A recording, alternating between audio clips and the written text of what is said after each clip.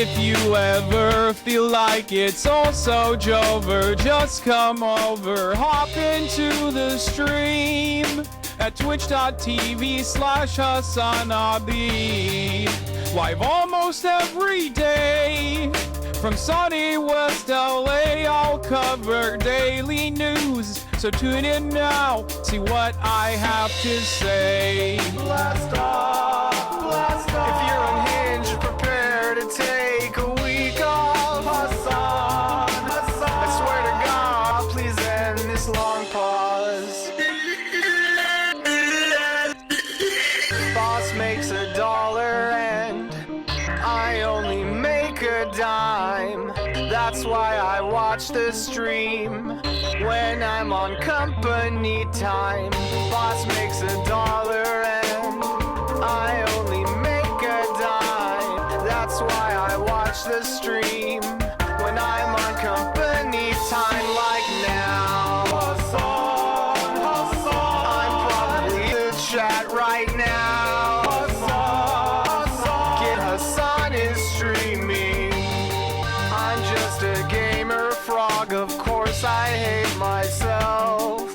If there's just one stun lock more, my hopes will go up on the shelf. You're just a debate perv, of course you hate yourself. Every thought to justify your own self-worth to someone else. Again, what do I always say? Lost in the sauce, you can't escape. How unhinged can one chatter get? Don't ban him, mods, they're our new pet.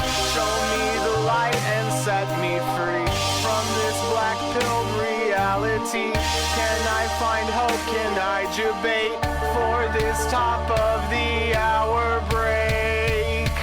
Boss makes $1 and I only make a dime.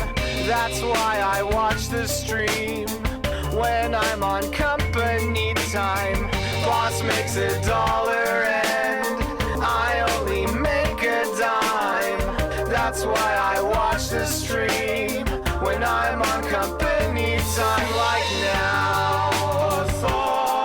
What's going on, everybody? I'm probably in the chat. I hope everyone's having a right fantastic now. evening, fantastic afternoon, fantastic pre-noon, no matter where you are in the world. I'm Hassan Piker, and this is the HasanAbi broadcast comes to you live from relatively chilly, but still objectively somewhat warm California, Los Angeles, and still sunny California, Los Angeles, folks. We're live and alive, and I hope all the boys, girls, and MBs are having a fantastic one, because today is Saturday. That's right.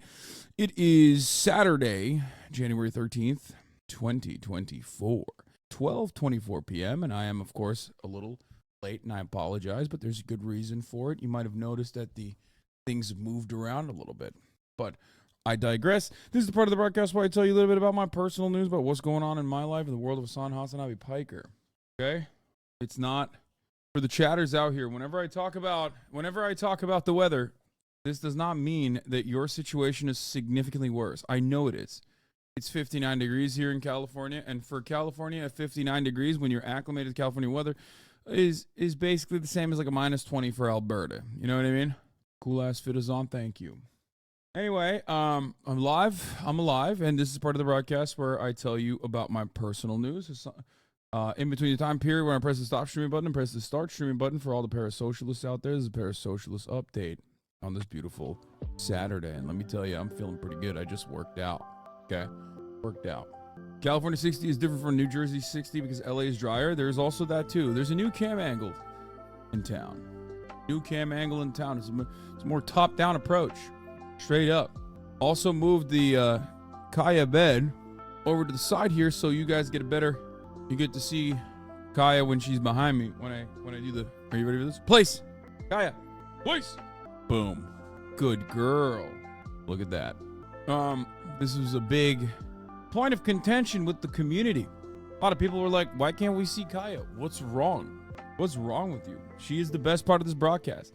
It's a cool 67 degrees in the studio, but 59 degrees outside. Just to get you to understand what's going on here weather-wise, but here we are. I digress. Last night I ended the broadcast, and what did I do? Well, I just chilled. That's what I did. I chilled hard as hell. Didn't even get to hang out with Tadic, who is currently staying at my house, because we have the reverse hours when we stream. My boy was streaming for like, he had a hardcore 10-hour banger starting at like 6 p.m. or whatever, whenever he started streaming. So I didn't even get to see him that much. I did infiltrate his stream a little bit, but that's it. Gaming Talk later. Don't know if we'll have time to do that. Your eyebrows and facial hair are working together for hotness. Thank you. That's usually how it works, I think. Yeah, him and Ludwig are actually doing a tournament. This morning, I actually was like, bro, you want to go work out? Because usually when he stays with me, I do this for every single person. I force them to go and work out with me, which is a little bit like torture. And maybe for some others, it's no, it's just torture for the most part. Anyway, regardless. So, so yeah, I was gonna subject him to that. I was gonna subject him to that torture. And he's like, yeah, I'm actually leaving right now. I was like, where are you going? And he goes, yeah, me and Lud are gonna work out. So I've been betrayed once again. No fit pick yesterday, no fit pick today. I didn't have time. For me, I was, you know, what I was trying to do in that situation, in the mornings is like, I'm trying to get this out as quickly as I can. I'm trying to pop off as quickly as I can. Anyway, yeah, I got cucked. Why didn't you just join Lud? Oh, they're far away. But no, it's because they had to start their stream together. But regardless, nevertheless, I prevailed. Ludwig lives rent-free in your head while Tadic lives rent-free in your house. True. Nevertheless, I prevailed. I still went out and I worked out. That's right. The new split makes me do squats twice a week and bench press twice a week as well. And it kind of cooks me a little bit because, like, I feel like my chest is still on fire. You know what I'm saying? By the time I get to my new workout, I've also incorporated into my pill regimen. I take pills. I'm a pill popper, as you guys know. Love my pills. I take 4 creatine pills in the morning. They're like bricks, basically. And I take 2 fish oil pills as well because I don't eat seafood, right? So I need that fish oil in my system. And now I'm going to add taurine and also ashwagandha onto that bad boy. How much do you weigh and what do you press on bench? I don't hit PRs at all, but my current workout is like super loaded, very little rest period. Like we're doing 45 to 70 seconds rest in between. I warm up and then my workout sets are for my chest, for my bench press. Did the barbell bench press for the first time in like a long time this past week. And that was 225 5x5. So it sounds low because it is kind of low, but it's because it's 5x5 with very little rest in between. So it's 225, 5 sets, 5 reps, but no like very little rest in between, like less than a minute rest in between. So also you're doing 5x5s, it should be no less than 80% of your 1 rep max. Your program is kind of fucked. Anyway, how heavy is that compared to your max? I don't know. I don't do barbell bench press ever. Regardless, 225 5x5 for my weight is not that much. Let's be real. I'm 250 pounds, right? So I should be doing more. But I take a capsule of fish oil a day. Chat says it's a scam. Explain why. Because that shit is expensive and fish tastes gross. I agree. Regardless, we'll see. I'll update you guys. It's a new split. YouTube history, specific videos. How many do you know? YouTube. I'll take a look at it. Yeah, Sona teaches Conan and Gurley, Turkish swear words, that kind of stuff. We got all of that. We'll take a look at it. Did you see this Cloudflare CEO responding to a viral TikTok of someone being laid off for no reason after just 3 months? No. I'm a fat piece of shit and I've only been to the gym once. Chatter, don't say that about yourself. You can always change. You can always start going, you know? Your first day is today. Remember, it's one step at a time, 1 foot in front of the other. Don't forget. And don't let anybody bully you either. Were you ever fat? Yes. Very fat. I was obese growing up for most of my life. Emhud, yeah, he was a mondo fatso. That's true. I grew up obese for most of my life. Any lower back pain exercise you recommend? Lower back pain oftentimes is a consequence of your hip flexors. I'm gonna go ahead and assume that you sit around a lot, as does most people. So you gotta open up your hip flexors a little bit, strengthen them a little bit, and you know, not put too much of a heavy load. Anyway, no pixel all day? No, I said fun day. I didn't say no pixel all day. A lot of you think that that means I'm doing no pixel. Here's some inspiration for the chatter. After like 3 years of struggling with weight gain, I finally found a diet that works for me in October and have lost 9 kilograms, 20 pounds since then. You just got to find out what works for you. Exactly. All right. So that's it on the personal news front.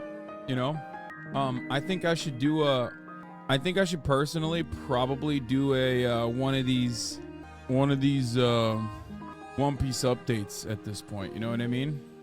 Chinese cartoon reacts, TikTok reacts, Hogwatch, drama, fun, and more. Okay, buddy. On meme review and more. Get in now. Good morning from Melbourne. Good morning from Melbourne. Good morning, mate. Wait, someone, your fat ass wouldn't last on Whole Cake Island? Yes, I did say that. Yes, go to the Reddit. Pokemon go to the polls. So, this guy here, good morning from the Philippines, Hassan. That's always crazy, Pinoy Gang. Shouts out to the Pinoy Gang. Shouts out to my Swagapinos. Okay? From the captured territory, the Maoists are once again going to rise up inevitably, okay? Shouts out to my Maoist Filipino chatters. Dude in guerrilla action. Hello from Basque Country. Did you choose the nomination for streamer awards yet? No, because I don't really know who to nominate for most stuff. Did you see Gordon Ramsay did a video for Mr. Beast? Telling me now you're not gonna and this video made him shave his head? No, I did not see this. Dude, so much stuff happens on the normie side of YouTube that I'm just like completely oblivious to. This is like peak normie YouTube. Gordon Ramsay and Mr. Beast collaborating, and I just have no idea. No Hoscore Noti. How will I be on time for daycare with Hassan? People say no Hoscore Noti, but like I'm sure their notification came out. Every time someone says there's no Hoscore notification today, I actually go and check HasanAbi updates on the Discord, and there's always a notification. It's just that it didn't register for you. Like, for example, today's notification was delivered in the Hoscord at 12:11. It's got 33 cum posts on it, cum stickers on it. Hey, bro, I'm going to adopt a cat today since they're better than dogs. I'm not going to get into this argument with you. If you have already made up your mind, GADF new video thumb is a HasanAbi joke. PhD in Yaponomics. Yeah, that's funny. I'm not going to argue with you. If you think cats are better than dogs, then yeah, go adopt a cat. Like, that's wonderful. There's a shit ton of cats out there that need wonderful homes. And I would much rather have someone who is a cat lover than a cat hater adopt a cat. Just don't let your cat be an outdoor cat, because outdoor cats are devastating to the local animal population. They are absolutely unimaginably destructive. Like, it is, poof. Not good, folks. That's all I'm going to say. All I'm going to say is it's not good. Better watch out. Bird genocide. When you adopt a cat, you take care of it. When you adopt a dog, it takes care of you. Wait, what? No, this is the opposite. I think the cat is way more chill. Look at Ninja's low tapper fade. Low table fade. Wait, what? Ain't no way, bro. What is he doing? Imagine if Ninja got a low table fade. Imagine if Ninja got a low table fade. I just saw a FUNDAY suggestion. Then favorite viral Twitch clips of the week, LSF, but without the comments. I like that. You got to give it to the guy. He loves his fans. Oh, the George Carlin special. This is like a ridiculous atrocity, I think.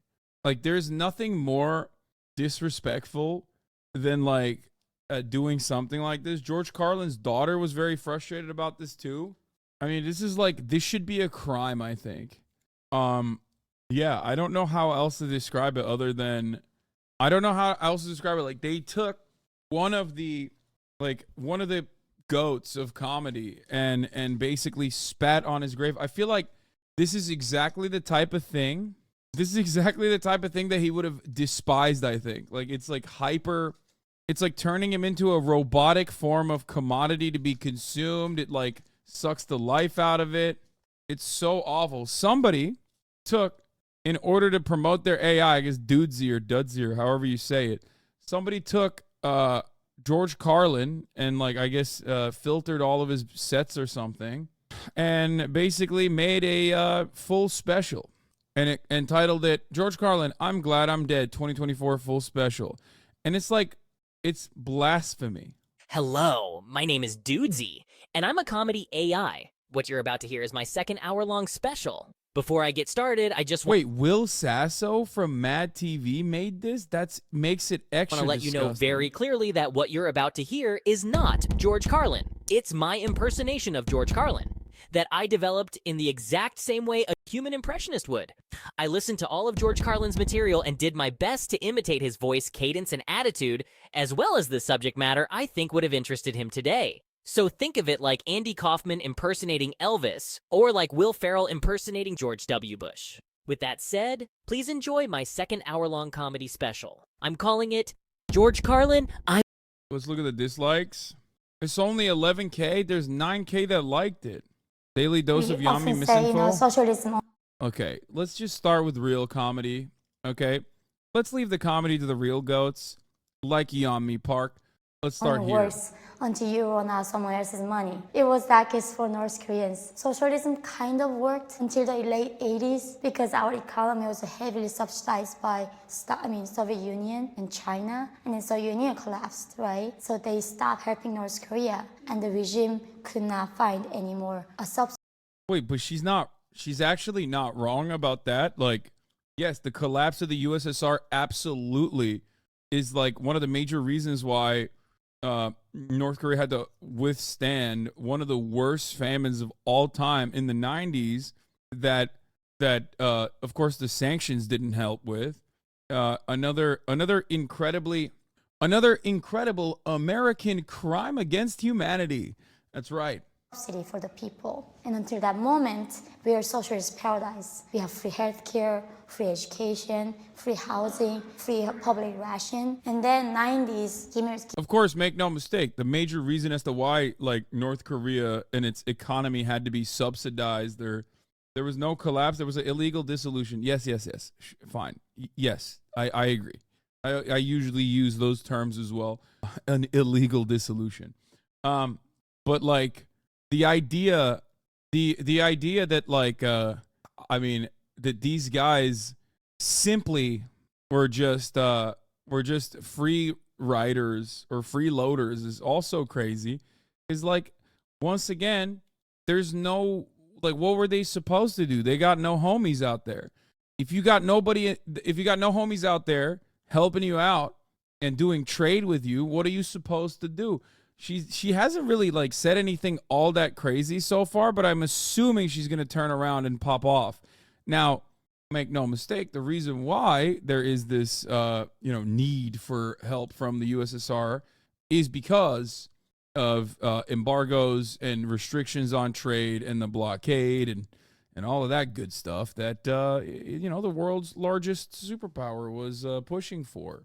Free housing, free public ration. And then 90s, Kim Jong-il hear about like starvation. And then people saying like, what are you gonna do? People are dying. And then he thought, actually, it's easy to do socialism when you have less people. It's easy to control people. And so why don't you let them... What? I'm sorry. Oh, so he just let people die in the famine. Okay, here's a counter argument. If it's really hard to do socialism with a much larger population, why didn't America ensure that the DPRK population didn't die by the thousands during the famine in the 90s so that it would inevitably collapse? It's always like, it's funny because it's always like, it's always people being like, socialism collapses in and of itself, which is why we have to do everything we can to make sure it collapses. Which world's largest superpower? Brother, there ain't no way that you are trying to say... there ain't no way you're trying to say that like the USSR was a comparable superpower, especially in the 90s to the United States, right, or in the 80s. So he decided to keep only 10% population. He decided to keep only 10% of the population who are in the capital, like the Hunger Games. Wow. That's good. That's good stuff. 725,000 views by a channel called Socrates in the City. I love thinking that I love fancying myself to be a Greek, an ancient Greek philosopher, while simultaneously looking at like one of the silliest fabulists, okay, who doesn't even try all that hard to lie, and yet it's like people should eat that up because it perfectly corresponds to their biases, and then they jump to it, and then they just go along with it and think that they're brilliant. The comments on this video are insane, like really insane, dude. The comments on the comments on that video are not necessarily all that insane. It's we who are insane. It's society that is already not sane. So you look like a radical. I'm glad I'm dead. And I want please to hear remember what this is. I want to hear what he sounds like real quick. Which we all know is not going to happen. People are always thanking God for the good stuff in their lives, but somehow they conveniently forget that it's the same God who does all the bad shit too. And he does a lot of bad shit. Oh God, I can't even. I'm turning it off. It's just so I can't do that. Cat boys and black men in dresses. Just use stock images at that point. Last thing I want to read is comments from people who enjoy AI shit further than Homer Simpson singing Starlight by Muse. Yeah, I don't. It kind of scares me. I will say this much. I think it's very scary thinking about people who watch AI stuff and enjoy it.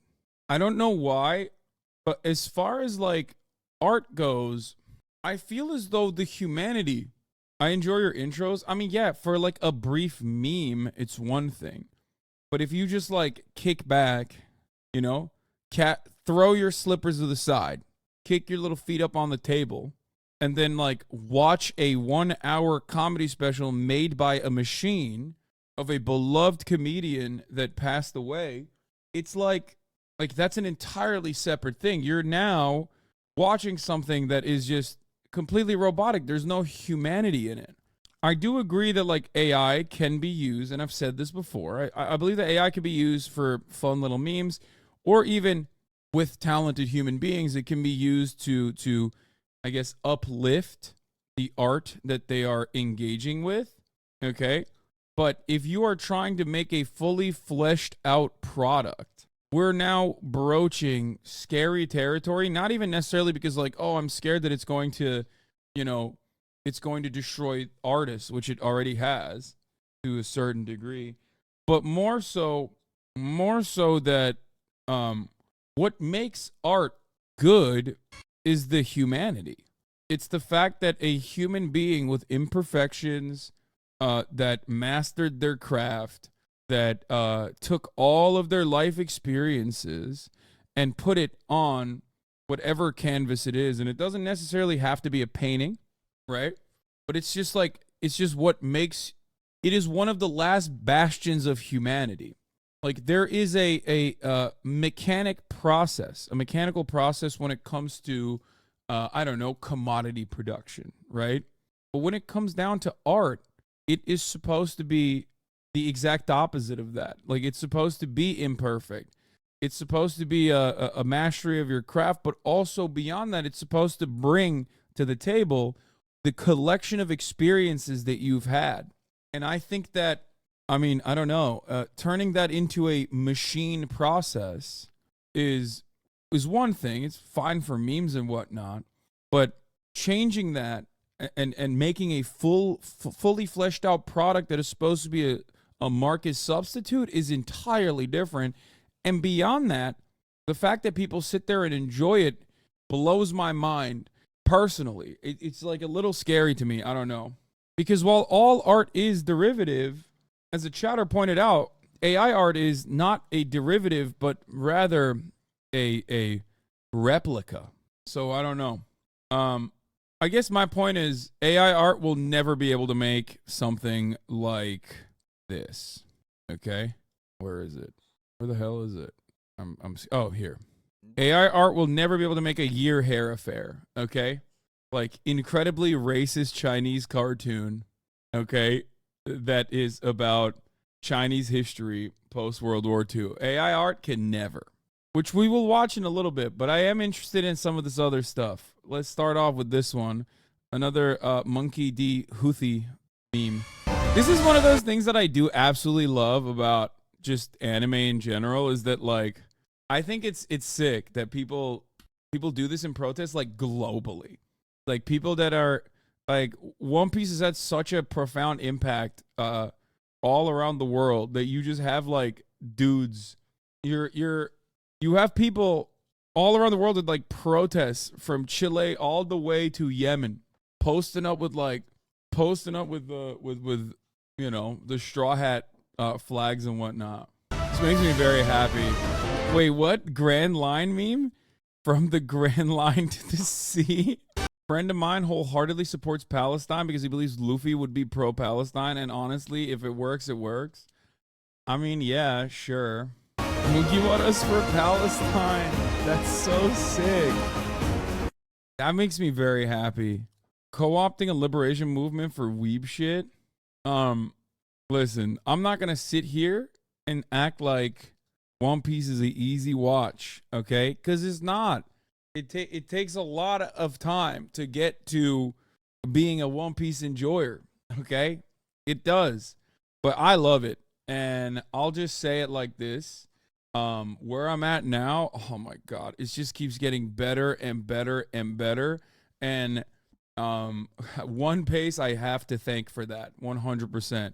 It's so good. It's so good.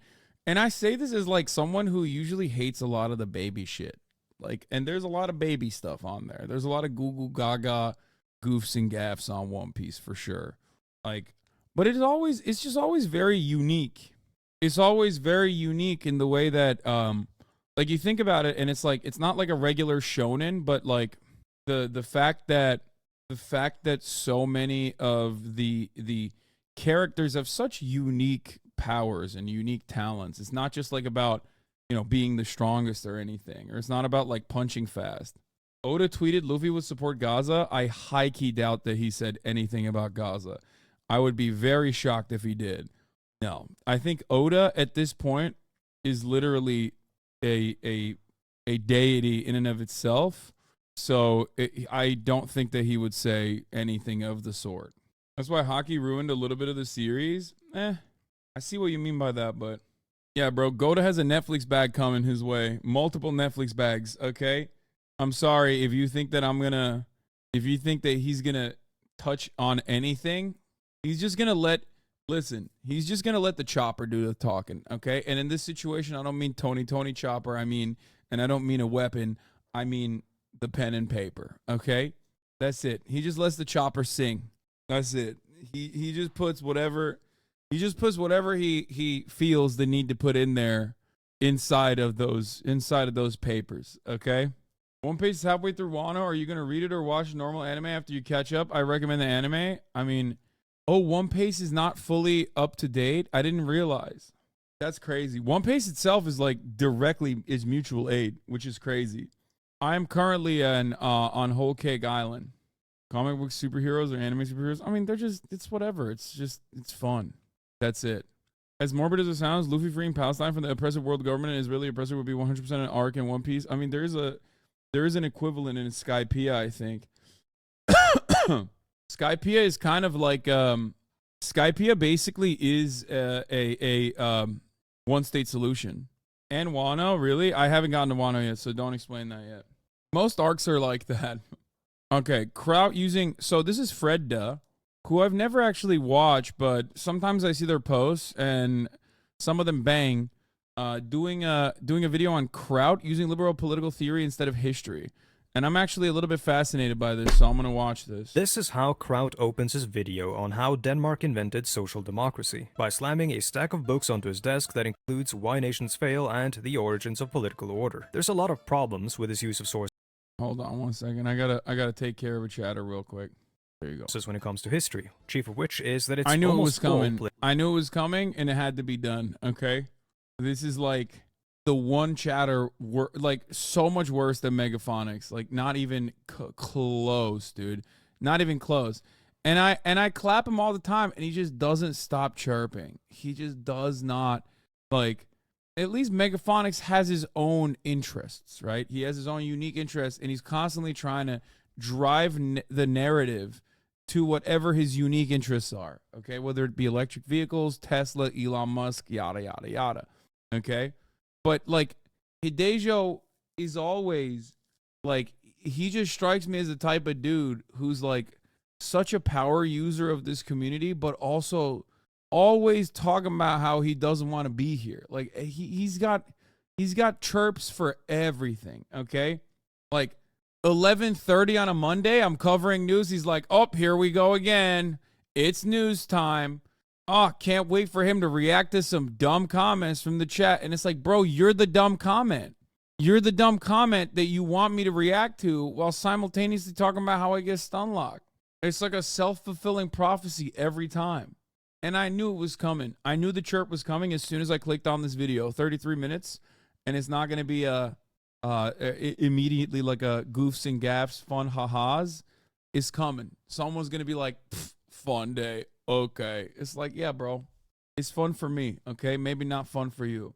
Political science. We'll talk about that in detail later on in the video. Out of the stack, he pulls The Great Leveler. Probably the best book in the stack for a history video, being that it's the only one written by an actual historian. The thesis of The Great Leveler is that periods of long peace lead to growing inequality, which is only erased by periods of great political turmoil, such as the First World War and the Russian and Chinese revolutions. The thesis of her work is the central argument. It's the discovery you made during your research. The entire body of work exists to convince the audience that this is the right interpretation of the evidence you surveyed. That's how you work with history. Every good historian, and even writer in general, knows what their thesis is, and is consciously working towards it throughout their work. Usually it's hinted at early on, and then you return to it towards the end of the work in order to hammer it home. However, if you don't know the thesis of your work, you can end up accidentally indicating multiple different theses and themes that you never intended to communicate in the first place. Everything in the video exists to reinforce the thesis, but if your thesis is confused, the messaging of your work is also confused. And it didn't come to be through class struggle as Marxist theory demands, but through cold weather. We're going to analyze what Kraut's message is, what sort of thesis is trying to convey with his videos, and how it fits into a larger, somewhat under-communicated ideological project. This video was a... I think it's really interesting. The reason why I find this fascinating is because, like, there are so many people now that have, like, 100% pivoted. Like, a lot of people either were here already or didn't realize that, like, politically they aligned with this school of thought. But a tremendous number of content creators, I think, online that are in the political sphere, specifically on the debate front, I would say, like dudes that are known, like people that are known for debates primarily, like they've pivoted a little bit. And I've seen throughout my last 10 years of being a political commentator, someone who worked at a political network, I will say, like, I've seen attitude shifts in the past, and I experienced it personally. I was on the receiving end of a lot of criticism and commentary, even back in the Young Turks days, from, like, people who fancied themselves to be, like, atheist guys, like the atheist skeptics that under the Obama administration made a full pivot from criticizing Christianity with George W. Bush to, under the Barack Obama administration, starting to criticize Islam and saying that Barack Obama was basically a defender of Islam, and he was like too kind to Islam, and he's known as the drone king for a reason. And that shift was the first shift. And a lot of those guys, in my opinion, went from like, oh, I'm just skeptic, I'm progressive, I don't like Islam because Islam isn't progressive, and all of these other American progressives are actually so crazy about like trying to be overcorrective about Islam and about claiming that Islam and Muslim Americans should be a part of like the progressive movement, that they're crazy, and I think they're gross, and I think they're wild, to directly becoming like alt-light and alt-right content creators. Many such examples exist, right? This was like the first phase from where I began and what I experienced and what I saw in my content consumption, and then also in the online space. I'm like a lore master for some of the grossest stuff. So basically that trajectory went from Islamophobia turning a lot of like Reddit atheism style skeptic content creators who were otherwise progressive the Sam Harris types, I would say, into like alt-light and maybe even alt-right content creators. And then there was another pivot, right? Past that point, the alt-right's heyday came in the 2016 era. Donald Trump becomes president.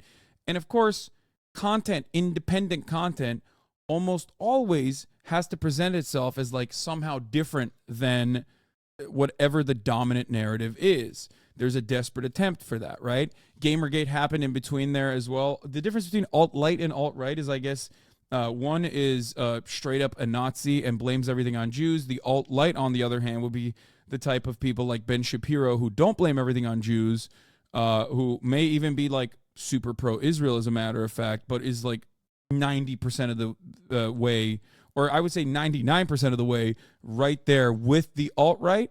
But they're simply, they have the same opinions on everything. They just don't blame the Jews for it. They blame libs for it. That's basically the major difference, the major point of contention between the alt-light and the alt-right. So, yes, the alt-right and alt-light are both evangelical capitalists, for sure. And then beyond that, I think, under the Trump era, a lot of people adopted the aesthetics of like, especially because 2016 came with Bernie Sanders and democratic socialism becoming a more prominent fixture in American politics all of a sudden.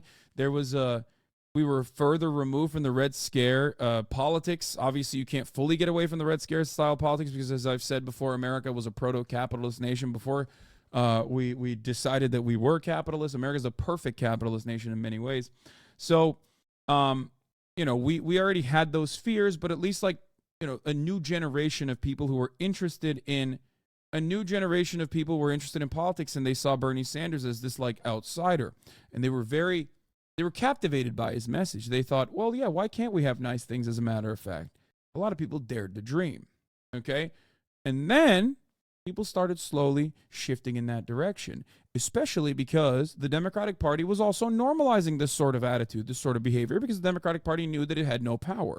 And when you don't have any power, when you're not in office, when you don't have any executive authority, when you don't have any power in the Senate or the House, or even if you capture the House or the Senate, but the rest of the rest of Congress still is in the hands of the Republicans, you can position yourself as a very radical person. And that's why I always point to Kamala Harris being in favor of Medicare for all, for example. So in that time frame, a lot of people position themselves as what I would declare anti-Trump. Some people noticed Bernie Sanders' politics and they loved it and thought, maybe I am that, maybe I am a socialist. Many of you in this community probably started learning more about socialism in that time frame as well.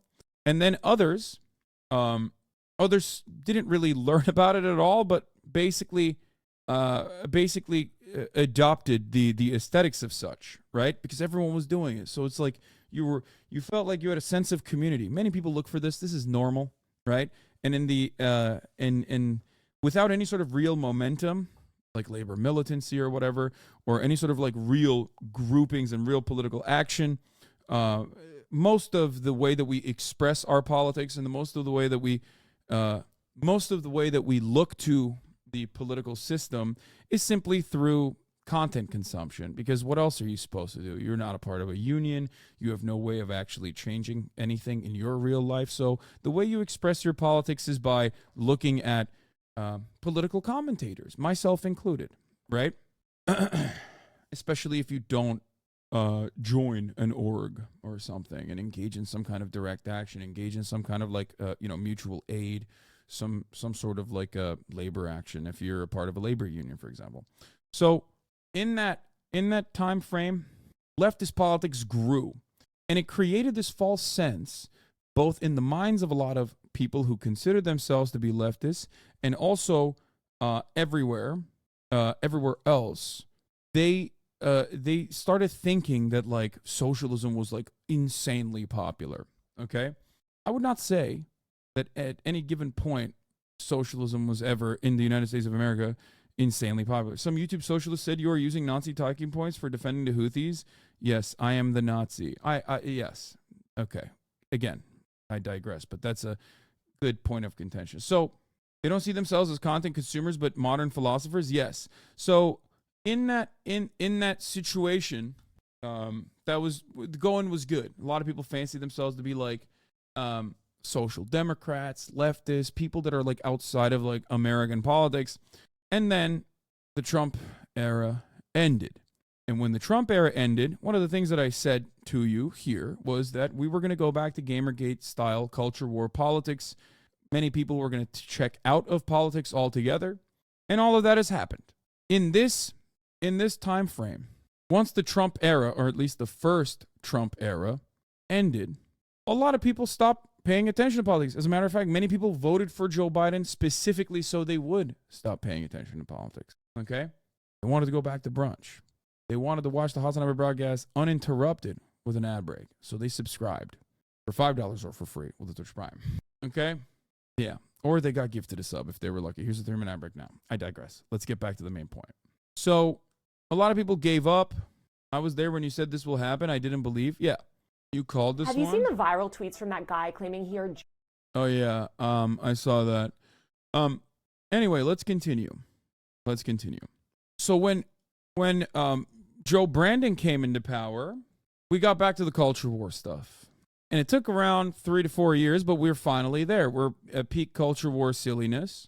And a lot of those people that had fancied themselves to be radicals, some of which went right, which is normal. A lot of political commentators went right to varying degrees. Some of them went right during COVID and decided they're actually anti-vaxxers, and actually then they're like MAGA communists and they're patriotic socialists, whatever. All of this nonsensical, anti-materialist ideologies that were merged together in an effort to capture a new market. Because many of the guys that you watch are ultimately content creators themselves, myself included. Okay? My job is to entertain and educate as best as I possibly can. And that is the main purpose of many of the content creators that you watch, as long as we're being charitable. But then there's a secondary interest there. Here's the thing. I do a lot of dumb stuff. I do a lot of dumb content. I do a lot of collabs. I do some gaming every now and then. Don't get mad at me and say, Hasan, you never game. That is where I capture a broader audience, right? Maybe I even cover drama every now and then, internet drama.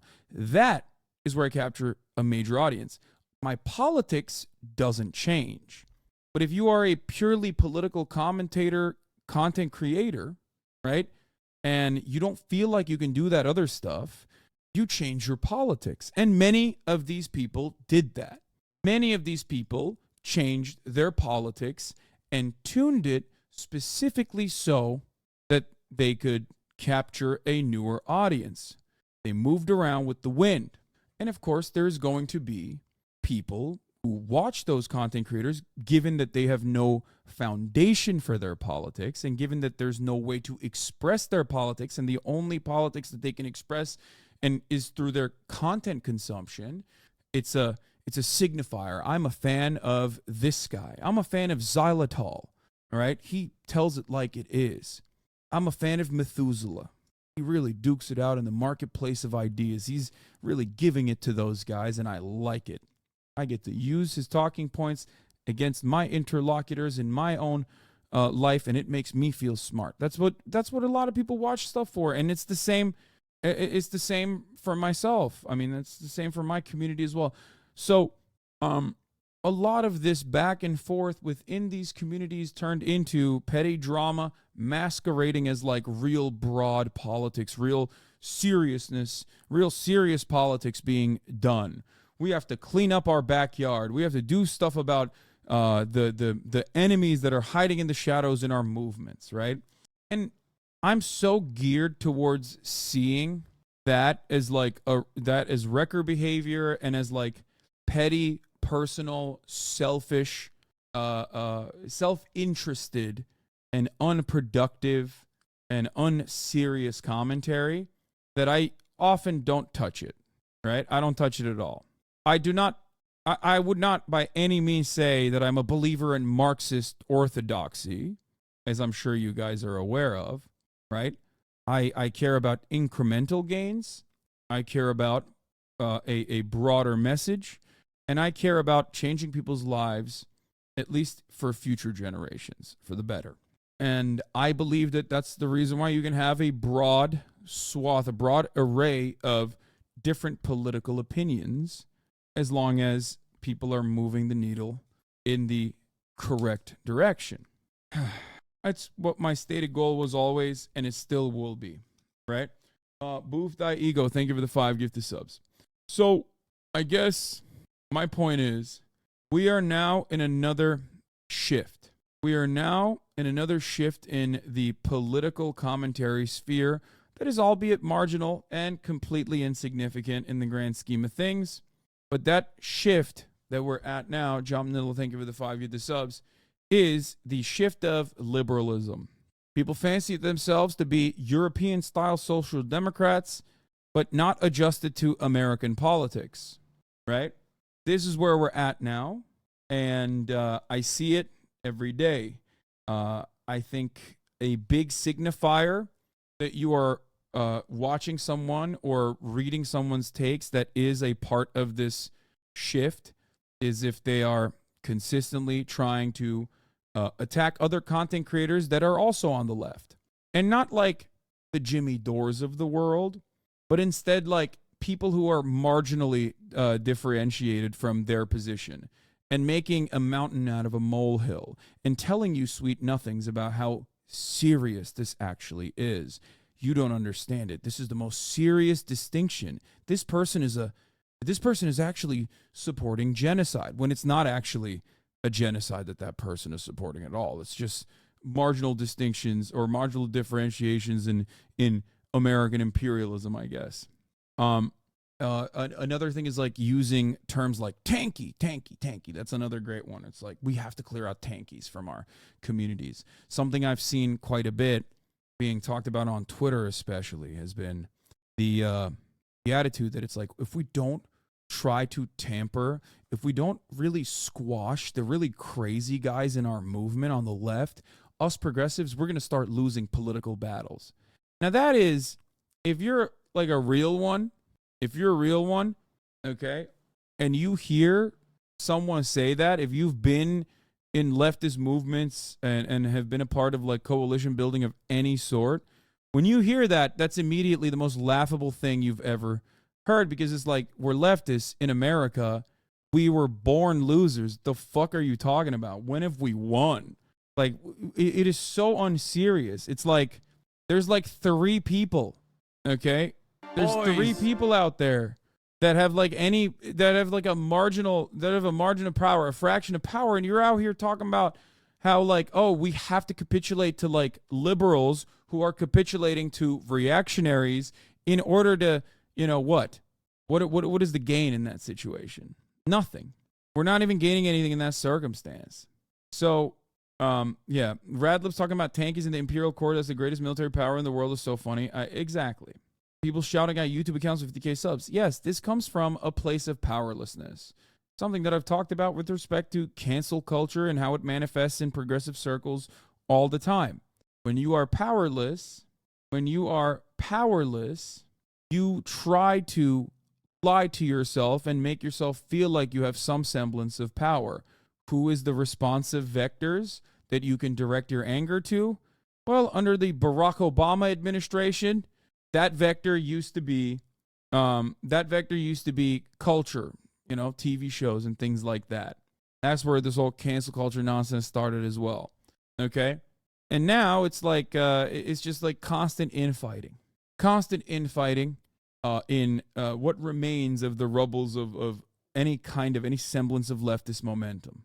Silly, unproductive, stupid. Why did I talk about all of this? Okay? The reason why I talked about it is because I think there are content creators who were always kind of liberal, but have even shifted further into reactionary commentary that actually came from a reactional foundation in the alt-right. Kraut. I don't know too much about him. I think he makes like a lot of history videos, but Fredda here is talking about, I guess, Kraut's YouTube content revolving around a defense of liberal history, liberal political theory masquerading as history. Kraut is always fucking raised to be fair. The only thing I knew about him was that he called me a cockroach a bunch of times, and as soon as I heard that, I was like, oh, I'm checked out. What's funny is this is exactly what happened at Chapo. How many ex-Chapo fans made their own True Leftist podcast after getting brain broken? Yeah, except Chapo's politics have remained the same. My politics have remained the same, right? Like, notice how the fandom makes up their own minds and decides to join in on the fun and never really fully appreciate it, right? Same goes for the Chapo boys. Same goes for myself. Same goes for Majority Report. There are definitely content creators out there in the leftist side that whose politics have not shifted with the wind, and you can see that. There are plenty of content creators on this side. Democracy Now! Majority Report. Democracy Now! Is already like a hardline news media. They just do objective news coverage, in my opinion. Well, maybe a little bit leftist news coverage. So, not Majority Report has had name change. They got hacked and just their Twitter back. They not ape terminal. What do you mean? I'm in the community about the guy you were watching about. I talked about it last night in OC, but in short, the community cares about international law shipping routes over Palestinians. Yes, of course. Because they love American dominance. They recognize that they benefit from American dominance. And if the dominant American prevailing attitude from the State Department is that the Houthis deserve to be blown to bits, the people of Yemen deserve what's coming. The halting of the international commerce routes will cease, I say. So, they're going to present that narrative as well as though it's their own. I don't think they've thought about it further. I don't think they care. I don't think many people care. I think there is a very real fear in the hearts and minds of those who live in America of a world where America is not the dominating power, because a lot of people are fearful, understandably, of change, right? But overall, I don't think they're just genuinely making arguments because they absolutely care about, merchant marines or whatever. I think that they do this because America has said this is just, this is righteous, and they just kind of want to win arguments, and they don't really care about the consequences. They don't care about who gets blown to bits. That's it. The goal is to get people to care. That is my goal. And unfortunately, it is no different when people come and look at my body of work and try to pick it in the same way that Republicans do. The difference, however, when a Ben Shapiro type does that sort of thing is battle lines are drawn, so all of the liberal watchers of other supposedly progressive content creators recognize that, oh, that's Ben Shapiro. He's reactionary. He's a bad guy.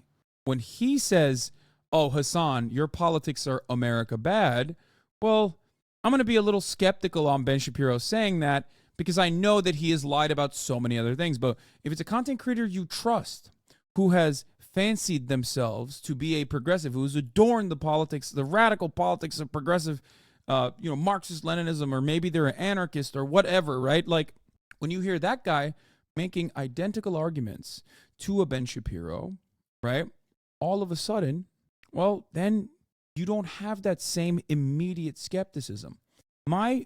What I always try to get people to do is to have that critical thinking that they exercise for everyone, myself included. Okay? That's it. A lot more challenging to make than some of my past videos where I've talked about figures on the far right. While Kraut was a member of the far-right skeptic community and an anti-feminist and Islamophobe, he also at times confronted the more extreme right-wing views that he found objectionable. Eventually, this led to a falling out with the more extreme right-wing elements of that community, causing him to distance himself from them. While he's dropped the Islamophobia and general overt gross behavior he used to engage in, he's still as politically engaged as ever on social media and in his videos. He just downplays it in the videos, where most of his attacks on the left, on Marxism or similar things, comes as passing remarks or as underlying themes in his video's central thesis. I'll stress this multiple times throughout this video, there is nothing wrong about producing political content, and there is nothing wrong about having an opinion on history. Nowadays, Kraut is center-right, and much of what he says sounds reasonable at a surface level. Everything needs a lot of unpacking in order to understand how he's not really teaching history so much as simultaneously creating an impression of history and wielding that impression to communicate a political message. Yeah, Sargon of Akkad is a great example because, like, many of the people that despise Sargon of Akkad and have been primed against Sargon of Akkad because they know that he's like a weirdo alt-right figurehead now have Sargon of Akkad's politics when it comes to defending American imperialism, right? And they don't even think about it because Sargon of Akkad is in the rear view mirror, right? So you don't even think about that. But like, there's never a question among so many as to why they are almost identically in line when it comes to foreign policy with so many figures that they hate. Something that I saw on Twitter was about like a Brianna Wu saying some stuff. I don't remember what it was, but like there was a guy underneath Brianna Wu saying, I can't believe the left got so radical that you're out here and I'm agreeing as a gamer gator. I'm agreeing with you. And it's like, yeah, that should cause you to really reconsider. Do you think it's actually the left that went too left? Or do you think it is your politics that are so malleable that you were duped into taking more reactionary positions?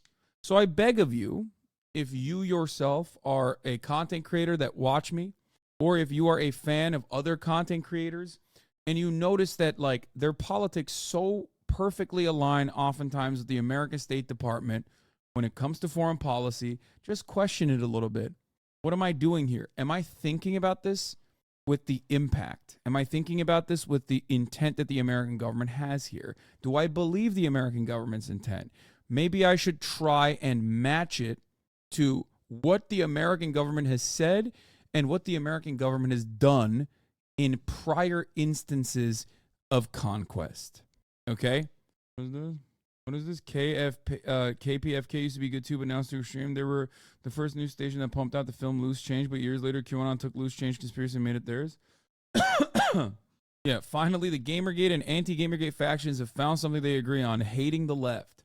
Hating the left and also American foreign policy. I think part of this is because there is no real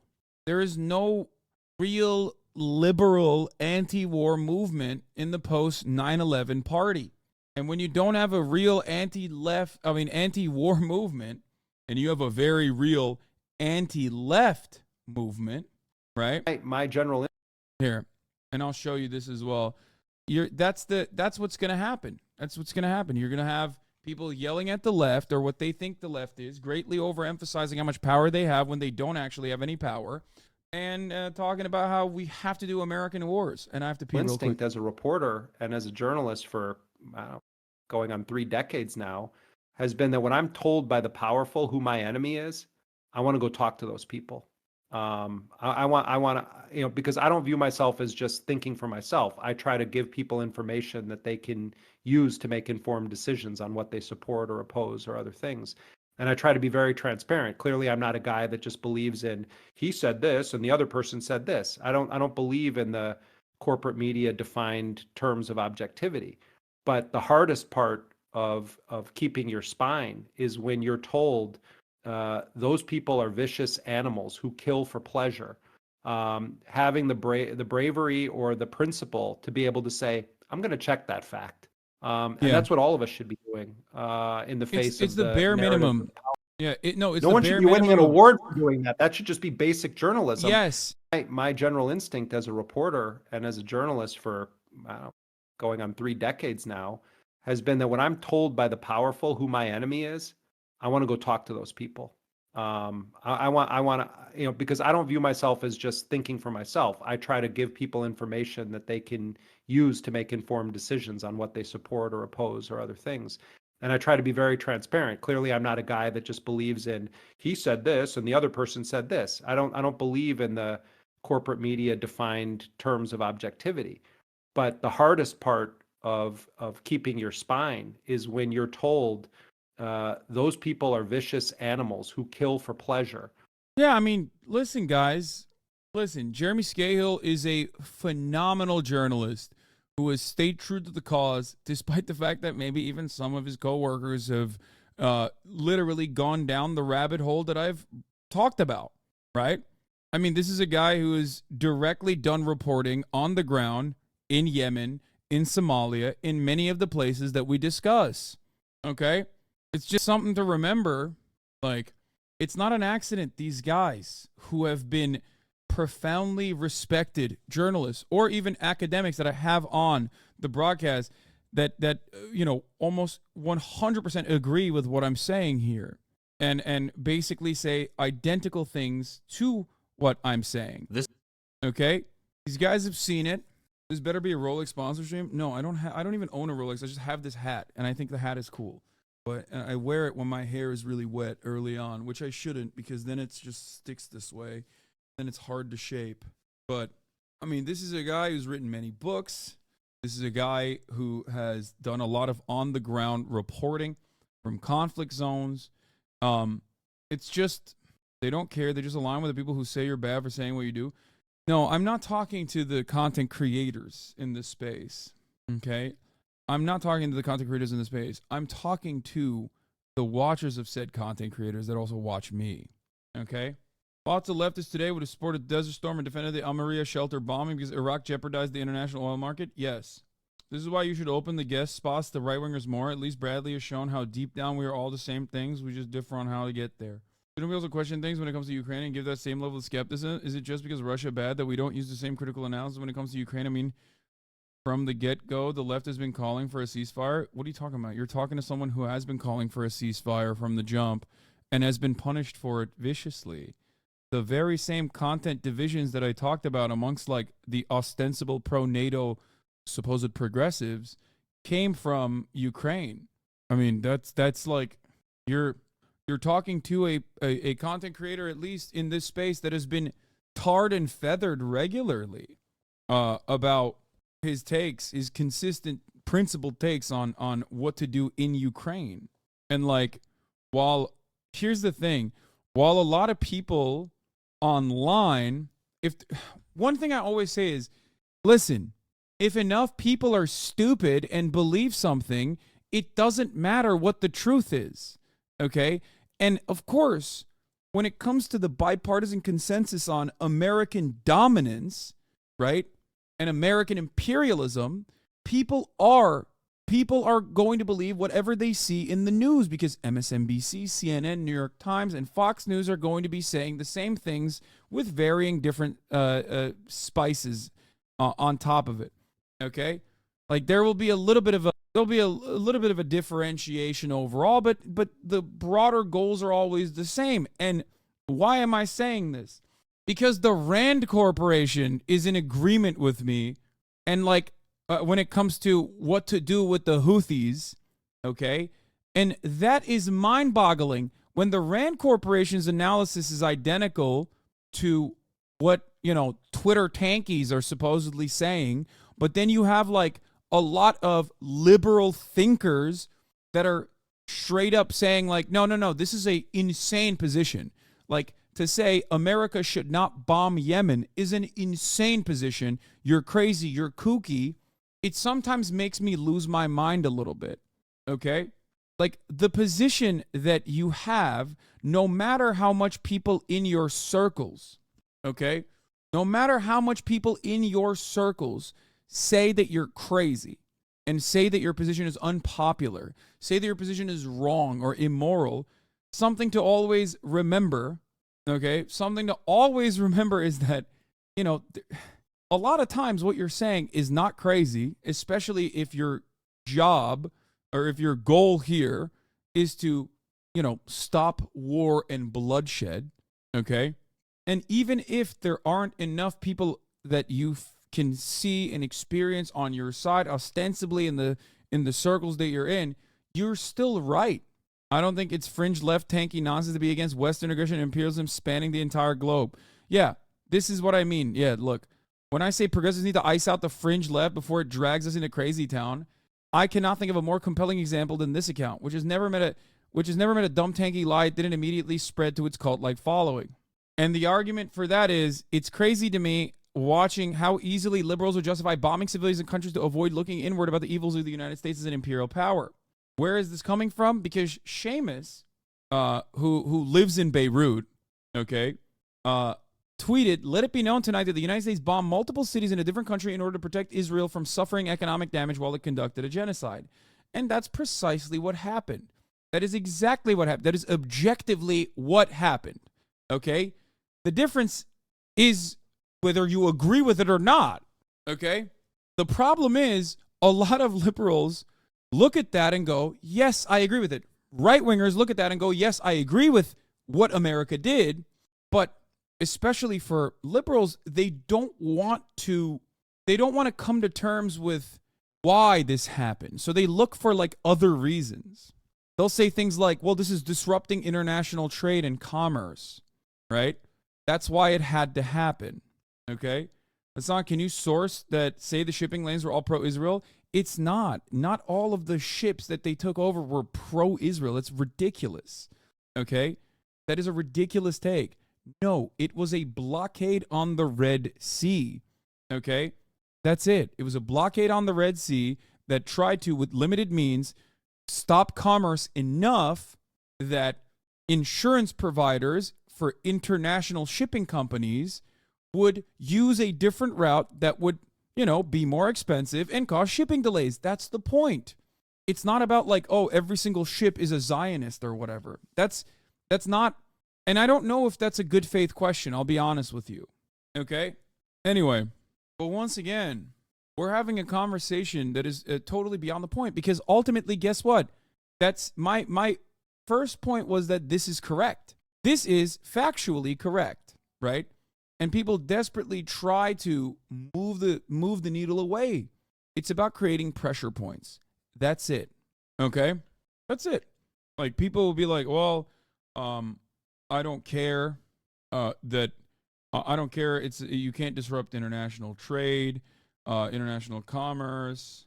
I don't care. The Houthis are doing slave labor. Here's an article. Here's a blog post from some Saudi blog that I found that says they're doing slave labor. Like all of this stuff. Wait, did you bring a capture card? Let's go. Okay. So no, it's not Target. It's March. So anyway, it's just weird especially because like one, this is an objectively correct take, and yet Will says it's impossibly naive, right?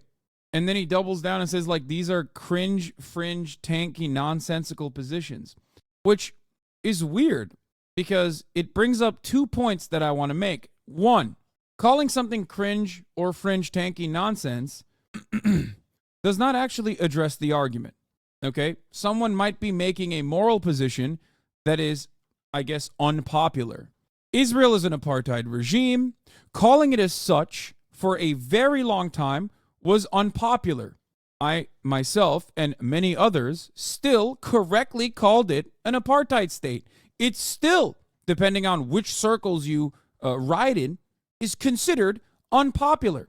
Just pointing to something's popularity is what a coward does, okay? Address the issue and address the actual points instead of saying, this is unpopular, this is fringe. Now, the second point I want to make, however, with respect to bombing Yemen, is that it is not a fringe position to say America shouldn't bomb Yemen.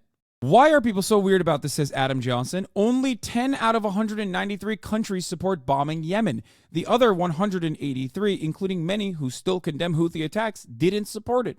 153 states have voted instead to de-escalate via ceasefire. The US and UK are objectively the fringe party. So why do liberals make this bad argument all the time? In all of America's conduct globally, in the overwhelming majority of American conduct globally, in how America carries itself, they only are able to do it because they are America, okay? Worldwide, the UN does not agree. The United Nations does not agree with the sanctions placed upon Cuba. Not only is it immoral, but also the rest of the world sees it. But depending on which circles you're in, someone can cast that aside as cringe, tanky nonsense, despite its illegality. So please, don't be suckered and duped by those who have, I guess, differences in opinion, but masquerade as progressives, while simultaneously making the most mathematically reactionary argument for American empire. That's it. That is very frustrating to me. Anyway, speaking of the Houthi stuff, U.S. bombing Yemen is supposed to instill confidence in shipping companies and deter Ansar Allah. It has done neither so far, is what I tweeted out earlier on the pooper this morning. We have, however, dropped millions of dollars worth of munitions on one of the poorest countries on the planet who our proxy was doing a genocide to until recently. Some fans claim my politics have changed since 2019, not realizing that their positions have probably gotten more reactionary in defense of U.S. foreign policy, especially when Trump isn't the one championing American imperialism. This was after my Dan Crenshaw debacle, where I openly was talking about Dan Crenshaw's support for the ongoing genocide in Yemen.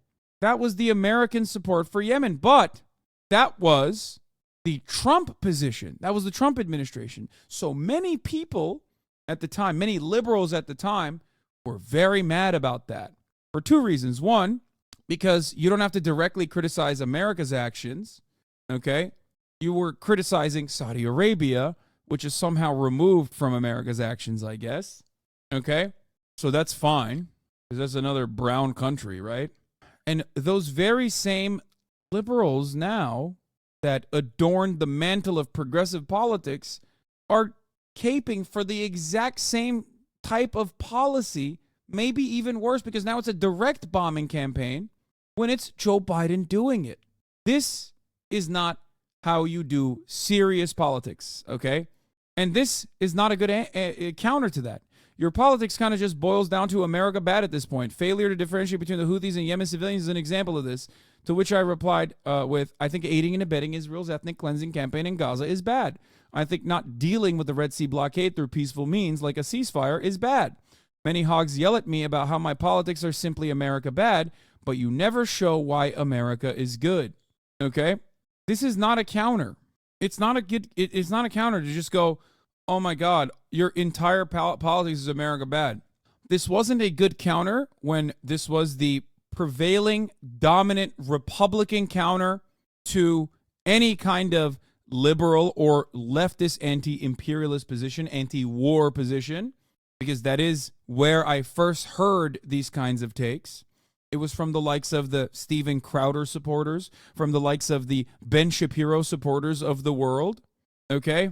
And now I sometimes hear about those exact same things from the likes of those who fancy themselves to be progressive, and they desperately try to find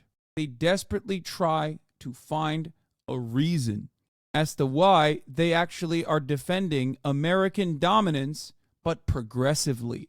There is no real progressive way of defending American dominance.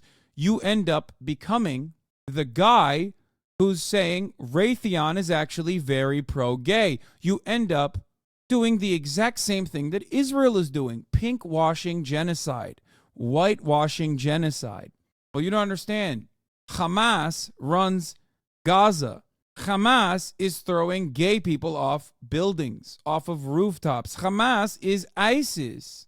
And that's why we have to kill everyone in Gaza and forcibly displace them. Yeah.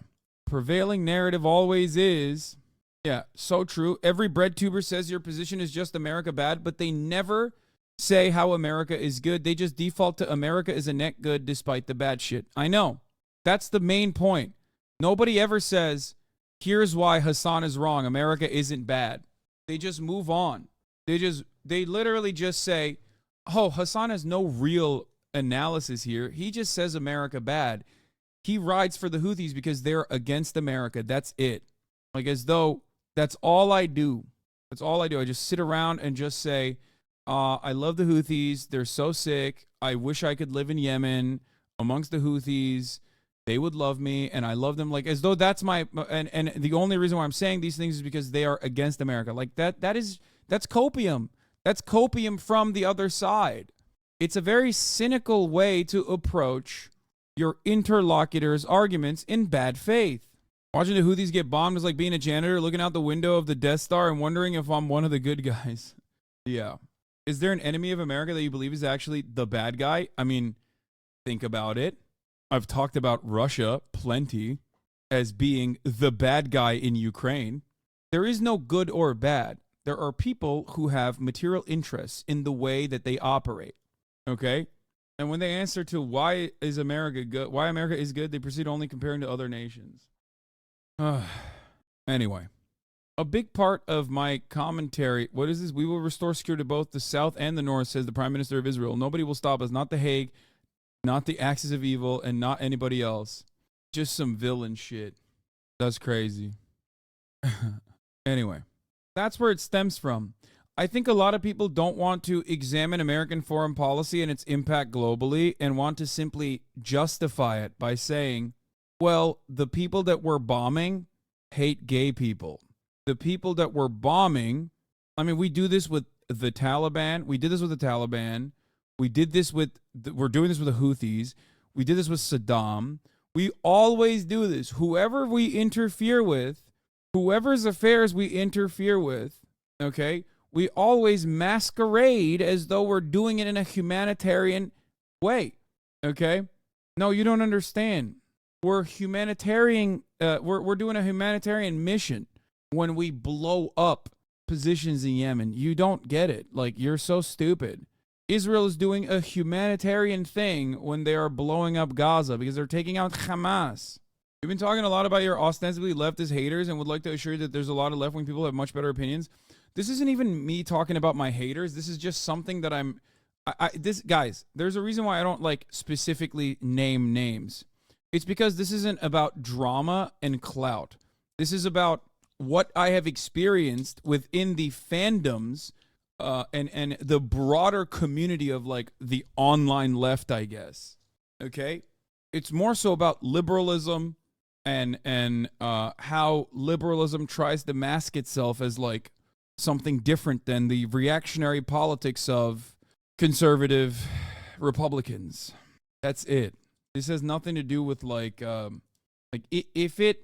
this is never about a specific person, ever. It's never about one person. Although many people do look at this kind of stuff and will clip it and will try to use it to their own means to continue inflaming this, stoking the fires of drama for personal benefit and try to act like this is serious political commentary. It's just something that I see across the board.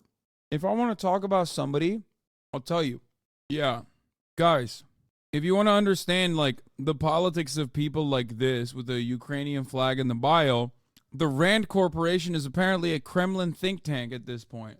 Because the Rand Corporation has said, decades of experience have shown that military efforts to dislodge the Houthis are unlikely to be effective, says Rand's Alexandra Stark. Instead of retaliatory strikes, the U.S. should favor a diplomatic approach. You are lost in the sauce if you are calling the Rand Corporation a Kremlin think tank. It's not, and someone says, you think Rand Corporation is a Kremlin think tank? Lol, Lamau even. It's not that I think it, it's that I know it. I see it. I witness it. Now I say it. Rand is, wittingly or unwittingly, doing the bidding of the Kremlin. It's impossible for them to hide it as they produce opinions which are designed to advance Russian interests. Yeah. Yeah. So many liberals are just like perma brain broken and with no solution. It's so Jover. I mean, this is QAnon. There's no difference. It's BlueAnon, right? There's no difference between having this approach to like any person that comes after your, any person that criticizes what you think is true. When you call the Rand Corporation a reactionary right-wing think tank, okay? Here, let's look at the Wikipedia of the Rand Corporation. The Rand Corporation is an American nonprofit global policy think tank, research institute, and public sector consulting firm.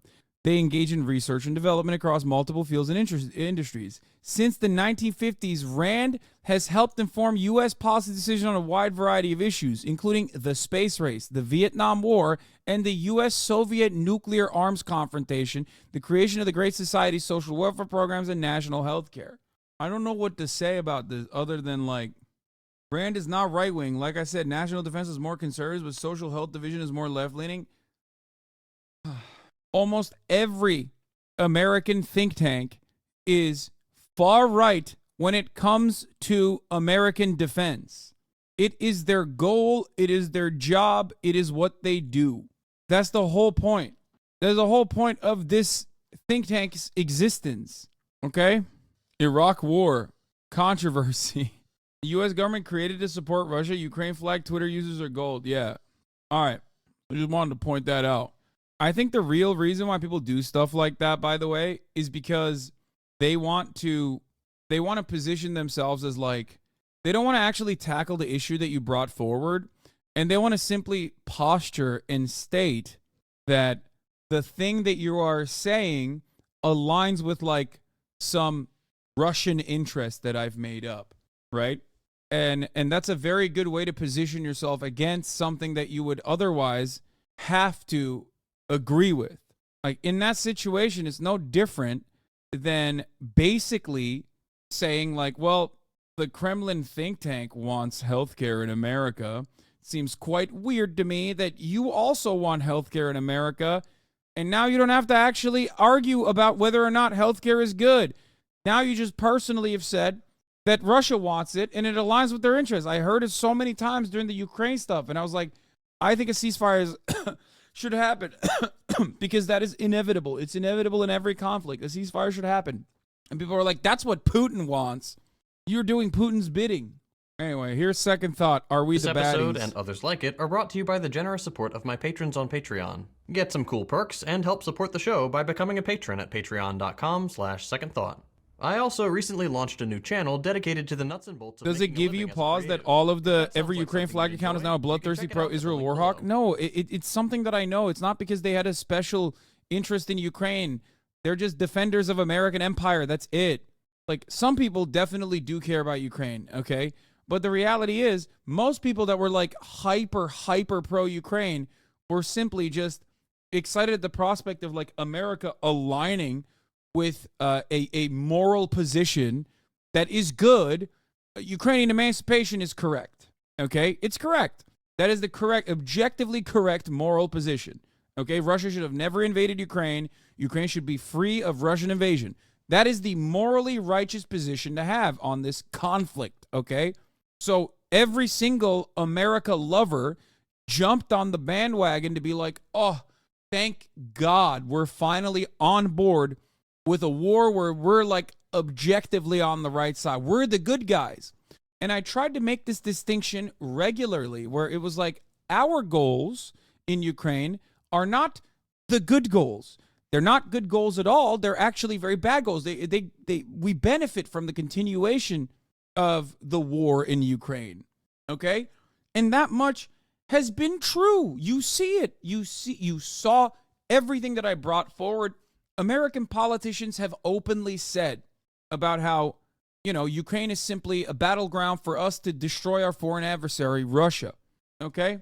That the conditions in Ukraine were going to worsen as the war continues, as the invasion continues, and that it was going to become significantly more reactionary. And America's interest in Ukraine is the privatization of state resources, the elimination of any kind of like leftist opposition to a neoliberal administration, making it much easier to just pick apart the entire country and exploit it, while also feeding a steady cache of weapons into Ukraine that otherwise would have gone to Afghanistan, the identical budget size that went from Afghanistan directly to Ukraine. Every single thing that I've said has already happened, and every single thing that I said about the politician motivations was real. They openly admitted it. But people just simply doubled down and tripled down. Not many people, in my opinion, in here even, I don't think have changed their framework at all on this stuff. I think it was a battle line that was drawn. People said, Hasan, you're bad. You love Russia. You're saying things that benefit Russia, and I hate you. And you're a charlatan propagandist who just only has America bad in mind and never America good in mind. America good this time. I don't know if there's a single person in this chat still that remains in this community right now at this very moment that will openly state, like, honestly, I was one of those guys who thought, like, you know, you're out of your mind, and now I've come to the conclusion that maybe you weren't. Maybe you were correct. I think there's not a single person in here that feels that way. Why? Because they just left. If both parties don't want a ceasefire, in this case, neither do, I just don't see how we're anywhere. First of all, that's not correct. I just don't see how we're anywhere near starting a dialogue on a ceasefire. The conditions for a ceasefire by either side are nowhere near met according to the respective goals in the war. No. Ukraine's ceasefire goals are not on Ukraine. It's on America. And I said this is day one, too, and people got so mad at me as well. Anyway. All right. Let's continue. And I've been asked directly, would you do it again? If you give me the same circumstances, I would not hesitate. I think that a lot of Ukrainians are mad at you. They don't want to hear all that. Side note, I think you're correct. I know. And it's fine. I don't think anyone in Ukraine that is a fan of mine, with the exception of people that just like understood what I was saying, will ever come back and be like, you know what, I think you're right. All right, let's watch this. According to Doctors Without Borders, its hospital in northern Afghanistan came under repeated direct attack on Saturday from a U.S. AC-130 gunship. When a mistake occurs, the United States owns up to it, and we vow to get to the bottom of what exactly happened. No, we don't. Tried to meddle in other countries' elections? Oh, probably. That's why tomorrow I'm going to send to Congress, help us build a world that is safer, more peaceful, more prosperous for our children and grandchildren. Are we the baddies? Honestly, I could just leave it at that. Not great.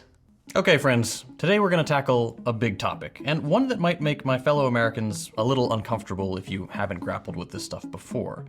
Before we begin, I'd like to offer a quick disclaimer, because I know I'm going to get a ton of misguided comments. I am not anti-American in the sense that most self-professed patriots would use the term. I love the land, I love my neighbors, and as a Texan, you better believe I love Whataburger. I am anti-American in the sense that I do not support the United States as a political project.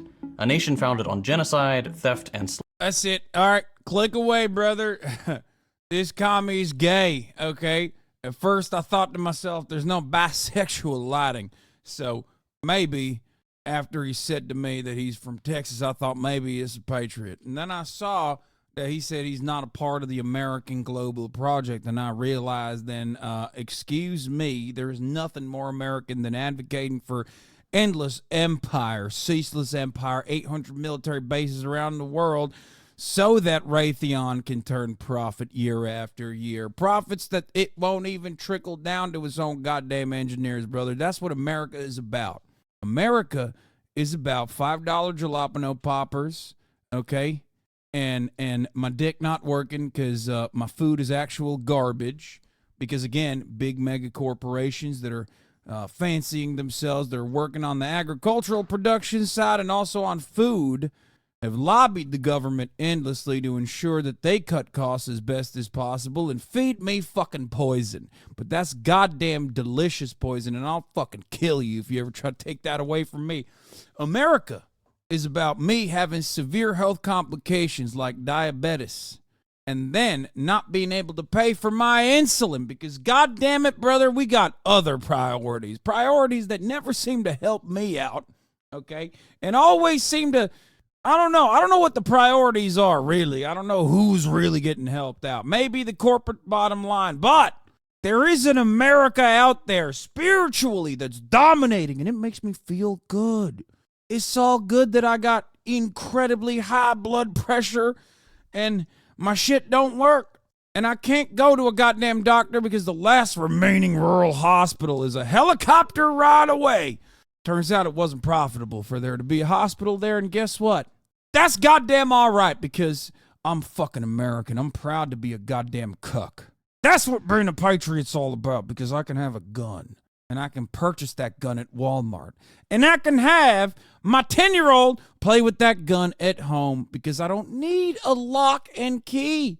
And when that 10-year-old learns the hard way what guns are really like, maybe he shoots his sister in the face, but guess what? Didn't like her that much anyway. Her vibes were fucked, okay? And sure, I shot my dick off too one time, but that's all right. I don't need it anyway. The poison I've consumed has already destroyed my penis before I shot myself in the penis to begin with. So didn't make much use of it regardless, but god damn it, that's what being an American is about. All right, let's get back to this gay comment now. Slavery has no right to exist, and certainly has no right to act as an occupying force all over the world, dictate trade agreements, fund proxy wars and death squads, foment coups, and generally act as a barrier to self-determination and genuine freedom. When people say things like, "You're not patriotic," I find it a little disingenuous, because what could be more patriotic than recognizing your country's flaws and working to build a better society? Anyway, this is a massive topic. There's no way I can even mention all the crimes the US has committed, so I'm gonna leave a bunch of resources in the description if you'd like to learn more. Originally, I was gonna keep this nice and organized and have a few categories with one major example each, but there were just too many to pick from, so let's just dive in and take a brief stroll through the history of the US empire. We'll start at the beginning, with the genocide of the Native Americans. When Europeans first laid eyes on what they called the New World— You mean the general lie, brother? World, it's estimated there were around 15 million indigenous people living in North America. By the end of the 19th century, there were just 200,000. 14.8 million people were killed by these foreign invaders who, without any sense of self-awareness, considered the native population savages. Perhaps the most infamous period of the genocide is known today as the Trail of Tears, which lasted from 1830 to 1840. Excuse me. That seems quite a bit like a peaceful transfer of a indigenous population. Yeah, sure, a lot of people died in the process, but like, I mean, the ultimate goals are like they're away from the conflict, right? Why did the conflict begin? Well, let's not talk about that too much. What you have to remember is the white civilizing force there was just peacefully. Yeah, they were. Yeah, Trail of Tears, tears of joy, brother. That's a good one. Exactly. Yeah, what do you mean? They never specified what kind of tears. They were joyful tears. They were saying, "Thank you, white man, for moving me away from the conflict." This project, initiated by President Andrew Jackson, a war criminal and slavery enthusiast, and approved by the United States Congress, had the explicit goal of removing Native Americans from the land the US was currently colonizing, and relocating them across the Mississippi. The problem was, most of these people didn't want to leave their homes. So, naturally, the US butchered as many as it took until the native population complied. The actual relocation process was incredibly dangerous, and thousands of people died of disease, starvation, or exposure to the elements. Of course, that was of no consequence to the US government. They had achieved their goal: vast new swaths of land to colonize and turn into farmland to be worked by an army of slaves. This is just one short 10-year period in the history of the genocide of Native Americans, but it's indicative of the cruelty and calculated inhumanity that underpins the American project. Find land or resources you want, kill the locals, and maximize profits by making use of slave labor. I've left a number of books on this genocide in the description, and I highly recommend my American viewers take a look. What we're taught in school does not reflect the magnitude of the crimes our country committed. Early Americans participated in the eradication of the bison specifically to starve the indigenous peoples. They attacked villages and butchered men, women, and children to universal praise. They did everything they could to make the native people who were just trying to exist seem like evil monsters bent on destroying the American project. There's a reason Hitler had such admiration for this period in American history, but we'll get to that later. For now, let's move on to some good old-fashioned war crimes. The United States is an exceptionally warlike nation. In the 247 years since its inception, the US has been at war for all but 17 of them. The country sees itself as the world police, the shining city on a hill that has the moral responsibility to enforce our conception of society on everyone else. This country talks a big game about the importance— Okay, it's just like, I don't think he understands, okay? I don't think Second Thought understands that our conception of how society should be designed just simply always ends up benefiting our bottom line. And not even like the American bottom line across the board, but the bottom line of like American corporations and corporate owners. And it just happens to be that way every time. What are the odds, guys? What are the odds? It just happens to work that way. And we're not haphazardly slapping that sticker on as a idiotic justification. You know what I mean? Of freedom and the right to self-determination. But the United States has never once embodied those values. One early example is the Philippine-American War. At the end of the Spanish-American War, the United States annexed the Philippines. The island nation... How about the annexation of the top of the hour ad break? Okay? Nobody's talking about that. About how at the top of the hour, there's a 3-minute ad break, and if you no longer want to see those ads, all you need to do is subscribe for $5 or for free with a Twitch Prime. Okay? Time to take over the top of the hour ad break and make it yours. And you could do that by getting gifted a sub as well. If you're lucky, here's a 3-minute ad break now. Nation didn't want that and declared independence. The United States, a country halfway around the world, said too bad.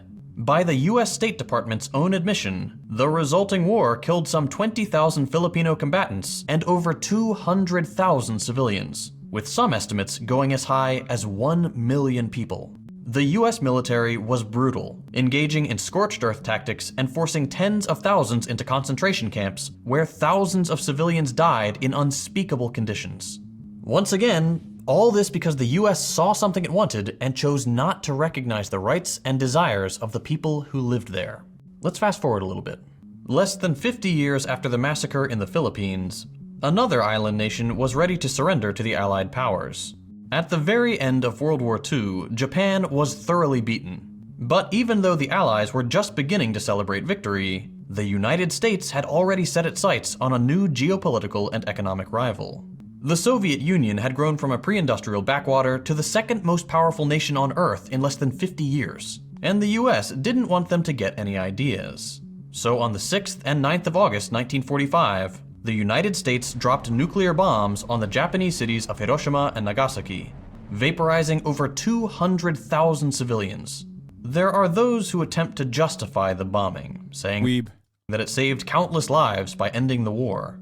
But this is another dude, American arguments that justify American actions are so funny. It's always like, you don't understand, the firebombing was far worse. And it's like, dog, what do you mean? Okay, well, who was doing the firebombing? We were doing that too.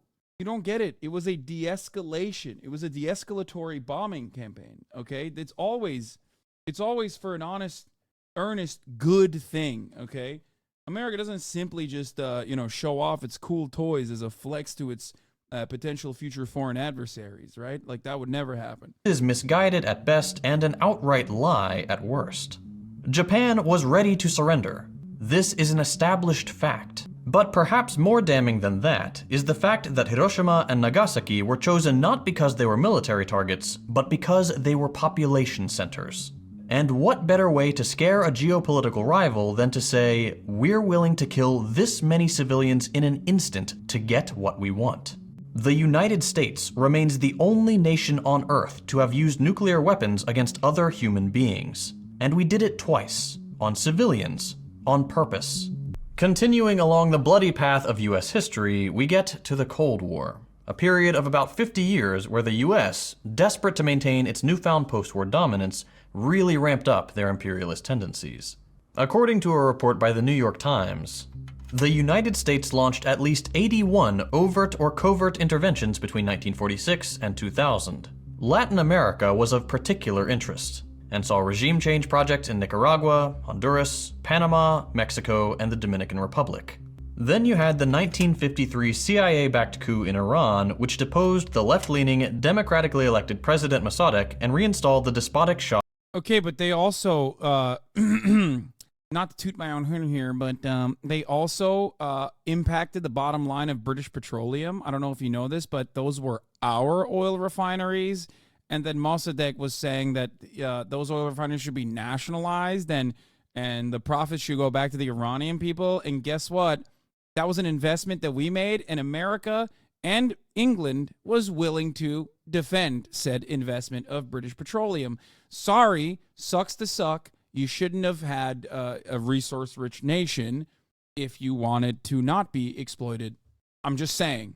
Of Iran. As we'll see shortly, the CIA becomes especially vital to US meddling in this period. Another one of their pet projects was trying to assassinate Fidel Castro, the revolutionary leader of Cuba. They made at least 668 attempts to eliminate the beloved leader, trying everything from poison to gunmen to Looney Tunes-style exploding cigars. Despite the CIA's best efforts, Castro lived a long, healthy life, finally passing away in 2016. For anyone And Western academics invented something called the resource curve. Unfamiliar with the story of the Cuban Revolution and their efforts at resisting US imperialism, I highly recommend you check out Season 2 of Blowback. It's a fantastic podcast. Perhaps the most infamous US intervention of the era was the 1973 coup in Chile. In early September 1970, the people of Chile elected the democratic socialist Salvador Allende as president. Again, classic socialism doesn't work. It's just like, when will you liberals understand socialism doesn't work because it disturbs people in positions of power that are going to go and do everything they can if you even democratically elect a socialist. If you do a revolution, if you do a people's revolution, if you do a people's back revolution against a brutal dictatorship, well, guess what? We were working with those guys. Turns out we don't like that. We don't like when you do that. If you actually democratically elect someone into a position of power and they call themselves socialists, well, we don't like that too. We're going to do everything we can to actually make sure that you understand that socialism doesn't fucking work, okay? It doesn't fucking work. That's why we have to show everyone it doesn't work by doing everything we can. Allende was by all accounts a good man. I once got yelled at for saying Castro wasn't that bad.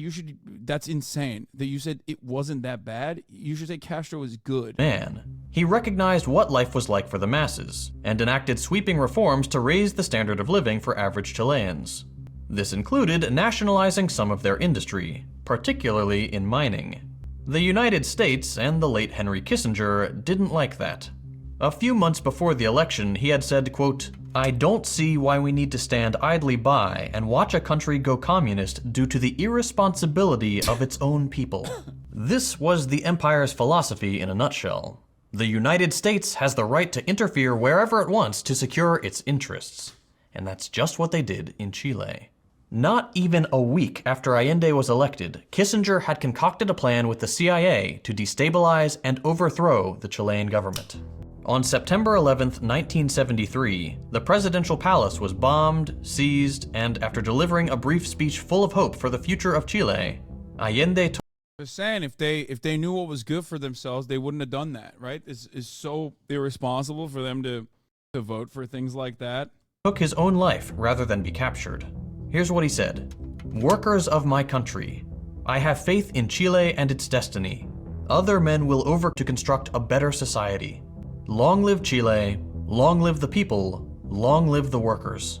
The fascist general Augusto Pinochet, backed by the US government, assumed control of the country, imprisoning, torturing, disappearing, and murdering tens of thousands of Chileans. This reign of terror would go on for 17 years. But the outright violence was only part of the master plan.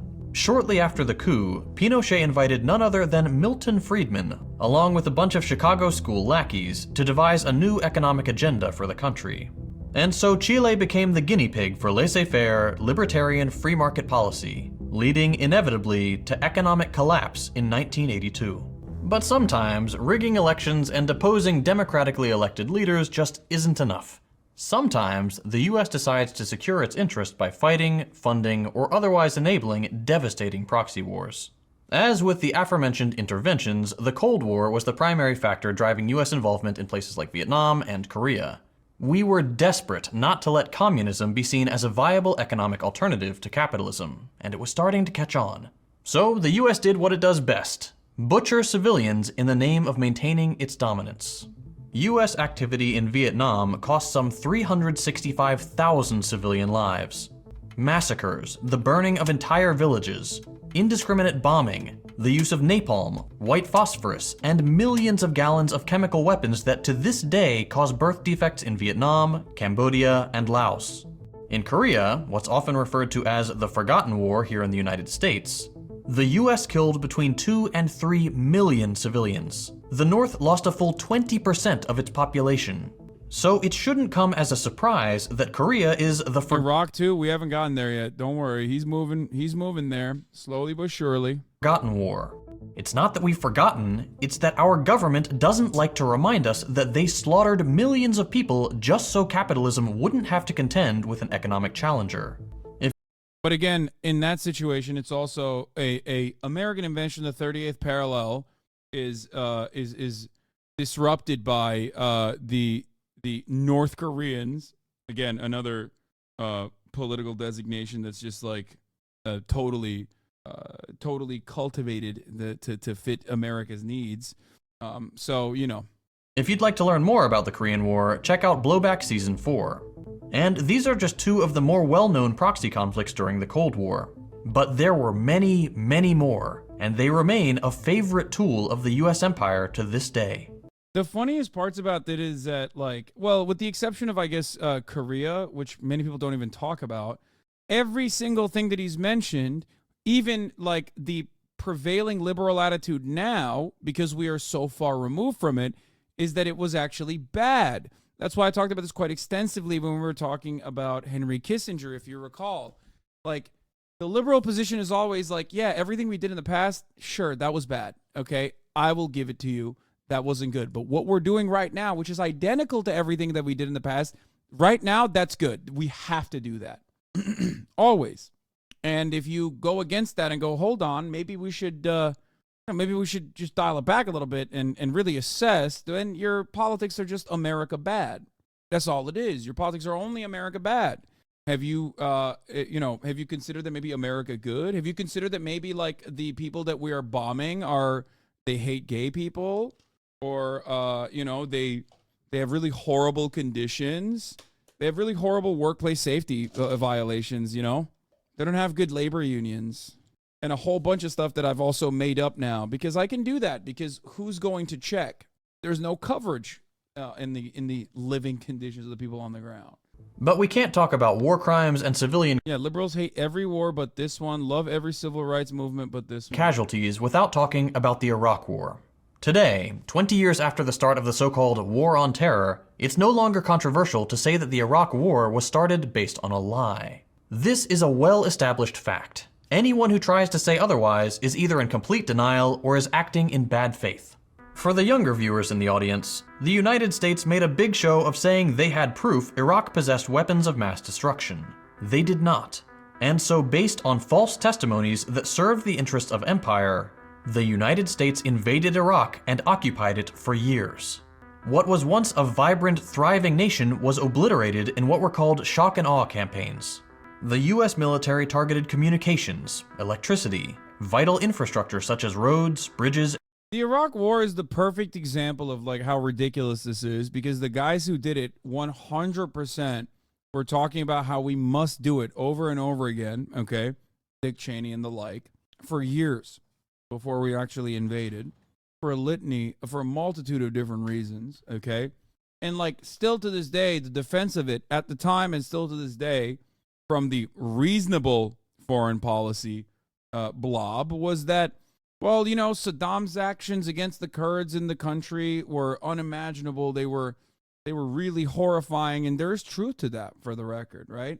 Historically speaking, there was so much that Saddam had done. He's a bad guy. What are you, defending Saddam? And it's like, brother, we did infinitely worse to Iraq than Saddam could have ever imagined. Okay? Like, what are you talking about? That's it. This should be such a formative point in recent American history. Okay? That's a little wild.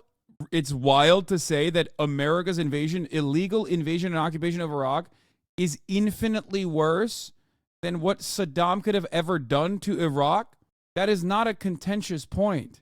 What are you talking about? This is the problem. Why were libs so anti-Iraq war at the time? Was it just Bush? I don't get it. Yes, there was still the remaining factions of like anti-war liberalism that were anti-Bush. And Barack Obama's administration absolutely destroyed that, because Obama came in on an anti-Iraq war slant and then did the surge. And when you do that, and this is something I talk about all the time, liberals calcify the reactionary agenda. Liberals normalize the reactionary agenda. Okay? People yell when George W. Bush, a reactionary Republican, is engaging in war, and then a liberal comes in. Nobody was anti-war Iraq war at the time. It was like 90% support at the beginning. That is also, I mean, what you're describing is not dissimilar to the origins of the anti-Israel's genocide of Palestinians. Okay? I hope you understand that.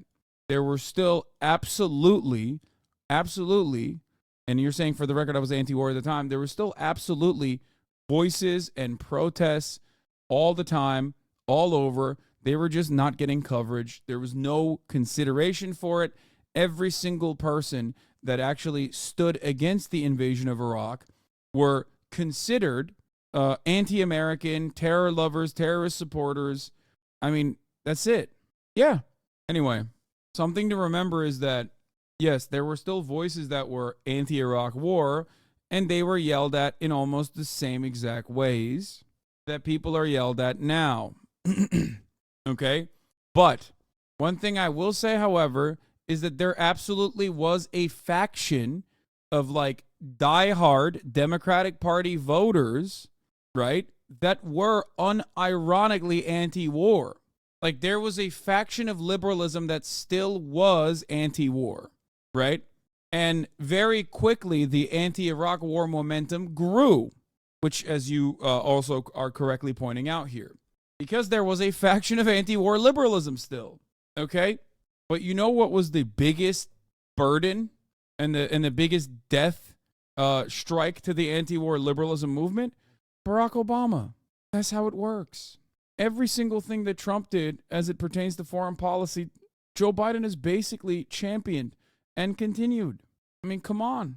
And now look, all of the Brandon supporters that yell Dark Brandon, Dark Brandon, Dark Brandon over and over and over again, they are now yelling. They're yelling against the positions that they held on to while Trump was president. And water treatment facilities. Anything they could do to inflict maximum suffering. Over the course of the war, the US killed at least 1 million Iraqis. But beyond the evil of starting the war under false pretenses was the even more unspeakable evil of Abu Ghraib. This secret prison was operated by US personnel who engaged in torture, sexual assault, and other war crimes. I can't even show the unblurred images here, but I'm sure you recognize— this is like the most recognizable one. Recognize some of them just from the silhouette. That's how infamous this prison was. As with everything else in this video, there are links in the description to learn more. And of course, Blowback has a season on the Iraq War as well. Heck, at this point I've mentioned almost every season, just go listen to all of them, they're great. Before this video gets too long, it's important we also address one of the crimes the US is currently committing. Over the last few months, the Israeli occupation has drastically ramped up its genocide of the Palestinian people, using a surprise attack by the Palestinian resistance as justification. To be clear, this violence did not start on October 7th. The Palestinian people have been subjected to brutal colonial cruelty for the past 75 years. It's not a complex issue. If you don't feel confident enough to take a position yet, that's perfectly fine. I would just ask that you educate yourself on the subject, because this is one of those issues where people decades from now will look back and say, how did decent people watch this happen and do nothing? I'd recommend you start with Ilan Pappé's book, The Ethnic Cleansing of Palestine. He's an Israeli historian, so there can't be any accusations of pro-Palestinian bias there. Just be warned, it's a harrowing read. It doesn't matter. I've talked to people that claim Ilan Pappé is akin to, oh my God, depending on what level of Zionism the person is operating on. I've talked to people that compared Ilan Pappé to like, what's his face, to like a Clarence Thomas or the guy Clarence Thomas, it was fuck, what's his name? God damn it. Sowell, Thomas Sowell. Thank you, Chatter. Like, oh, it's like asking a black person to read Thomas Sowell. So, how does the US fit into this? Well, Israel is a client state of the US. It serves as a vital geopolitical foothold in the region. That's literally the only reason the US cares about Israel, regardless of how elected officials try to sell it. Don't believe me? Here's current President Joe Biden back in 1986. There's no apology to be made. None. It is the best $3 billion investment we make. Were there not an Israel, the United States of America would have to invent an Israel to protect her interest in the region. The United States would have to go out and invent an Israel. The US provides Israel with funding, weapons, ammunition, equipment for their missile defense system, and most importantly, unconditional support for their genocidal project. He's like, I mean, this is why I say, like, there is definitely a slight deviation from other administrations, even Democratic, like, definitely Democratic administrations, but The slight deviation in this circumstance is that, like, the Biden camp and the voices that Joe Biden is listening to on Israel are so nutty that it is harming America's soft power globally. I'm telling you, there is no moral reason to defend Israel. We all know that already. Israel is doing an ethnic cleansing campaign. Israel's an apartheid regime. There is no, it's immoral. It's reprehensible. It's indefensible. Fine. But it's also not even pragmatic if your goal is to reinforce American dominance. Or it's not even pragmatic if your goal is to get reelected. Like, that's the crazy part about this, is that Biden is aligning with both MBS in Saudi Arabia and Netanyahu in Israel, two figures that despise him and have openly said that they do things that might even harm his reelection campaigns in the midst of a reelection campaign where he is phenomenally unpopular. It makes no sense. That's crazy. And I think it's partially because his brain is so perma-stuck all the way back at a time when, like, Israel was the mighty heroes in the Middle East that, like, conquered all the Arab barbarians that try to take it down. You know what I mean? Like, is he compromised by Mossad? No, dude. No. Yeah, brother, he's compromised by Mossad in 1985. Like, get the hell out of here. No, Brandon is many things, okay? But do I think he's personally like a baby eater or whatever? Absolutely not. Like, a Bill Clinton type is way closer to a baby eater than Joe Brandon. Joe Brandon is a die-in-the-wool liberal who believes it, okay? I think he is literally, he's always positioned himself as, like, the middle ground Democrat, but I think, genuinely believes in a lot of the things he says. Because let me tell you why, okay? Let me tell you why I think this way. First of all, he's always been a liberal Zionist, 100% through and through, okay? But beyond that, I always go back to the fact that he was he's a senator from Delaware, one of the most corrupt states in America. It's basically like the Cayman Islands, but inside of the United States borders, at a time when, like, every other state wasn't like that, right? Now, most states are tax havens, but we won't even get to that. So at the time, he was always about financial deregulation. He was a big advocate for financial deregulation. He had an incredibly long career in Congress. And yet, by the time he had made it to the vice presidency, he still didn't have enough money to pay for his son's cancer treatment. Think about that. Like, to me, that spells that you are just, like, you're doing it for the love of the game, okay? Not even doing it for the bribery that, not even doing it because you can make out like a bandit, get some cushy consulting gigs or whatever. Just straight up love of the game, okay? You want the power for the sake of power, but you also personally love, like, the idea of, neoliberalism being controlled by the Democratic Party. Yeah, we talked about this also as well. Joe Biden was so radically Zionist that even Menachem Begin thought he was too over the top. Like, that's unimaginable. Wrong. That's love for the country, brother. Sure. It is really interesting that, he couldn't afford his son's health care, his son's cancer treatment. He had to take out a potential second mortgage on his house, and Barack Obama stepped in and was like, no, dog, I got you. Like, I'll pay for this. That's crazy. Okay, this story gets told in liberal circles as a beautiful story. When I hear it, it's like zapping my brain with cancer directly, because I'm like, how do you not see how insane this is that you have two people that had the opportunity to push for more comprehensive coverage and, like, didn't move it across the finish line for a multitude of different reasons, and Joe Biden himself personally, years later, ran against a popular candidate that was pushing for Medicare for all, an expansion on Medicare coverage. Also, why is he so bad with money is the second question. It's because he, weirdly enough, I don't think is, like, quote unquote compromised in the same way that, like, a Bill Clinton type is, or even a Barack Obama type is, right? Elected officials are very nearly unanimous in their defense of the apartheid regime, including one-time progressive champion Bernie Sanders. I gotta pee. US media uncritically repeats Israeli propaganda 24/7, despite all of it being debunked, including by intergovernmental bodies like the UN and humanitarian groups like Doctors Without Borders. Just a few weeks ago, the UN voted on a resolution to demand an immediate ceasefire. Of the 193 member states, only 10 voted against the resolution. Among them, the United States.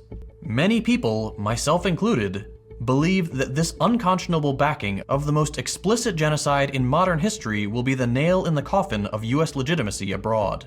No country on earth beyond our Western European vassals will ever again believe a word the US says about freedom, democracy, human rights, or self-determination. The only difference between the United of US colonization efforts, it was complete extermination. And I guarantee you the same arguments we're hearing today from defenders of the Israeli genocide of Palestinians were used to justify the atrocities committed in North America. Just about everyone agrees that what the European colonizers did to the Native Americans was wrong. And now a couple hundred years later, we're doing land acknowledgements and pretending it was always unanimous that the genocide was bad. The same thing is happening with the genocide in Palestine. As with everything else, I've left a bunch of resources on this issue in the description. Yep. Well, that was grim. It's always hard making these videos. The answer is yes, we are the bad guys. But you don't have to be, okay? That should be your takeaway from this, is that while America are the bad guys, you have the choice and the decision to be on the right side of history, okay? And you can do that. We all have that power. I personally believe that I do that every day, okay? And plenty of you in this community also do that every day. This does not mean that you hate Americans. This does not mean that you hate America as a concept. That's why I live here. This is something I mention all the time. I used to mention it way more frequently. Okay, people love saying, Hasan, you fucking hate America. And it's like, listen, I'm profoundly fortunate. Okay, I'm so goddamn fortunate that I had an affluent beginning so I could actually come to America with ease. And even then, there was still a lot of hardships associated with that in comparison to a person who was just simply born here.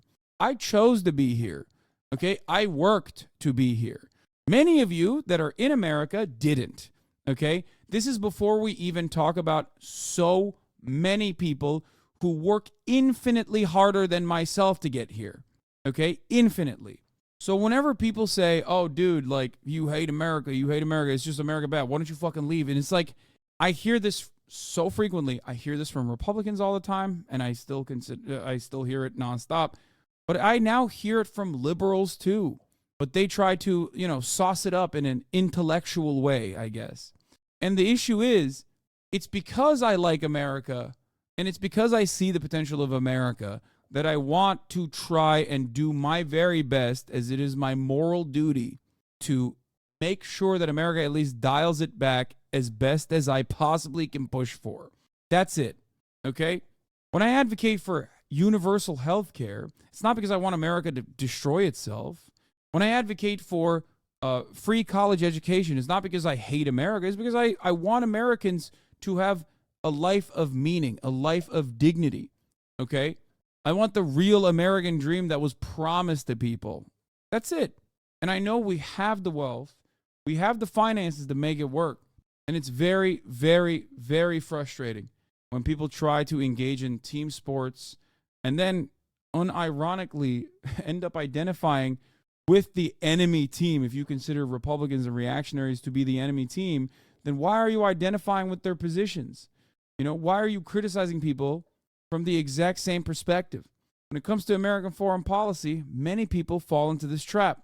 Because there's so much to say, and I have statistics on how long the average viewer sticks around. I didn't even mention the CIA's domestic operations, or Operation Paperclip, or the embargo on Cuba, or the UN resolutions that show the US being the sole vote against classifying food as a human right, or any number of other things. The bottom line is this. There is a reality that we are not exposed to here in the United States. There's a reason the majority of the world hates us. Not us specifically, but the nation. The flag on the invader's uniform. The United States is the single greatest barrier to progress in the world, bar none. This country is responsible for some of the most reprehensible crimes against humanity the world has ever seen. If you're thinking, but it says right here in my history book that the good guys won every war, maybe it's time to think about who writes the history books, and what interests benefit from the American people remaining uneducated and blindly patriotic. You and I may be good people, but as the United States of America, yeah, we're the bad guys. There it is. Great video from friend of the show, Second Thought. Are we the baddies? It says. And it's clear, it's concise in its messaging, and there it is. Okay? This person has been trying to get me to watch this LOL cinematic universe being Turkic coded for the past like week or so. And my friend, I'm not going to do that. Anyway, I don't want to go back to the Kraut stuff because I do feel like I've just already talked too much about like America's actions and violence and whatnot. And I want to lighten the content a little bit. So I'm just going to move away from that. There's like some cool, fun things here, like the unhinged history of old YouTube and things of that nature. I think there's better stuff here, but there's the How Michigan Wins American Politics. This is the last political video that I will watch, okay? Or maybe not even. You know what? I'm just going to shut this off. Yeah. Did you ever watch that Dantavius vid? No, I did not. I did not. I don't know who this content creator is, but we can watch, I guess, pieces of it maybe. Dave Chappelle's kid Sulaz made a video with you in it. Wait, Dave Chappelle's kid is like aged to make YouTube videos? A chronically online girl for the last 2 years. Vlog Squad and why it ended? No, I don't care. Watched a coup vid by Ordinary Things. I think Ordinary Things also put a video of mine or put me in one of his videos. And I don't know what I don't know where it is. I found a weird English dub of that Your Hair show. Skipped to the 2 minutes in because the accent choice for the American Eagle is insane. Damn, that's actually, you got me. You absolutely destroyed me. And for that, you must be destroyed. No, please, Moby Knight. You probably should get a week off, actually. I might go back and put a week off for you. Yeah, I think I'm going to improve. I'm going to increase it to a week. Yeah, no offline chatting for you, Moby Knight ass. Yeah, Moby Knight ruin. Horrifying things Japanese YouTubers are out of control right now. What the hell is going on? Here's something I've learned about Japan. They love being 5 years late to the party. Dude, Japanese YouTubers are also incredibly funny in a way where, like, a lot of what they do goes so completely against like Japanese culture. Like the entire principle behind just like being a YouTuber that is a nuisance in public is just like so inherently anti everything that like Japanese people like and fuck with. So like half of the pranks that they do is literally just like running around and yelling at the top of the hour there's a 3-minute ad break. And it's just like people look at that and go, what are you talking about? We're already subscribed. The entire island is subscribed for $5 or for free. Okay? Even with the conversion. And we even gift subs sometimes to no longer see those ads and let others no longer see ads at the top of the hour. That's what we do in Japan. That's what is so crazy about everything. The passage of time is swift and cruel. Yeah, I hit that so smooth. Like, that was crazy. No, all jokes aside, what I was talking about is like very real. Like there's this phenomenon I encounter all the time. They love going nutty mode and yelling at like the Shibuya train station or whatever. And it's like people don't even pay attention to what they're doing because they're just like, this is awkward and cringe. Please stop. Take Tinder as an example. By the end of 2013, everyone was using it here. But Japan didn't really start swiping until 2018. The same thing happened with YouTube. Our first big YouTubers blew up in 2008 and 2009, but no Japanese YouTubers hit a Bueller Man, thank you for the 50 gift subs, allowing 50 people in a launch until at the top of the hour. 2014. So if my theory is correct, Japanese YouTube is currently experiencing what we experienced in 2018. I'm Ethan Bradbury. How would your children react if there was a house fire? Get in! Get in the car, bro! Guys coming back! Dude, this Japan analysis video seems awesome. I am not familiar with this channel, but we should definitely pin it and also go check out their other videos as well. Chatters.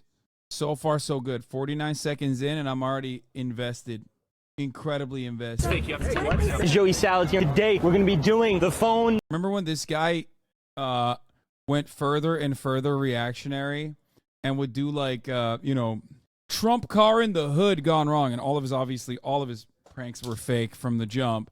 And then famously, Ordinary Things shat on you in his 2023 review. Wait, really? Show it to me. I want to see. I like Ordinary Things' content. Did a bunch of anti-trans stuff, didn't he? Yeah, Joey Salas also went on the bang bus. He couldn't get it up. No, that was Vlad or something. But anyway, Joey Salas also ran for Congress, failed, and famously pissed in his own mouth. Something to consider. Destroying Frank. I hate you. All right, let's see what they're up to. This is outdoors YouTuber Hadaruko, whose content is normally something like this. Just being lumped in with an offhanded remark about just how every idiot can talk about the news alongside other commentators. Yeah, I thought it was just like him making a joke about himself as well. I saw like a clip from his video where it was like every dumbass can like say whatever he wants about whatever he wants online, and then he literally makes fun of himself in the next moment. He makes fun of me and then makes fun of himself in the next moment.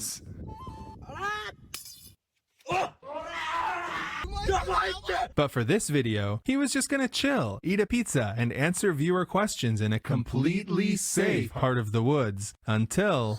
Oh, I'm assuming this is happening when like bear attacks are popping off in Japan too, right? Yeah, this like, I think what, like 35 people have died in Japan over the past year in bear attacks. Bear attacks are huge in Japan right now. They're popping. So what they did was actually deliberately try and go and find bears. Why do I know this about Japan? Because I follow like weird accounts of Americans that live in Japan that cover what's going on in Japan in English, because I am an otaku. They decide to... Look, yeah, between April and November 2023, there were 212 victims of bear attacks, including 6 deaths. Akita Prefecture recorded the highest number of victims at 70. In November, 28 bear attacks occurred in 14 prefectures in Japan, involving 30 victims. Bear attacks are popping off in Japan. To hide in the car, but all of a sudden, don't forget to like and subscribe. What? And then he says, I almost died. You'll have to come back tomorrow for part 2.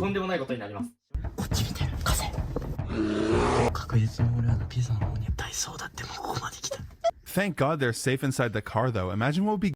Bro, that's insane that they're like deliberately trying to get the bear. You need to go to Japan and give the bears the drug that makes you dap people up. Agreed. I would dab up a Japanese bear. It's like 2 of my favorite things, dude. Japan and bears.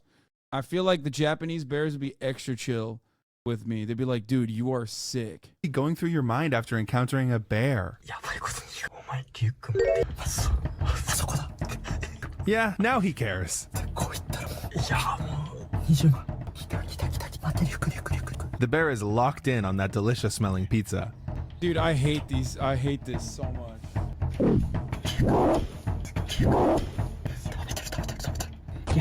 The bear gobbles up their pizza and takes a souvenir when she leaves.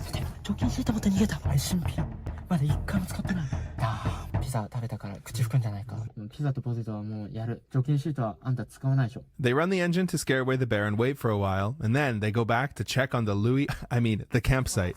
The pizza and wet wipes are gone, but it's not all bad news for our heroes.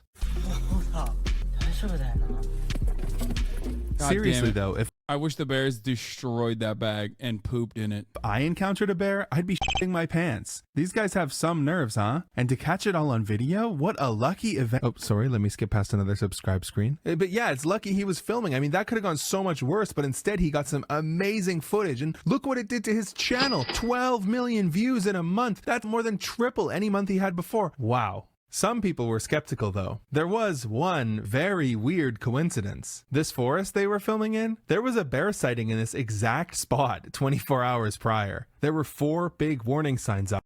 Yeah, no, I told you, this is why man, look at me, adding valuable feedback and commentary on a video, especially because the video is obviously about Japan. He 100% went there deliberately because he wanted to take advantage of the trends in Japan about bear attacks. Are people in Japan not taught how to deal with bears? Seems like a lot of deaths for a place with a lot of bears. I don't know actually what the difference is, but like there's probably plenty of fucking bear attacks in America too. Which I guess he didn't notice. And that's not the only part of the story that people thought smelled a bit fishy. Bro, he went to a place where there were bears being spotted. and personally brought food deliberately into the middle of that space, knowing full well the bears are going to go there. But hold on, let's not jump to conclusions. It's not like he's the kind of YouTuber who will do anything to find a bear. ヒグマに会えるまで帰れま10やっていきたいと思います。お願いします。クマ、見つけるまで帰れま10第2弾。ヒグマを見つけるまで帰れま10第3弾。Alright, fine. He likes bears and he wanted to see one. What's the big deal? Well, it turns out the city of Sapporo takes bear sightings very seriously. Japan has a big bear problem right now, and it's only getting worse as hunters age and people move away from the countryside. Citizens who run into a bear are to call the emergency hotline immediately. The city puts up those big red warning signs within hours and logs the info on a special web page that tracks recent bear sightings. And this guy's like bear sighting website, more like new content sighting website for me, and fucking went there with food. But they probably never expected someone to use this. Bear fatalities in the United States is really low. In 2022, I think we had 1 black bear and 2 grizzly murders. That's kind of crazy. I am shocked. I wonder why the Japanese bear attacks are much higher. Maybe because it's like smaller area, higher population density. People go out into the woods to walk around, and then like there isn't exactly. They just said the hunter are aging out. Bear attacks in Japan are a record high. Climate change and an aging population are making the problem worse. When I saw them, I was so close. I thought I was in deep trouble. He survived the attack, but not without plenty. Dude. What if, they send me to Japan? I'll sick me at them bears, dog. I will befriend them. Okay? Put me in a situation with a bear. We're becoming homies for life. I am telling you. Okay? Send me to Japan specifically to solve the bear issue. This kind of shit happened in America. Not only the government would not give enough of a shit to warn people, a deluge of yahoos with guns would rush over salivating at any chance to kill helpless animals and themselves. What is this? Brown bears in Japan are a lot more different than... What are you talking about? You sent me a debate for the top of the hour ad break. I already ran it. Pied Piper strategy. Exactly. Japanese bears don't encounter humans very much.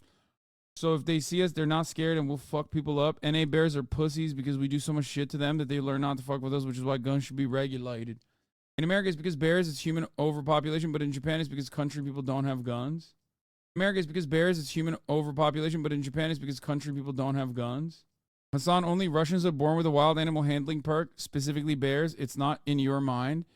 I mean, yeah, I have a natural predisposition towards horses, being Turkic, coming from the Asiatic plains, the steppe, being a steppe rider, you know what I mean? But I think it could translate the bears too. I don't know. Everything that had to go wrong for Grizzly Man to meet his demise? What the hell is Grizzly Man? Will not die. Oh, is this M. Hud's like uncle or something who used to live with bears? No, M. Hud's uncle never died from bears because he wasn't an L taker. This webpage to track down a bear and then attract it with something like hot food. And the worst part about this story is what happened to the bear. In case you didn't know, it's very bad to give bears human food. A single taste of human food is enough to turn a wild bear into a food-conditioned bear. Bears that obtain human food may become a threat to public safety. Oh, when yeah. that happens, the bear pays the ultimate. Bro, it's like, dude, but like you can't even. This is yet another. This is a Matt Cushman theory. Okay, the idea that bears are guys is a Matt Cushman theory, which I 100% align with, 100% agree with. It's the best theory that he's ever had, and it's like, yeah, dude, if you taste pizza, and before that you're just eating whatever the fuck bears eat. You're just going to be like, no, dog, I want pizza forever, okay? Yeah. Why wouldn't you want to, for the rest of your life, do everything you can to eat pizza again? Straight up. Okay, but what if by giving the bears human food, they realize that they too become civilized enough that they could eat human food and integrate into society? Okay, now you're thinking. I do agree. I like this forward thinking. I'm back on board with giving bears human food, specifically so that they will become chill with it. Okay. The Grizzly Man documentary is a Herzog dog. Dude literally thought he was besties with all the bears and would routinely go to Alaska to visit the bears he had befriended. Okay, bro. Spoiler alert. You literally ruined it. He stayed in Alaska past the date allowed since bears get particularly vicious in the winter and got fucking mauled to death. Excuse me. You guys literally spoiled the movie. We were going to do Moby Night and you ruined it. Messed up. It's not a spoiler. It's literally what the documentary is about. It's still a spoiler. Ultimate price. It is destroyed. But Hadaruko must not have known that, or else he wouldn't have... Oh, the city of Sapporo asked Hadaruko to take down his video, and he refused. Over the next couple months, the pizza-eating bear kept returning to human neighborhoods seeking food, until eventually on July 8th, the city was forced to put her down. Yeah. So essentially, Hadaruko... Because if they don't do that, the bear's gonna kill someone. ...orphaned 3 bear cubs for YouTube views. That still wasn't enough for him to take down the video, though. There was only one thing that would make him take it down: losing clout. Only once YouTubers and massive Twitter accounts started calling him out did he finally take down the video and release a statement. You know, it's just universal, honestly. It's just that, like, every person, including myself, that makes internet content is just a ginormous piece of shit. I fucking despise it so much. I despise this industry. And here it is. Classic YouTube apology, I assume. He basically spends the entire video denying that he did anything wrong. He says he had no idea about the bear sighting the day before, and he did not intend to attract a bear. I did not. He says he did call 110 after the bear encounter, even though city officials say he didn't, and he says the city never told him to take the video down. He finishes by threatening legal action against people who defame him online. You could say the public's Yeah, except, unfortunately, another incredible Japanese L is that, as far as I understand it, and we've talked about this before, you can sue anyone in Japan for defamation, even if they are saying something correct about you. Fun fact, everybody, in Japan, you can get sued for defamation even if what you are saying is literally, objectively the truth. Isn't that crazy? How insane is that? As in, if you are tarnishing someone's reputation, even if it is for good reason, you can still be sued successfully. No, that's the point of a defamation lawsuit. No, the difference there is that in Japan, it is not a legal defense. The truth, in America, we say, what's the truth? What's the answer to a defamation case? The truth, okay? In Japan, however, the truth does not matter. Like, one of the standards of defamation cases is that, yes, as long as the information is truthful, then it's not defamation. It needs to both be not truthful information, and you also, in America, need to be deliberately pushing this narrative with malicious intent, knowing full well that it's not actually truthful. Okay? In Japan, it doesn't matter if it is truthful or not. Response to this statement was unsatisfied. All the comments basically say the same thing. Bro, this isn't an apology. You're just making excuses. And if that wasn't enough, he's now suing this other YouTuber who exposed him. But See? He's still uploading twice There you go. a week, so this whole thing doesn't really seem to have affected him that much. You know what I learned from all of this? Making a viral video in a Japanese forest never ends well. Remember last time someone tried to do that? The worst part, the whole time he was wearing this stupid fucking hat. I feel like this was a stupid hat to wear. But you know what? And you won't believe this. There might be a worse video recorded in one of these hats. Uh-oh. This is Jukia, a massive Japanese YouTuber who does street interviews, but they're really, really creepy. Just the most... Dude, come on. Okay, to be fair, I feel like this is more cutting edge than American TikTokers, because American TikTok YouTube interviews or American TikTok interviews on the street revolve around like, gay son or thought daughter, gay son or thought daughter. You have to choose one. Like in Japan, they're just straight up cutting through the fat and they're like, titties, look, tits, tits, tits, tits, tits, tits, boobs, boobs, boobs, boobs, tits. Look at these tits. Zoom in on the tits. His titles and thumbnails are so explicit that I can't even read you them without getting in trouble on English YouTube, but Japanese YouTubers have different rules, I guess. Apparently his asking women to show me their underwear series wasn't crazy enough, so in June of this year, he made a video called Asking Girls with Boyfriends to Touch Their Intense. Oh, God. Oh, yay. This is hitting everything I fucking hate, like, at the same time. It's like frustrating. It's the shitty ass YouTuber clickbait title. I hate that. Okay, paired up with like Japanese pervertry. Japanese perversion, which is like a league of its own, okay, paired up with YouTube prank videos, paired up with insane misogyny, and dare I say, sexual violence. It's like all of the worst fucking things you could put together, okay? For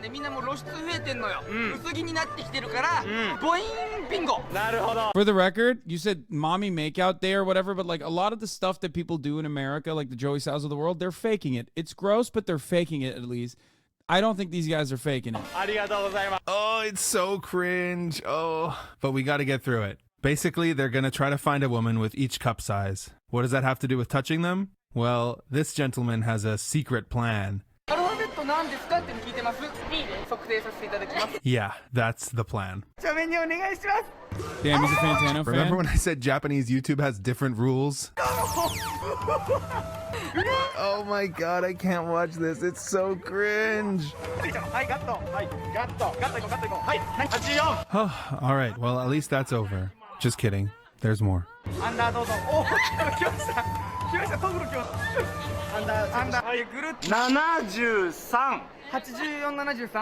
Well, I mean, that is how you find the cup size. I mean, that's like, I think that is correct, right? Isn't that how you look at cup size? You look at like you look at your chest size, like your rib cage size, and then you look at the tit size, right? Isn't that how it is done? That's not the point of contention here, obviously.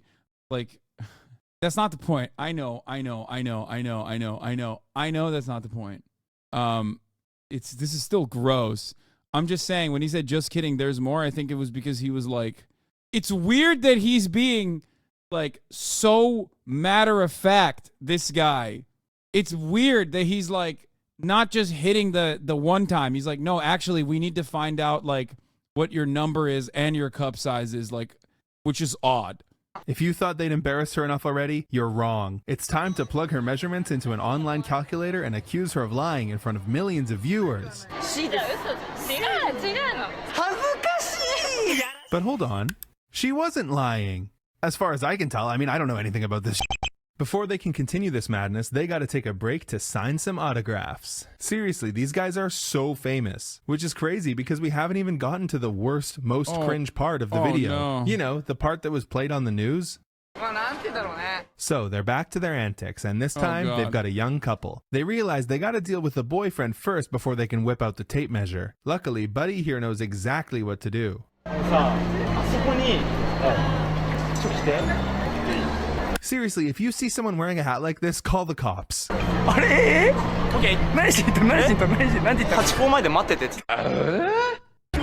Sick. Brilliant, dude.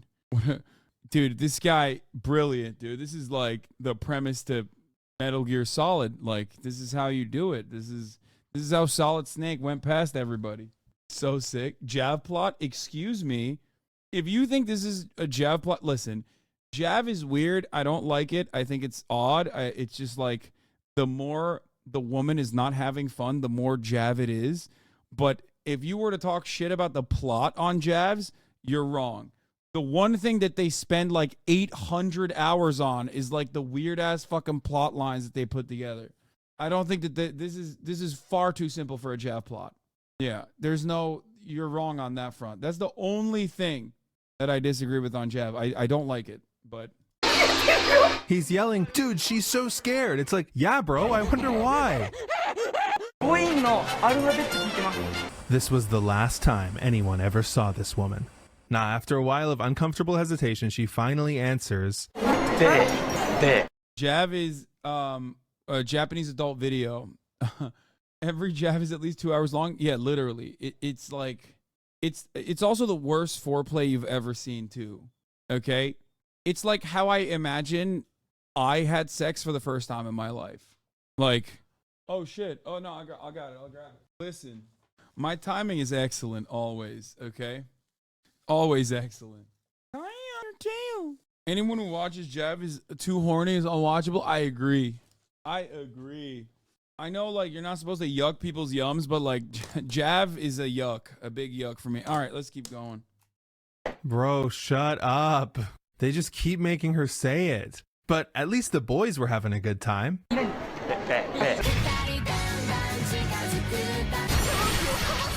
No, come on, stop. You know she doesn't want you to.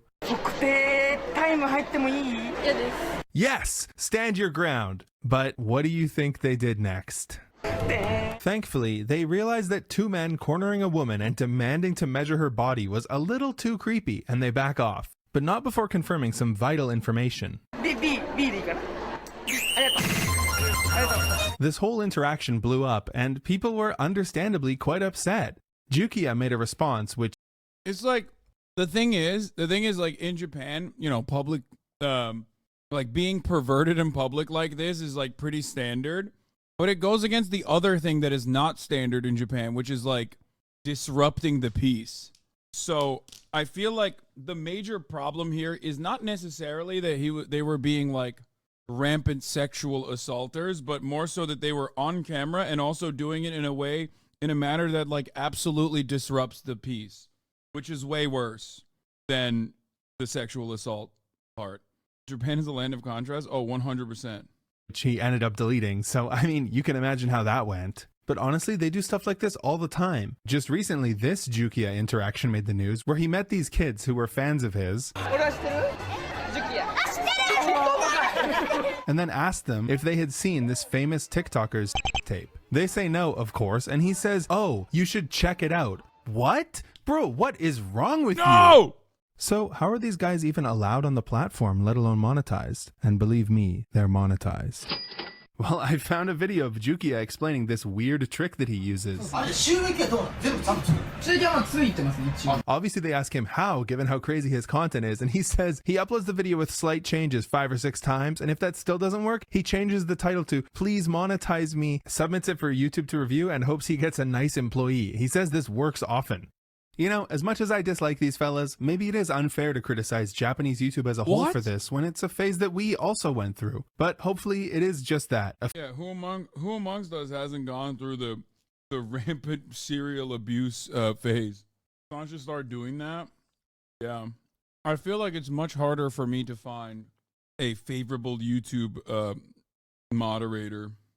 A phase, and they can get out of it soon. Something that helps is news organizations and celebrities calling out these influencers when they go too far. 命の危険を感じてたんですか？そうですね。ドキドキしてましたずっと。でも撮影はそうですね。矛盾点だなと思うのが、その命の危険を感じているのであれば撮影を続けるっていう行為が、いや怖いわ、回し続けるもんなのか。正直僕仕事を YouTuber としてやってるんで、染みついてたというか。There are so many things I couldn't cover here, so I made a part 2 where I go over even crazier stuff and talk about other Japanese YouTube drama and how some of it even connects to Johnny Somali. It's free on my Patreon. Anyone can watch it. Link in the description. Legit, it's free for everyone. If you're one of the people who's been here since the start, or if you support me on Patreon or This guy's anything, awesome. thank you. Johnny Somali did nothing wrong. Gross. I'm hiccuping. The pepper is too spicy. Johnny Somali ruined streaming in Japan for everybody. At their claws and paws. I will fight. I will be strong. I'll be one of them. Timothy Grizzlyman Treadwell spent 13 summers camping among the bears at Alaska's Katmai National Park. He treated them more like friendly companions than wild animals, and he integrated himself into the bear population at Katmai using unorthodox and dangerous methods. Which raises the question, how did he end up in the stomach of a creature he considered to be his best friend? I will be the master, still a kind warrior. Today, we're going to take a look at everything that had to go wrong for Grizzlyman Timothy Treadwell to meet his fate. But before we get started, be sure to subscribe to the Weird History channel and let us know in the comments below what other tragic stories you would like to hear about. Okay, let's tell the tale of a man who tried to befriend an apex predator. The brown bears of Alaska usually start prepping for winter in September. Knowing that's when the bears' appetites are on the rise, that's also when most of the bear watchers leave Katmai National Park. Indeed, on September 26th, Treadwell and his girlfriend, Amy Huguenard, packed up their camp in Kaflia Bay and headed to the airport. Once there, though, the couple had a change of heart. Treadwell was upset that he hadn't seen his favorite bear, a female he had named Downy.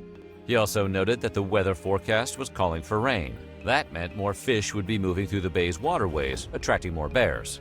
Treadwell was also put off by the cost of plane tickets back to his home state of California. After a verbal altercation with an airline employee, he decided to return to the park. The couple knew what they were up against. September was a dangerous month in the park due to all the hungry, feeding bears. In a letter dated September 2nd, Treadwell told friends, "I'm going to make it, unless one of the unfriendly bears gets me." Kaflia Bay along the Alaskan Gulf Coast was one of Treadwell's favorite spots for bear watching, and he spent time there every summer. In his 1997 book, Among Grizzlies, he labeled this part of Katmai National Park the Grizzly Maze, because in order to access it, campers had to navigate the web of intersecting grizzly trails in the thick brush surrounding the bay. Treadwell and Huguenard ventured back to the park on September 29th. In order to remain undetected by the Park Service, who'd recently imposed a new rule that primitive campsites had to be moved every 5 days, the couple traveled deep into the maze. Despite the fact that Treadwell had witnessed some alarming bear behavior. Let's keep it $150. I will not have the primary takeaway from this documentary or the summarization of Werner Herzog or whatever, which is supposed to be like, oh, don't fuck with bears, like they'll kill you. The only takeaway I have from this is that his vibes were off and the bears could smell him. The bears could smell his vibes were off. Normally, while in the maze the previous August, he still set up camp in the most isolated part of it. Treadwell wrote on August 21st, "Much danger for me. I felt a great deal of paranoia, and rightfully so." He also mentioned that a nearby creek was loaded with bears and trouble. In addition to traveling deep into the grizzly maze, Treadwell also made the risky decision to establish his camp along one of the major bear trails. He was intent on instigating as many bear encounters as possible, and the location would make that easy for him. According to biologist Larry Van Dale, Treadwell chose the spot he did to ensure that bears wishing to traverse the area would have had to either wade into the nearby lake or walk right next to the tent. In Van Dale's estimation, a person could not have designed a more dangerous location to set up a camp. And it wasn't a choice made out of ignorance. Videos found in Treadwell's tent indicate he understood exactly what he was doing. Yet he was convinced the bears wouldn't harm him because he thought they were his friends. I mean, he's right. Surely nothing bad happens to this guy who has a lot of good ideas. Surely nothing bad has happened to this guy who had all the right ideas, I think. Convinced he had nothing to fear, Treadwell ditched his bear spray and opted not to surround his camp with an electric fence. While there is no evidence pepper spray causes any long-term damage to bears, and other experts put electric fences around their camps, Treadwell felt these safety devices were unfair to the bears. He decided to go without. Treadwell's friends had routinely questioned his tactics throughout his career. They were worried he would wind up getting mauled, but he would just say, "If it happens, it happens." To Larry Van Dale, it was the choice to forego any defensive methods or bear deterrence in the camp that sealed Treadwell and Huguenard's fate. In the summer of 2003, Treadwell wrote a letter to a friend in which I respect that. Like, he knew what he was doing. He observed that a few bears at his camp were more aggressive than usual. Some scientists now believe this behavior was caused by the lack of food that year. Salmon and berries were sparse due to a series of recent droughts. As the hibernation season approached, which lasts from November to April, the bears were desperate to fatten up. They were fighting each other for food and scavenging with less care and less hesitation than normal. Treadwell knew these bears and their habits well, but he didn't think twice about staying put. In his mind, his decision to remain in Alaska past the summer season was paying off. Thanks to steady rainfall, salmon populations soared that early October, and he was there to witness it. Just 2 days before his body was found, Treadwell wrote of the experience, "We made the best friggin' choice of our lives. Once the rain settled down, boy, it was amazing out here." With winter on the horizon, Treadwell and Huguenard were increasingly at risk of meeting a hungry bear. Don't you do that. Don't you do that. Back off. What? Most of the bears were retreating further and further inland toward their mountainous dens to ride out the winter. But a few desperate stragglers and scavengers remained around Kaflia Bay. Bill Sims, a hunting guide and pilot who knew Treadwell well, often warned his friend about trying to enmesh himself in bear communities while they prepared for hibernation. "These bears just tolerate us," Sims would say. "They've only got one thing in their mind, and that's to get as much food in their bellies during the summer because they've got a long winter ahead. They're not here to be our friends." But his warnings were wrong. Like, I don't agree. I don't agree with any of the things he's saying. Okay, this wildlife expert. Here's why. Very simple truth. And that is, that bears have sick vibes. That's it. And they look very cute. You have no counter to this. Is the most effective propaganda against anti-bear agitprop. Ignored. Treadwell was so enamored with the bears, he refused to acknowledge the potential threat they posed to him or others. I'm in love with my animal friends. I'm in love with my animal friends. I'm in love with my animal friends. I'm very, very troubled. They're so... This guy had a female girlfriend? Like he had like a woman that he was in a relationship with? Oh, he was openly bi? Effed over. It so sucks. October is a cruel month for Alaskan bears for more reasons than just competition for food. During October, hunters are allowed to track bears outside Katmai National Park in the Kodiak Archipelago. The grizzlies in the park, amazingly, seem to be aware of what's happening to their species, courtesy of what's known as their bear sense. In fact, there appears to be a measurable correlation between bear aggression and hunting season in the area. Sam Egley, one of the men who was part of the team that retrieved Treadwell and Huguenard's remains, suspects Treadwell was too detached from the truth about how bears exist in the wild. Egley would later say, "I think Treadwell thought these bears were big, scary-looking, harmless creatures that he could go up and pet and sing to, and they would bond as children of the universe. I think he lost sight of what was really going on." It's so funny. I like the guy basically taking the long way home to just say he's a pinko commie hippie type, possibly gay. Okay, a lot of people keep saying ahem, and like, I'm sorry, but he's right. The other guy that clearly nothing bad happened to, and not this weird right-wing fella. Okay, obviously nothing bad happened to the guy. Stop. If you're wondering how close Treadwell got with the bears, he actually named every single one he encountered during his 13 summers in Alaska. He also spent time each year inserting himself in their habitats and camping along their trails. By all accounts, he was pushing the boundaries of human-bear interaction. In his videos, Treadwell hoped to show the world that grizzlies were not as sinister as they appeared. He even touched them, even going as far as kissing one on the nose. He and Huguenard spent previous summers together in Alaska, and she joined him in his quest to be a human among bears. "You haven't lived until you've bathed in a river with bears," she told a friend. In September, before they left and returned to their camp, Treadwell recorded an interaction with two large male grizzlies he had named Demon and Machine. He was The bear was getting a taste test. Like, damn, I'm gonna remember this, dog. This shit. Oh, anyway, listen. All I'm stating is this guy, for multiple bear seasons, was able to maintain contact without issues. Why? 13 years, bro. Think about all the years where the bears didn't eat him. Think about all the years, bro. He gets eaten one time. I say that's a success. They were aging him like fine wine. Bro, 1 out of 14 of the years, like the bear attacks you one day, okay? But you're there for 14 years on bear season. I say those are some pretty good fucking odds that bears are not violent at all, okay? It was one time.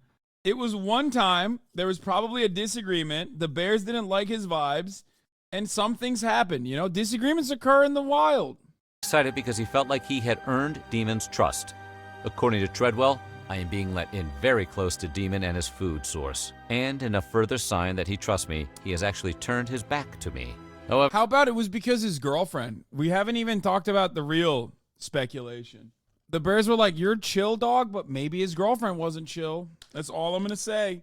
Some of you are saying, oh, like she was brought along, like he got his girlfriend killed. What if his girlfriend was the reason why they did get killed? Because the bears didn't like her vibes. I'm going to continue blaming everyone but the guy. I hope you understand. Because the guy's ideas are aligned with mine, and I think he's right to do the things he did. However, according to biologist Vic Barnes, this behavior was nothing short of pure stupid. He believed Treadwell wasn't really documenting bear behavior in any meaningful way. I think Rather, they're haters. he was just obsessed with his own personal relationship with them. The concept of the 25th grizzly refers to the kind of bear that tolerates no man or bear, one that will maul without bias. Treadwell was very familiar with this concept, having written about it in his book. The way Treadwell behaved toward the grizzlies' demon and machine even implied he believed they met the qualifications to be considered 25ths. He told Huguenard to keep her distance, but video evidence shows neither bear was interested in them at the time. Despite this, Treadwell was fixated on becoming their friend. He believed that bears identified the smell of people with dangerous poachers. Mythologizing his role in rewriting the narrative of the grizzly bear, he wondered, how can I communicate to him that I am friend and all the rest are foe? With no defenses and a campsite that was intentionally placed on a heavily used bear trail, Treadwell and Huguenard's camp caught the attention of a visitor, the 1,000-pound male grizzly Treadwell referred to as the Machine. The interaction likely occurred the night of Sunday, October 5th, and instead of using caution, Treadwell left Huguenard in the tent and approached the bear he heard roaming around their camp. Treadwell recorded audio of the incident, as he did with most of his bear encounters. It begins with him outside the tent, where he meets his fate. For Treadwell, leaving his tent to investigate nearby bears was typical, but the incident escalated as the Machine's predatory instinct kicked in. Treadwell and Huguenard's remains were found the next day. I would love to be his friend, but he's not that type of bear, Treadwell said about the Machine, who was put down after the incident. Human remains were found in the bear's stomach. A few days later, a man with the Alaska troopers told reporters Treadwell knew that he was playing with fire, which was likely part of the appeal. I will die for these animals. I will die for these animals. I will die for these animals. Okay, well, you know, he got his wish. What's the problem? Yeah. Maybe the bear didn't like being named the Machine. Not a big Bert Kreischer fan. The bear was like, actually, dude, what the fuck? Why'd you do that? Well, I killed the bear. It has a taste of human flesh. It's Jover. So what do you think? Poor guy, or did Grizzly Man have it coming? Let us know in the comments below, and while you're at it, check out some of these other videos from our weird history. Dude, I'll never understand. I like bears, but like, I'm not touching a bear in the wild. You know what I mean?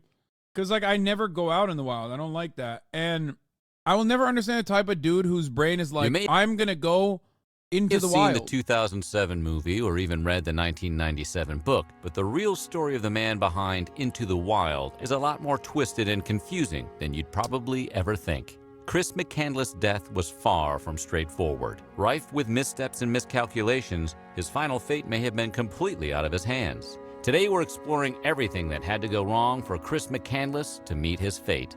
Before we get started, be sure to subscribe to the Weird History channel. Leave a comment and let us know what topics you would like to hear about next. More bears, please. Forget the boogeyman or Freddy Krueger. After learning about Chris McCandless, the subject of your nightmares is going to be potato seeds. In his 1996 book, Into the Wild, author Jack Krakauer asserts that McCandless perished from starvation caused by consuming, you guessed it, poisonous potato seeds. In one of McCandless's final journal entries, he wrote, "Extremely weak. Fault of potato seeds." In his research, Krakauer found that based on the number of potato seeds in the proximity of the bus, McCandless had probably been eating poisonous wild potato plant seeds for weeks, not just for a day or two towards the end of his life. In Krakauer's own experience, wild potato plants were growing everywhere I looked in the surrounding taiga. I filled a 1-gallon bag with more than a... Yeah, guess what, dog? Here's why Freddy Krueger remains on top as, you know, being in my nightmares. Because I ain't going out in the fucking wild like that. Okay? Guess what, dude? I'm never thinking about potatoes like that, ever. Okay? Because all the potatoes I have, well, I'm having them in the confines of my home, right? I'm having them at McDonald's. Like, I'm not going to be having them out in the fucking wild, you know?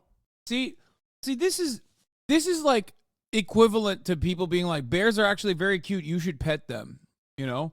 Like, are people that say camping is great, you should go to Yosemite, while we're in the middle of looking at what happens when camping goes wrong, is like, are you a campsite serial killer operating out of Yosemite? Why do you want me to go there? Awfully suspicious of you.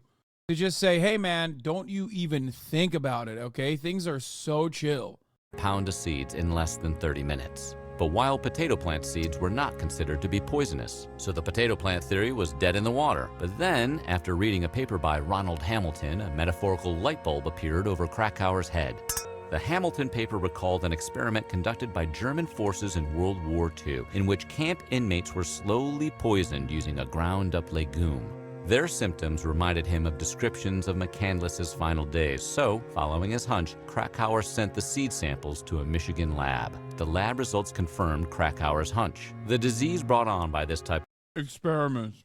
of poisoning is called neolatherism, or, if that's too much of a mouthful for you, latherism for short. Latherism involved a neurological breakdown that results in weakness, paralysis, and, ultimately, loss of life. So even though his initial report said McCandless died of starvation, the real answer was clearly a little bit more complicated than that. As an able-bodied 24-year-old dude, you would think Chris was in the best shape of his life, but that may have actually worked against him when it came to his bad luck with wild potato plant seeds. Remember that paper by Ronald Hamilton we were just talking about? Well, Hamilton based his theories on medical experiments conducted at the Vapniarka concentration camp during World War II. At Vapniarka, located in the Ukraine, prisoners were given pea fodder in their bread to assess potential side effects. Individuals at the camp started limping and, within just a few months, were so weak that they had to crawl around the camp if they wanted to get around. The more the men ate, the worse the effects were, and there was no way to reverse it. After World War II, scientists used this information to explore the toxicity of the poison, Lathyrus sativus. Dr. Arthur Kessler, a doctor who was actually a prisoner at Vapniarka, spent the rest of his life in studying and caring for victims of Lathyrus sativus. Further study determined that while all individuals exposed to the toxin were susceptible to its effects, men between the ages of 15 and 25, especially those with low-calorie diets, regimens of heavy physical activity, and nutrient deficiencies, were impacted most severely. Initially, the seeds from the site where McCandless died were tested at the University of Alaska Fairbanks and came back negative for Dr. Craig Larner from the Michigan lab found levels of OPAD in the seeds. What caused him to go into the wild? Was he poisoned by the potato beforehand? Because I feel like that's the weird shit. Not him dying. No, it's not a plane crash. This guy actually went out there, no?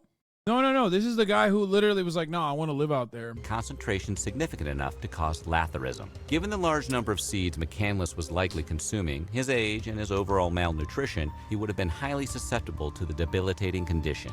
Krakauer ultimately agreed with Hamilton, who concluded, McCandless did indeed starve to death in the Alaskan wild, but this only because he'd been poisoned, and the poison had rendered him too weak to move about, to hunt or forage, and toward the end, extremely weak. Too weak to walk out and having much trouble just to stand up. He wasn't truly starving in the most technical sense of that condition. He'd simply become slowly paralyzed. Considering his final journal entries stopped containing full words and morphed into a series of slashes, we can only guess just how weak and in pain he really was.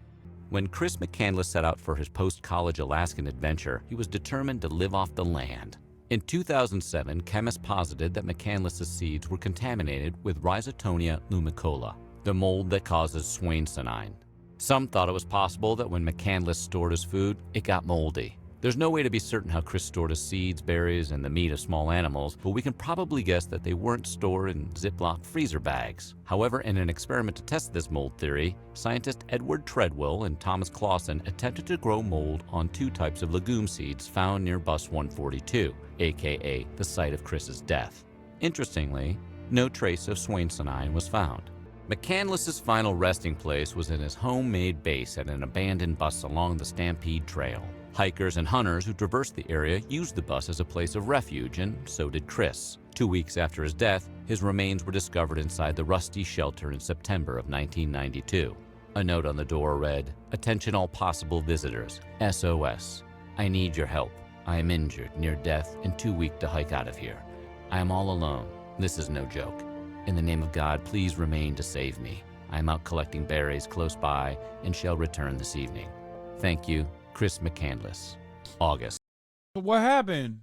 I guess someone said he wanted to die out there, but turns out he didn't. Other than the no-joke note, Chris never did anything to draw attention to his position. In a twist of bad luck, the bus wasn't near any flight paths, so he couldn't have signaled for aid that way. However, some theorize he could have lit a fire large enough to be seen in the nearby town of Healy or at other hunting camps in the area. According to his sister Corrine McCandless, Chris would never ever intentionally burn down a forest, not even to save his life. Anyone who would suggest otherwise doesn't understand the first thing. He was brave and he's a hero to many autistic people, so you better stop the slander. We've seen two different people that got the worst kinds of autism. One, bear autism. The other one, nature autism. both of which ended up killing them. Turns out, like, the best kind of autism is just map autism, okay?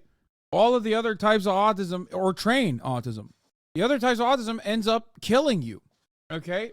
That is not for you to decide. No, just like indoor autisms are far more preferable to like any kind of autism experienced outdoors, with the exception of train autism or plane autism. See, Murat immediately went, dude, planes are the best when he heard that. About my brother. Regardless of whether Chris could have avoided his untimely fate or not, it's clear that his journey made a lasting imprint on the world as we know it, since it was popularized by John Krakauer's article and later his 1996 nonfiction book Into the Wild. It's gone on to be a 2008 movie directed by Sean Penn, starring Emile Hirsch, and even scored by Pearl Jam's Eddie Vedder. Additionally, in 2011, Twin Star Press published Back to the Wild, a book of photographs, journal entries, and postcards from McCandless during his journey from the western U.S. to Alaska. In 2015, McCandless' sister Corrine wrote a celebrated memoir, The Wild Truth, about her struggles with her brother's legacy. Later that same year, PBS released a 60-minute documentary on McCandless called Return to the Wild. To say Chris's story is an inspiration is an understatement. His spirit, attitude, and determination, especially during the end of his life, continue. Okay, am I crazy? Is this because there was a lot of media surrounding this guy? Because what is inspiring, dude? Inspired to do what? Die outdoors? What the fuck? No, I thought they made kids read this because it was like, it was to show children like to not go outside. You know what I mean? Like, oh, as a warning. Because everyone's like, oh, dude, like, you know, they taught us this, like, we had to read it at school. And I thought it was because, like, oh, you live in, like, Alaska or something, and they're just trying to teach you a valuable lesson that at the top of the hour, there's a 3-minute ad break. And, like, you have to defend yourself against that. And the easiest way to do that is by subscribing for $5 or for free. You know? That's right. You can also get gifted a sub if you're lucky. Here's a 3-minute ad break now. Continues to inspire people long after he's been gone. Regardless of how many factors it took for Chris McCandless to meet his maker, it's clear the world lost a bright star on that 1992 day.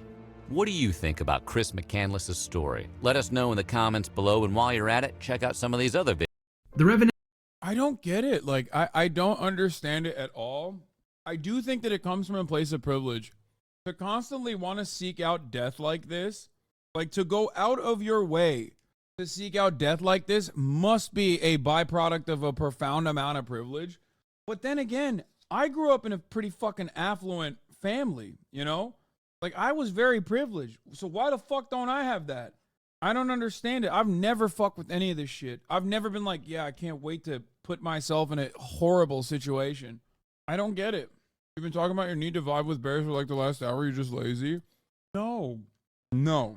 People don't understand something. When I say I think I would vibe with bears, like the only time I'm going to encounter a bear is going to be in a inside style environment. Because I'm not going to be outside. I'm not going to go to the bear's home. But if the bear comes to my home, then, you know, that's chill. Because the bear is going to respect me. Because he's come to my home. And he's going to see the vibes. And he's going to go, let's be fucking friends. You know what I mean? Like, let's be tight. Whereas, well, I do live in West Hollywood. And I'm not talking about those kinds of bears. But, like, if I go to the bear's home, it's different. Then, you know, then the bear could be like, I'm having a bad day. Revenant is based on a true story of a man named Hugh Glass, portrayed by Hugh Glass. The failed, this could have been really funny if it was Hugh Janus. Leonardo DiCaprio in the movie. But the true story of Hugh Glass is even more insane and badass than what's shown in The Revenant. Hugh Glass was born somewhere near Scranton, Pennsylvania in 1783 to Scotch-Irish immigrant parents. In his early years, Hugh was a man of the sea, until of course his ship was boarded by the infamous French pirate Jean Lafitte. Hugh was given a choice to die or become a pirate. Glass chose to become a pirate over being killed, and he lived the next few years of his life being forced to go out on murderous pirating raids and do all the things that pirates do. Finally, after about 2 years of that, Hugh escaped his pirate captors, jumping off a ship and swimming ashore in Texas. Of course, when Hugh swam ashore, he wasn't exactly safe. The Karankawa Indians patrolled those shores, and they didn't take too kindly to pirates. At the time, it was rumored the Karankawa were cannibals, and they loved nothing more than to capture, kill, and eat a European pirate. So, Glass had to make his way through their territory without a map or anything, which he did. making his way to Kansas. Glass was traveling with one other man who escaped the pirate fleet. Though they thought they were out of the woods once they got to Kansas, they weren't. They were both promptly captured by a band of Pawnee Indians. The Pawnee then hung Glass's traveling companion upside down and rammed pine needles into his skin all over his body, and then lit him on fire.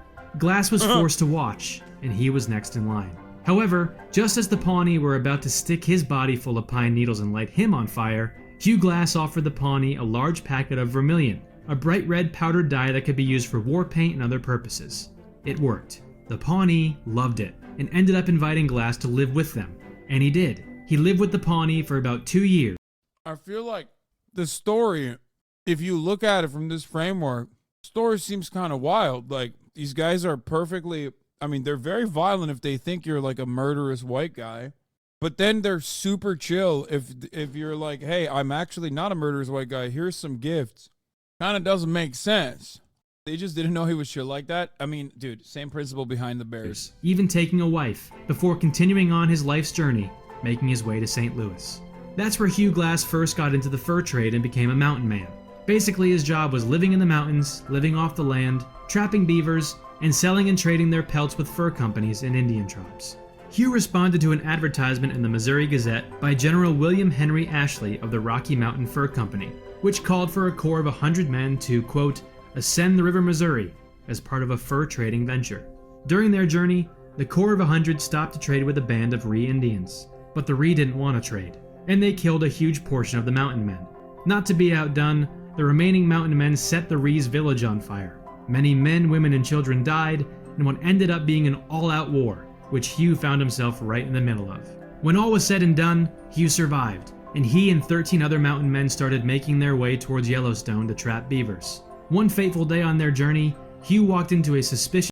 I like the idea of just like surviving many different onslaughts, many different slaughters, to just go back and be like, all right, time to trap beavers. Time to trap beavers, I guess. He's like, yeah, just survived the gruesome murders of all of my friends that I've been working with for the past 5 years. You know, just another Thursday. Suspiciously cleared area, which ended up being a bear's nest. What happened to Hugh in that bear's nest is basically exactly what happened in The Revenant. He was mauled within an inch of his life. The bear ripped chunks off of his body and threw it to her cubs to eat. Then the cubs joined in, slashing him and tearing at him while their mother held him down.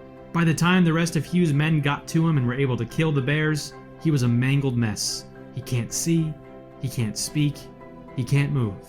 The men did the best they could to bandage him, but the assumption was Hugh would be dead by the morning at best. However, Hugh survived the night. Needing to make headway, General Henry decided to have the men make a makeshift stretcher and carry Hugh the rest of the way. But after some time, trying to carry the 98% dead Hugh on a stretcher... It's kind of fucked up that, like, they just keep taking L's the bears and then murdering the bears as a consequence of the L's that we took. It ain't the bear's fault, dog. You're tasty. He's 1 HP. ...over rough terrain through the mountains was starting to not make sense. Still believing Hugh was on death's door, the general decided to leave Hugh behind, leaving 2 men with him to wait for him to die. Those 2 men were Fitzgerald, an older man about the same age as Hugh, and Bridger, who was just a teenager. After 5 days, Hugh was still alive. Now, they weren't alone in the mountains. The mountain men were being pursued this whole time by the Ree Indians, you know, because they burned down their village. Sensing the Ree were close, Fitzgerald made the call to take all of Hugh's provisions, his rifle, his shot, etc., and just leave Hugh to die. Since he was so close to death anyway, Fitzgerald and Bridger dragged Hugh's mangled, unconscious body down to the edge of a creek and left. But Hugh didn't die. After several days, Hugh came to. He drank water from the creek and ate berries from a tree that was luckily within reach. Only one of his arms and one of his legs was cooperating, the rest of his body broken, battered, and torn from the bear attack. After a few days of being conscious, Hugh became incensed that he was left for dead, and decided he was going to crawl his way, hundreds and hundreds of miles through the mountains to Yellowstone, to find the men that abandoned him. Just die, dog! Hugh had learned to fend for himself in the wilderness. During his trek, he continued to wash and care for his wounds as he could. At one point, he saw a pack of wolves attacking a buffalo. Just fucking die, bro. That's like, at that point, it's like crazy. Like, Come on, man. You survived like 100 times. Like at a certain point, you're gonna have to die. It's so wild. I mean, the part that like spite caused them to overcome great odds does definitely make sense to me, because that's exactly the energy I'm on usually, but you have horrid takes sometimes. I love when people come in here and say this as though like I'm talking about foreign policy or something. He crawled over and scared the wolves away and ate some of the raw buffalo carcass himself. Soon after, now a little stronger from the raw buffalo meat, Hugh came upon an abandoned Indian village.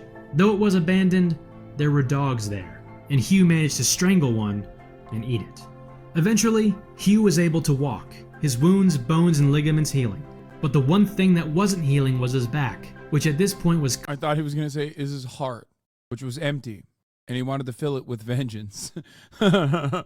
covered in maggots, living and feeding off the open wounds. Hugh came upon a party of Sioux Indians who were friendly and meant him no harm. They took Hugh in and tended to him. They even sewed bearskin onto his back to cover his gaping, infected, maggot-infested wounds, and helped Hugh get to Fort... Damn, a bear opened the wounds and a bear saved it. Kiowa, where Hugh stayed for 2 days, meeting up with French fur traders, before demanding to be placed on a boat to be taken upriver, still trying to hunt down the men that left him for dead. So far... Okay, real question. To those who didn't watch The Revenant or don't remember what happened, honestly, I don't want you to be biased by the movie, but judging by their behavior, do you think it was valid for him to be this mad at these two dudes that left him out to die? Movie's good, but like I kind of feel as though like if you think this dude is on 1 HP and he's causing you to potentially die, I feel like he's out of his fucking mind. Like, what do you mean, dog? Like, what are you gonna do? Vengeance on me now? Like, I'm glad you survived, but that's pretty insane. You know what I mean? In the movie, they kill his son because I assume they wanted to make it more like they wanted to give like not legal, but like moral permission, because the OG, I assume the original story makes it seem ridiculous that he went and killed them. So they wanted to make it make sense. They left him to die or stole his stuff. To be fair, they could have put him out of his misery, and they really thought he wasn't going to make it. Hugh had crawled, stumbled, and walked his way 250 miles. This boat upriver would take him another 300 miles in his quest for vengeance.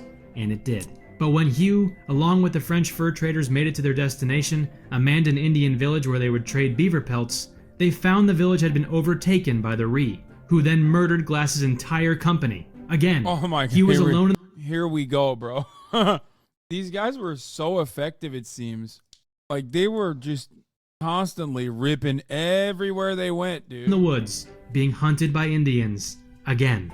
Just as the Ree were about to capture Hugh, a heroic group of Mandan Indians swooped in. They Stop! Again?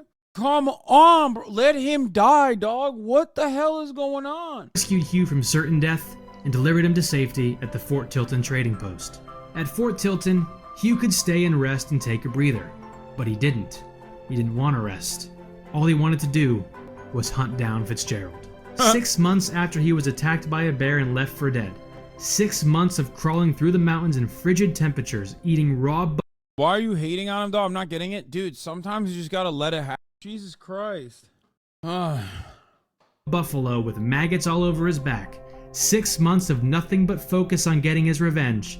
Hugh found his old company in a stockade, which... You say he was involved with the burning of a native village, but it seems like he was also kind of chill with the natives as well. Like, weirdly enough.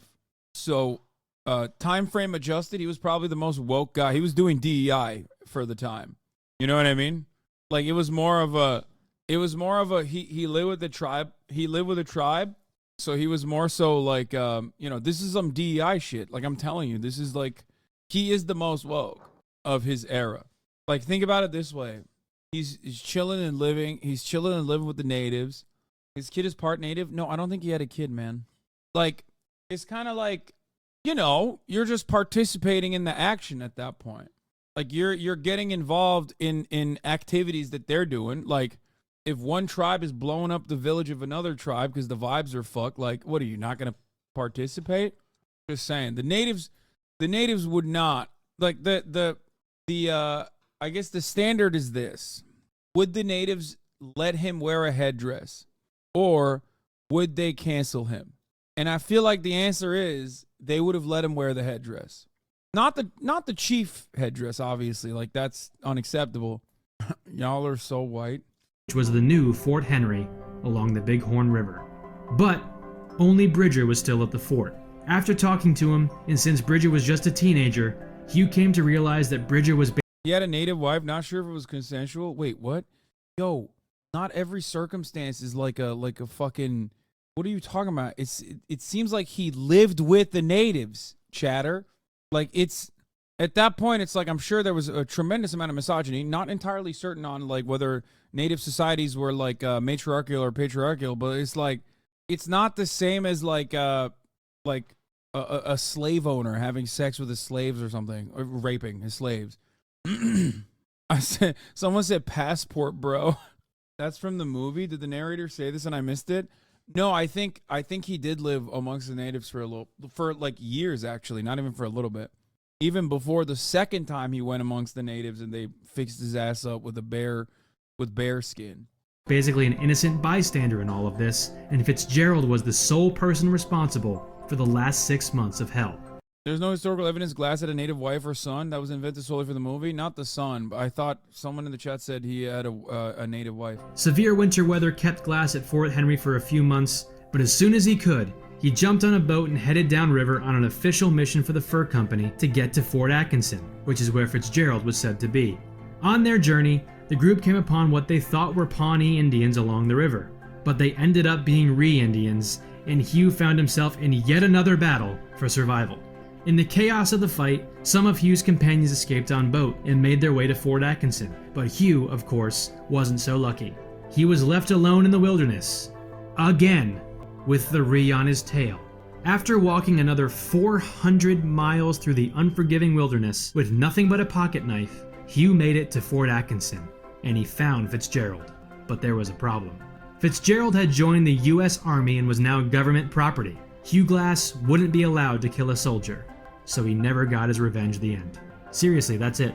After all of that, that was the end of the line.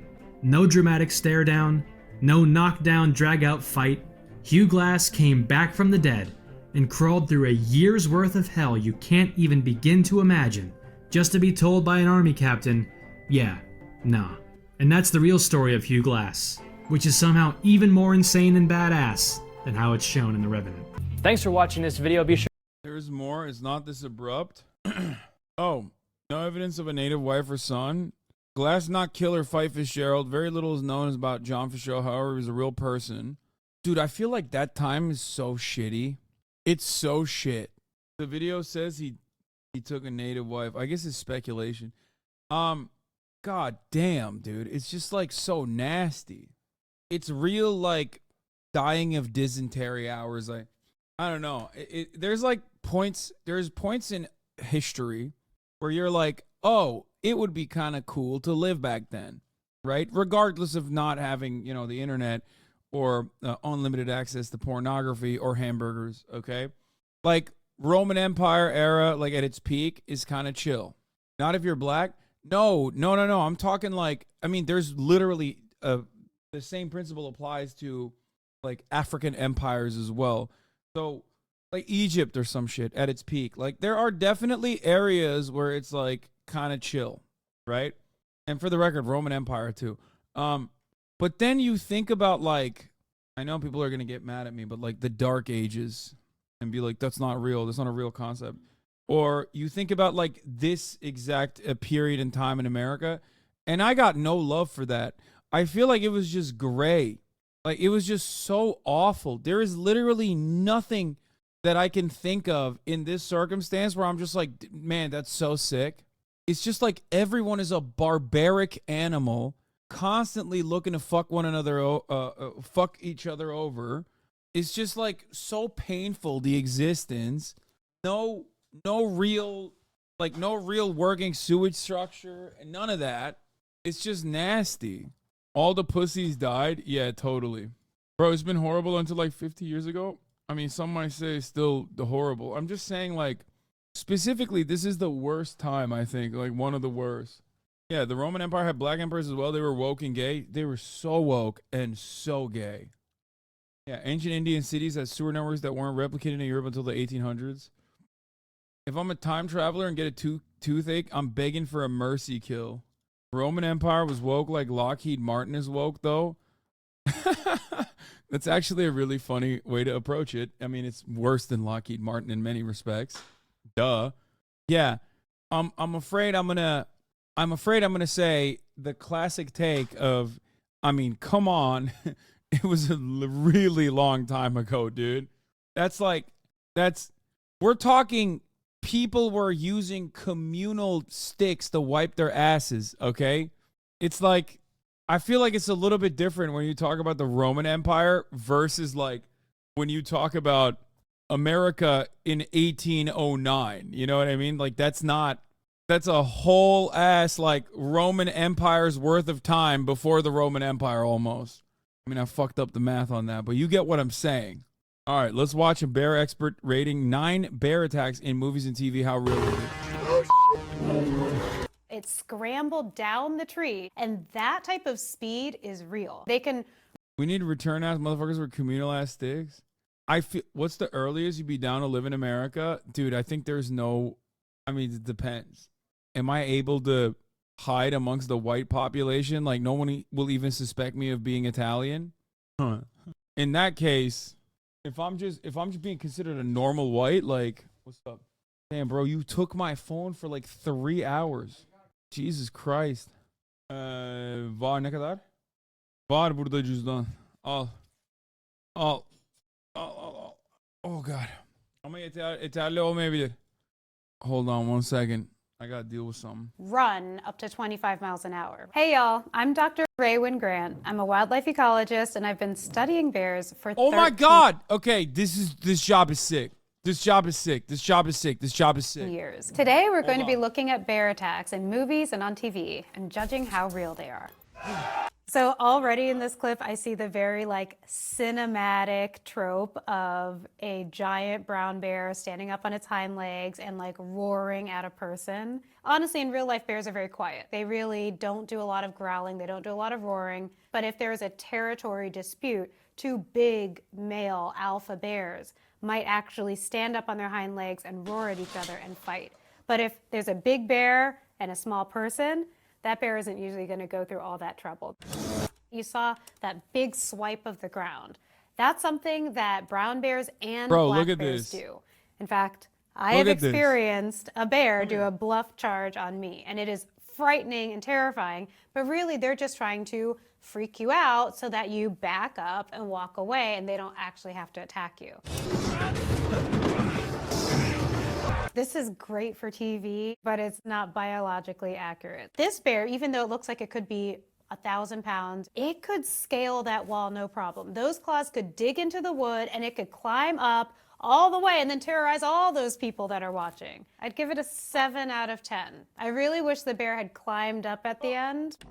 Let me make it clear, that is what you don't do. Even if it looks like you might be attacked by a bear, you never run. It's because humans cannot outrun bears. When humans run, it signals to the predator that you're prey. Like, that's what a little deer would do or a little rabbit would do. But when we stand still, that's so different than what prey would do that they get the message.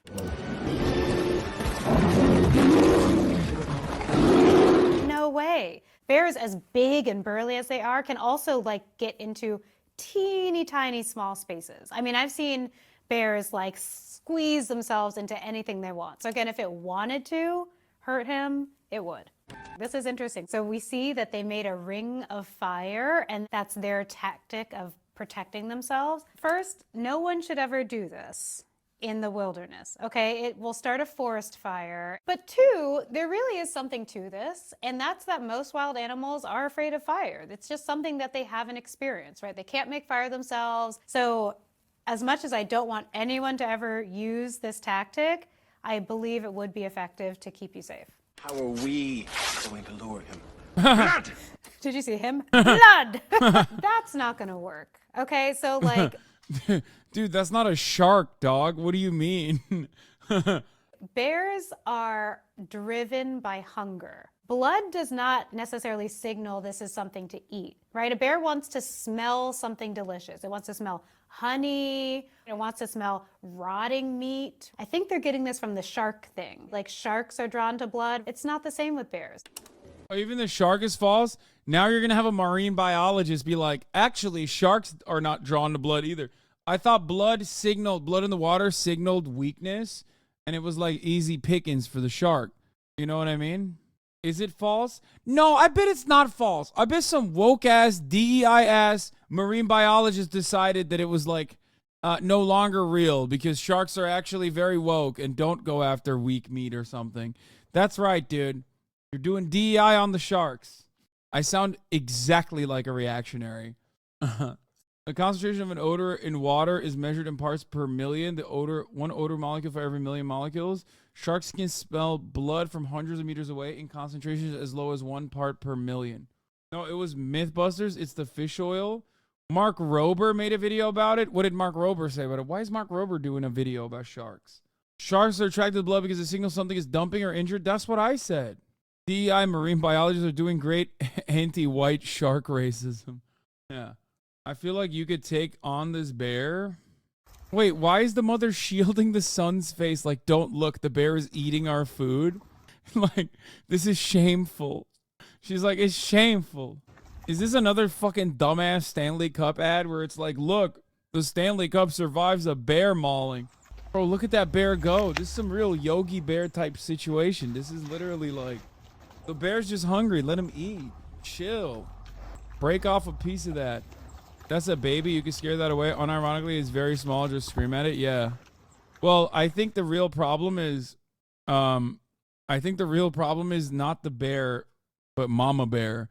Because I feel like when you see a cub, you should be really scared because the cub itself is not the problem. The cub you can scare. It's just that means that a very angry mama bear is also around, right? Or is that also a myth? And then someone in the chat is going to be like, actually, that's a myth. Philip DeFranco did a video about it. Actually, that's a myth. Ray William Johnson did a test on it. What's next, chat? Did PewDiePie do a myth video? Did he bust the myth? Is everything I know about bears wrong? See, Stanley Cup is safe.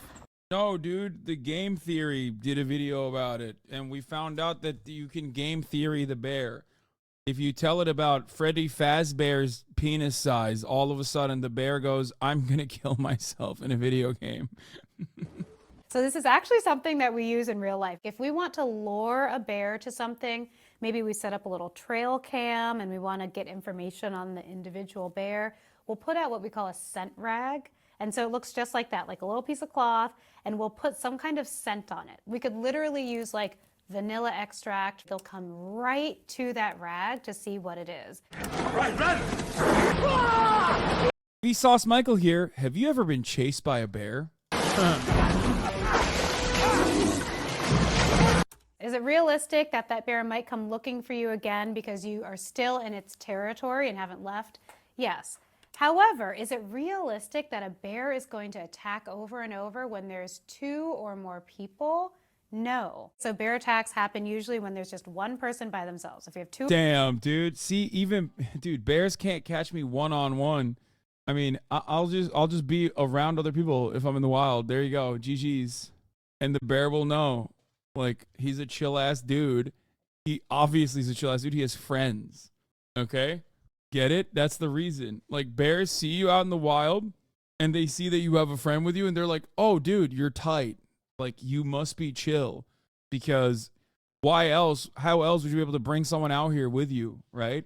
2 or more, it rarely happens, which is another way that people can be safe when they recreate in nature. It did look real, but, like, the probability... Tell that to Timothy Treadwell. We already established that the vibes were messed up, okay? Yes, they were like, Timothy, you got no chill. Like, you're fine, but your girlfriend is kind of killing the vibes, okay? We're out here eating salmon and shit, eating berries, and your girlfriend's like, you know, talking about how it's a life-changing experience to shower next to us in the river and stuff. It's messed up. Sorry, we're going to have to maul both of you and eat you. Of something like this actually taking place, like, I'm gonna give this a 5 out of 10. The first shot we see of the bear is of its claws, right? Those are real claws. They did a great job modeling that. It looks like a real animal. And then the other thing we see is the bear like sniffing, right? Meh. Bear's sense of smell is so precise and can go across such a long distance that they're not gonna be sniffing around for a person when they're literally like 2 feet from them. Bears can't climb trees. Of course I can!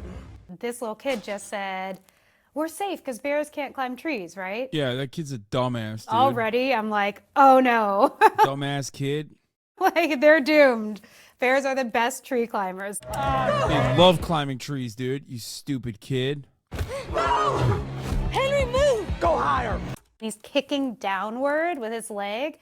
If you ever find yourself like above a bear on a tree, you should do that. But climbing higher, no. There's a phrase out there when it comes to bear attacks. If it's black, fight back. If it's brown, lay down.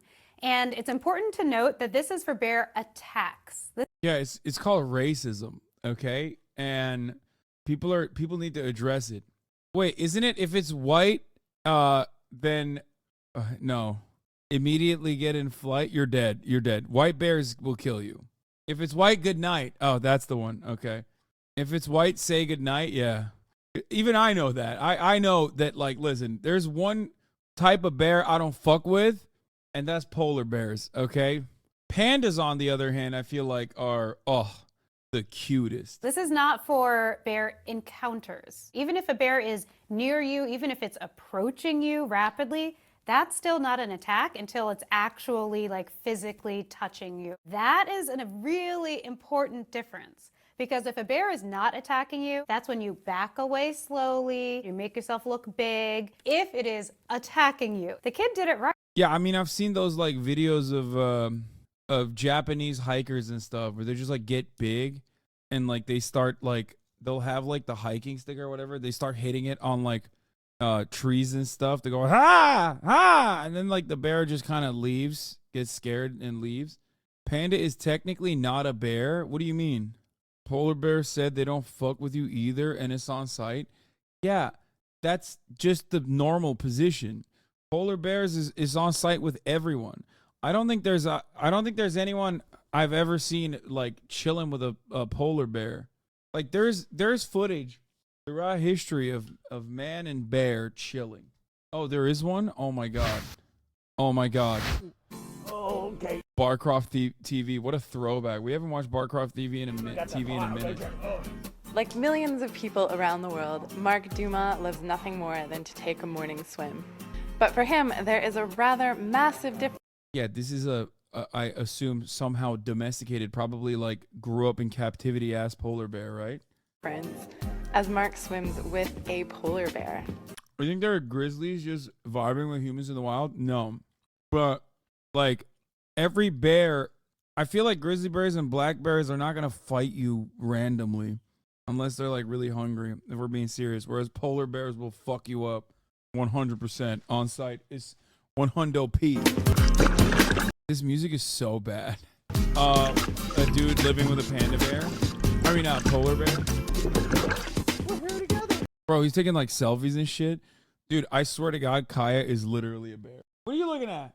What are you looking at? Oh, I did see that, yeah. Why is this guy also doing like he's doing a sexy face. What's up, babe? Just me and my polar bear. He's risen. Look at this goofy ass. Okay. This is like propaganda and it's working. Yeah. It's propaganda and it's working. I'm now convinced I could be friends with a polar bear too. I went to China with my school when I was 15 and a girl stuck her hand through the cage and the panda ripped her finger off. There is what? Why? That makes no sense. They don't eat. I don't think they eat like meat. Clipping and sending to Mayo. This guy has been trying to get me to watch the fucking Polish military bear. 1942, a band of Polish soldiers recently released from prisons and work camps stumbled upon an unlikely mascot. This is a phenomenally rare Polish W, okay? Like unimaginably rare. And that's probably the reason why all the Polish motherfuckers in the chat are like, bro, you have to watch this. Kurwa! A brown bear cub. Enamored astronomically rare Polish with his W. antics and friendly personality, the troops took on the cub as one of their own. The bear grew and the war progressed. As the men ventured into combat, Wojtek the military bear served right by their sides, distinguishing himself enough to become an official part of the Polish military forces.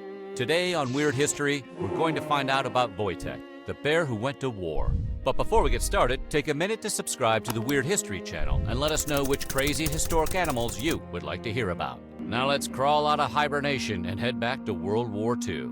On September 1st of 1939, Poland was invaded by German military forces from the north and from the west. On September 17th, Poland was invaded by Soviet forces from the east. As a result of the invasions, more than 400,000 Polish prisoners were sent to work camps in Siberia. This double whammy on Poland was made possible by the German-Soviet Non-Aggression Pact, a pact which fell apart when Hitler directed German forces to invade the Soviet Union in 1941. Not one to take a double cross very well, Stalin ordered Soviet troops to release those same Polish soldiers taken prisoner a few years earlier to join the fight against Germany. As these Polish troops made their way out of Siberia and into Iran, they met a young shepherd. The shepherd carried with him a sack, and in that sack he kept a Syrian brown bear cub. Makes carting around your Shih Tzu in a purse seem kind of lame, doesn't it? The bear was an orphan. His mother had been killed by hunters. The playful spirit of the cub won the troops over, and they made a trade with the shepherd. The newly adopted bear left his old life to go on an adventure with Polish troopers in World War II. The fighting men gave their new friend the name Wojtek, which means joyful soldier. It's wild to think about a dude just casually carrying a bear, but that's just how fucking Iranians roll, man. A brown bear in the ranks of soldiers tends to stick out. A Syrian brown bear is a rather small bear, at least as far as bears go. As an adult, they can measure up to 4.5 feet long from nose to tail and weigh up to 550 pounds. Their fur is light brown, closer to the color of straw. The hair between their shoulder blades is often a different shade from the rest of their body, sometimes appearing as a dark stripe. And it is the only bear species known to have white claws. Very stylish, but boy do they show dirt. The bulk of the responsibilities to care for the brown bear cub fell on two men, essentially his adoptive parents, Dmitra Shaluga and Henryk Zakharowicz. Henryk, in particular, formed a close bond. When does the fun part of Saturday Funday start? Bro, if you're not having fun watching bears fight in World War II alongside Polish soldiers, I don't know what to tell you. What do you want me to do? Watch Playboy Cardi all day? Is that what you want? Is that the fun for you? In most of the films and pictures that exist of Wojtek, Henryk can always be seen nearby. Apparently, Wojtek had a helicopter parent. In the wild, a Syrian brown bear eats fruits, berries, seeds, plants, grasses, nuts, grubs, and small mammals. If particularly peckish, he will eat cultivated grains and livestock. The military was ill-equipped to care for a bear cub, so the troops made do with what they had. Wojtek was initially fed condensed milk from a bottle. But as he grew, his tastes expanded to include, well, basically anything that was available. Not a real foodie. The larger Wojtek got, the more bold he became to roam around the camp's kitchen, scrounging up a snack. In the rare moments when his military family wasn't doing military things like packing, moving, working, or fighting, Wojtek was always up for mixing it up with his human friends. Whether Wojtek was entertaining the troops or the troops were entertaining Wojtek is hard to say. In any event, he threw back beers like one of the boys. But big talk over beers was not Wojtek's style. Bro, that is the most Polish thing you could do. Oh my God. It's also the most Russian thing you can do as well. That's so funny. He was a bear of action. The larger he grew, the more he enjoyed wrestling. Just overall very Slav behavior to just fucking give the bear alcohol. The brown bear loved to roughhouse with men, though it was a rare soldier who was brave enough to earnestly tussle with Wojtek. No troops ever got seriously injured, but it was common for a wrestling match to end with someone's body getting scratched or someone's clothes getting shredded. And that someone was never Wojtek. Perhaps I'm so jealous. Oh my God. That's why most of the men prefer to watch from the sidelines. As a side note, a friend who urges you to wrestle with a bear may not be your friend. Wojtek's behavior was influenced by his peer group, who happened to be war-hardened men with advanced skills in carousing. It's a tough environment for an impressionable young bear. Wojtek adopted their habits and fit right in. He had his own mug that he used to drink beer and wine from, and when it was empty, Wojtek would look mournfully at the cup until it was refilled. What the He also fuck? begged for cigarettes, though he insisted someone lit them before he would accept. Typically, after one puff, Wojtek would swallow it whole. Come to where the flavor is. When the troops arrived in Palestine, they were organized into the 22nd Transport Company, Artillery Division, Polish Second Corps. The men, however, would not abandon Wojtek, who was immediately Wait, what do that mean, Palestine? I'm confused. adopted as the company mascot. But it wasn't just a symbolic gesture. Wojtek was part of the team. One evening, while the camp was asleep, a thief crept into the compound looking for something to steal. Unfortunately for him, he awoke Wojtek, who rose to investigate. With a massive brown bear lumbering towards him, the frightened thief, understandably, forgot he was a thief. He made such a clatter that he woke the troops, and he was quickly apprehended. As a reward for his vigilance, Wojtek was given a bottle of beer. Hey, barkeep, how about a bottle of suds for my furry friend over there? Oh my god, the memes. When he was young, Wojtek traveled with the company from site to site in whatever cab of whatever truck had room. But as Wojtek grew, he tipped the scale at 500 pounds, and it was harder to find any vehicle that had room for him to ride shotgun. So he was upgraded to one of the company's recovery trucks. A recovery truck is like a tow truck, but military-sized and used to move tanks. For Wojtek, it was a traveling home, like an RV built for a bear. He spent his trips lounging on the recovery truck's bed and alleviating his boredom by climbing the crane to get a view of the surroundings. Wojtek wasn't the only animal who accompanied soldiers in the Second World War, although he likely was the only bear on the battlefield. Some animals, like anti-tank dogs, served grim but useful purposes, while Wait, what? What does an anti-tank dog do? What's the purpose of an anti-tank dog? It's exactly what you think it does? No. No. I don't want to know. Do not Google if you're a dog lover. I don't want to know what anti-tank dogs do. Walk a bomb under a tank, obviously. Yeah, and then just drop the bomb and then come out safely, right? That's what you mean. Yeah, surely. They would drop the bombs under the tank and then run away safely and then explode them after the fact. That's what I'm going to go with. Others were brought to battle as a mascot. Whenever he encountered other animals, Wojtek was always friendly. The soldiers of the 22nd Transport Company loved to talk about the encounters between Wojtek and Kasia the monkey and Kirkuk the dog, two of the war's most famous animal combatants. Consider them the A-list celebrity animals of the day. Wojtek never suffered a bullet or shrapnel. Okay, so you can just shit on Cass so normally but can't handle a little history? Yes. A wound, but he did encounter a life-threatening injury. Wojtek was once stung on the nose by a scorpion. Such an injury is often lethal. In fact, his friend Kirkuk the dog succumbed to a scorpion sting. Damn, bro, how many fucking scorpions were out there? Wojtek's friend Henrik was beside himself. He refused to leave the bear's side, doing all in his power to help nurse Wojtek back to health. For the first day and a half, scorpions also demonstrating cat-like behavior. The situation was critical, and it looked as if Wojtek might not make it. The soldiers feared the worst. But Wojtek fought back, and against all odds, overcame the scorpion's venom. Within days, he was back to his carousing ways. As the 22nd Transport Company received their assignment and was sent to the Italian battlefront in 1943, Wojtek had to be left behind in Palestine due to regulations that prohibited animals in combat. An active war front is typically not an ideal place for a bear, but Wojtek was not a typical bear. To get around the regulation, Wojtek was officially enlisted in the Polish army. He was even given his own paycheck, rank, and serial number. This helped ensure his participation was recorded, and the world knew under which flag Wojtek served. Though there was confusion and likely a bit of aggravation about transporting a bear to the Italian battlefront, the Polish troops eventually got their way. In Italy, there were a series of fortifications known as the Winter Line. In 1944, the Germans held the western portion of that line, and the Allies determined that breaking through that line near a rocky hill known as Monte Cassino would give them access to the Italian capital of Rome. Atop the hill was an abbey that had been converted into a fearsome stronghold. The abbey ultimately withstood 3 assaults before the Allies drove its inhabitants backwards into Rome. During one of these assaults, Wojtek's pal Henrik, serving as an artillery spotter, pulled forward into battle and had to leave his bear friend. Oh my god! Oh, why did I click that link? Some things you just don't need to know about, dude. Oh my god, if only I'd run the top. Oh, why did I click that link? Some things you just don't need to know about, dude. Oh my God, if only I'd run the top of the hour ad break, and then some of you would have been spared from seeing the shaved bear at the top of the hour. Because there's a 3-minute ad break at the top of the hour. Now, of course, many of you have already subscribed. So you will see the shaved bear instead of the ad. Here's the 3-minute ad break now. Actually, that bear isn't shaved, it's alopecia. What? Please read my real crazy bear story. True story. I went on a cross Cascade hike as a rite of passage when I was 14. Didn't run into any bears, but ran into a guy wheeling a cart with guns and said he was going to go have dinner with Bigfoot, and he was dead serious.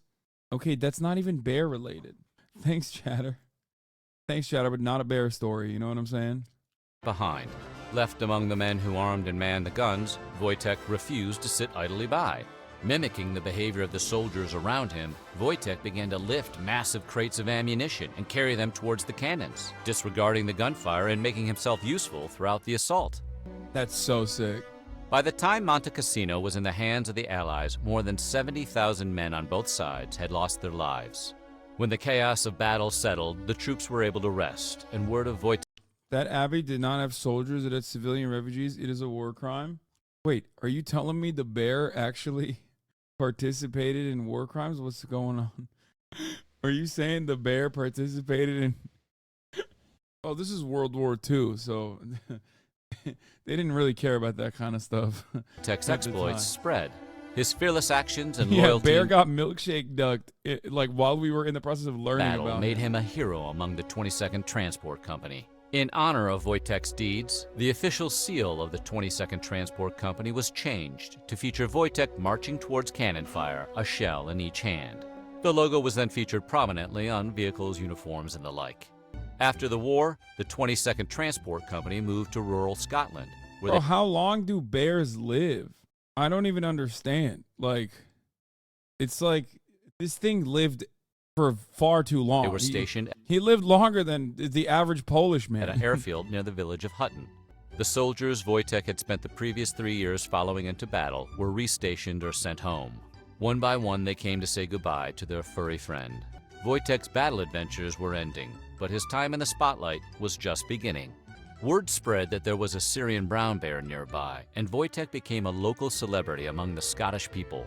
He was profiled in stories, visited by locals, and inducted into local organizations such as the Polish-Scottish Association. In 1947, Wojtek left the military.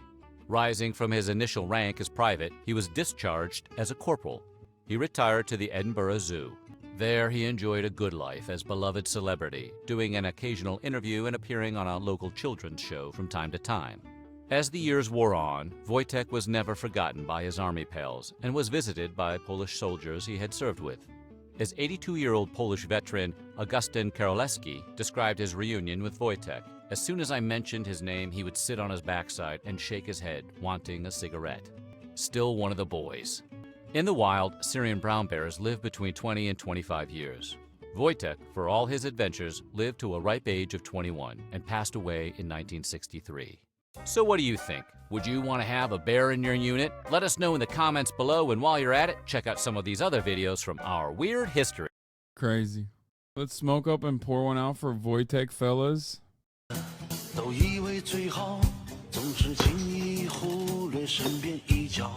Is this? Oh my God, it's Peng's eye. I feel like he's gotten a little bit heavier, it seems. It's the last time I saw him.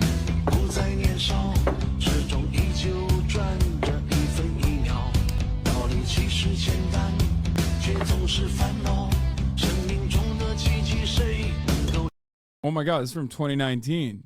Okay, seems to me like he's gotten skinnier since the first time I saw him, or after this. Did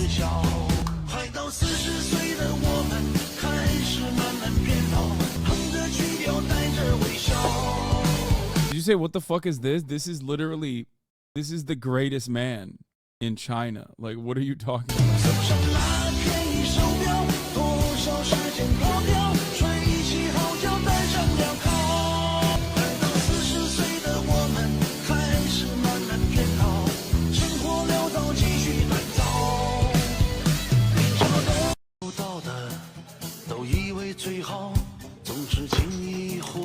This is literally, this man Listen, the American State Department fears Pang Zai because if more Americans were familiar with his behavior, like the entire xenophobia in America would diminish, okay? It would hit zero. Americans wouldn't dare dream of being xenophobic ever again. Right, but the whole time, also try to get out of there. It scrambled down the tree, and that type of speed is real. So the bear like first slowly went up to get the boy. Of course they can do that, but the way it practically leapt onto the second tree and scaled it in a second, that's really when a bear wants something. Okay, so she's not factoring in something really important here. And I hate to be that guy, but technically the bear is on cocaine. So I feel like the reason why the bear is that fast is most likely the cocaine and not because this is a normal bear. I mean, they can run up to 25 miles an hour. See, that's another bear that was on cocaine. Classic. So it should be said that like bears don't do drugs. It is totally like hypothetical what a bear would do if it was like on tons and tons of cocaine. But this movie is loosely based off of a true story. But there was a bear in the 80s, I believe it was 1985, that was found dead after ingesting a big amount of cocaine that was dropped from an airplane. But in general, overdoses can kill animals just like they can kill people, and that's what happened to the real cocaine. Oh my God. How much cocaine can kill a bear? Like, it must have. Also, why did the bear just eat the cocaine? I feel like if I'm a bear, I don't fuck with that. You know what I mean? I guess it didn't really do it in moderation. Like, it just smelled it and was like, this is fire. Someone said it looks like sugar. You think that's how animals operate? Chatter? You think animals smell stuff and go, oh, wow, this looks like sugar. I have no sense of smell. I guess he must have liked the way it smelled, though. He didn't know his limit. Yeah. Cocaine bear. The only thing that I saw in this clip that wasn't so accurate is that they're really not that interested in attacking people, right? Especially black bears. Black bears are the least predatory of all the bear species. They mostly have a vegetarian diet. They love their fruit. They love their nuts. Another thing people should know is that bears do not eat people. Sometimes it's happened, like really, really rarely, but they do not prey on humans. If a bear is attacking someone, it's really because they perceive that person as a threat. I would give it like a 6 out of 10. I can't imagine a bear ever leaving one person to go attack another person for drugs. Okay, well, but you don't know how a bear would be. You don't know how a bear would be once it gets a taste of cocaine. You know what I mean?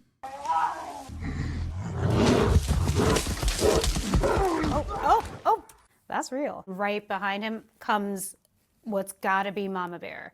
The female bear raises her cubs, and she dedicates her life to keeping. Okay, turns out I wasn't so wrong about the bear situation, especially as it pertains to Mama Bear. Turns out Mythbusters was wrong. Turns out Ray William Johnson was wrong. Turns out the game theorists were wrong, okay? I'm just saying the Mama Bear situation is correct. It's not just a myth. Okay, how about you busting some bitches instead of trying to come in here and bust the fun I'm having with your fake Mythbusters nonsense? This guy was technically just standing there, but because he was between the bear and her cub, she sees that as a threat, and she get fucking ran owned, right Mark through him. Rober. So we often tell people who are like recreating in the wilderness, do not physically come between a female bear and her cub. Even if you notice a bear cub on its own and you do not see the mama, get away from there immediately. You are in danger, okay? They lose their mind and they just attack. So it's actually really, really accurate the way that they showed the attack. The way that the bear uses her teeth the most, like she does a little bit of like paw stuff. She uses those parts of her the most because they're the most effective. And again, she's not trying to like get a bite to eat, right? Like if she wanted to eat him, she would use her claws to tear him apart. But instead, she just wants to have those fatal bites to keep her cubs safe. But the biggest myth that the media shows about bears is that they're always on the attack. In some of the national parks that have bears, take Yellowstone National Park. Wow. Turns out HasanAbi Piker vindicated. Turns out bears are not always on the attack. Guess what? You can chill with a fucking chill-ass bear. Guess she's about to say that. And guess who's saying that? A person who's an expert in bears. That's right. Just saying. A lot of you hated on me because I spoke the truth.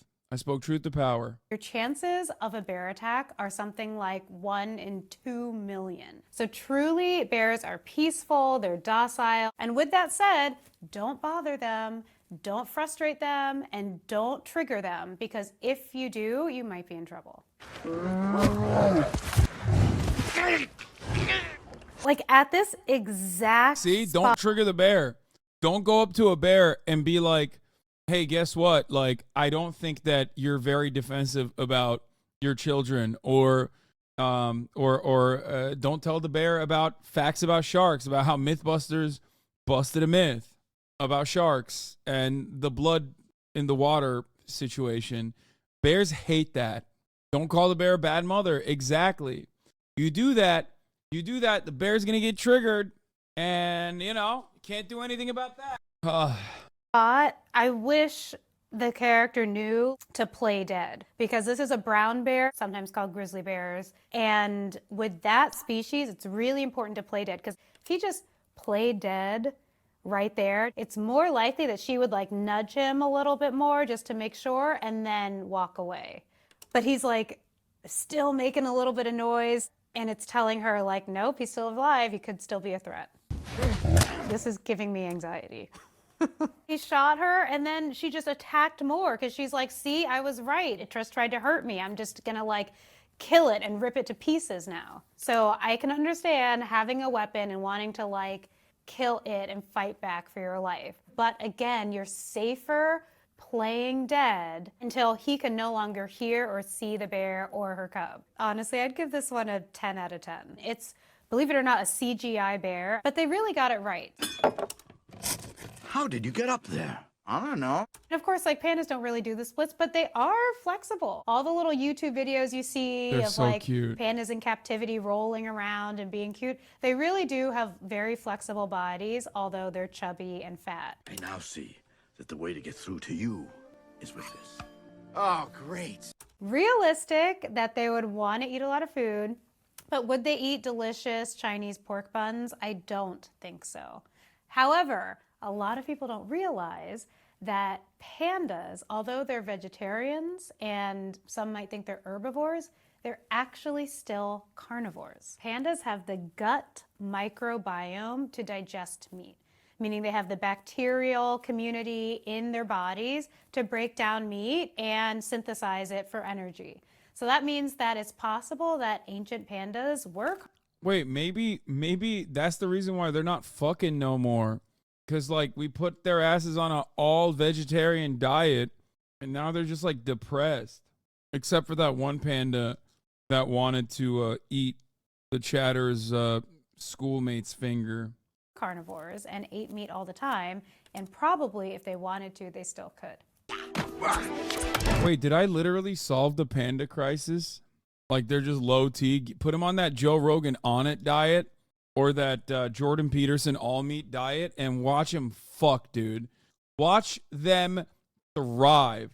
You can't even stop them. They'd be porking left and right, dude. You give them pork buns, they're porking left and right. You are wildly misinformed. So, this panda is learning martial arts, which is atypical for wild pandas.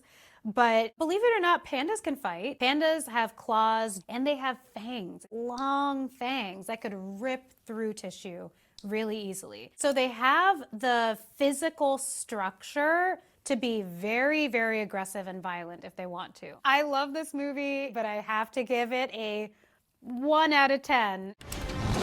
I'm always happy to see polar bears. They're awesome. They are not only the largest of all 8 bear species, they're also the largest carnivore on the planet, and they are very aggressive. So to have a very violent interaction between 2 alpha male polar bears is realistic. We're not gonna have like an audience of other polar bears. Okay, why?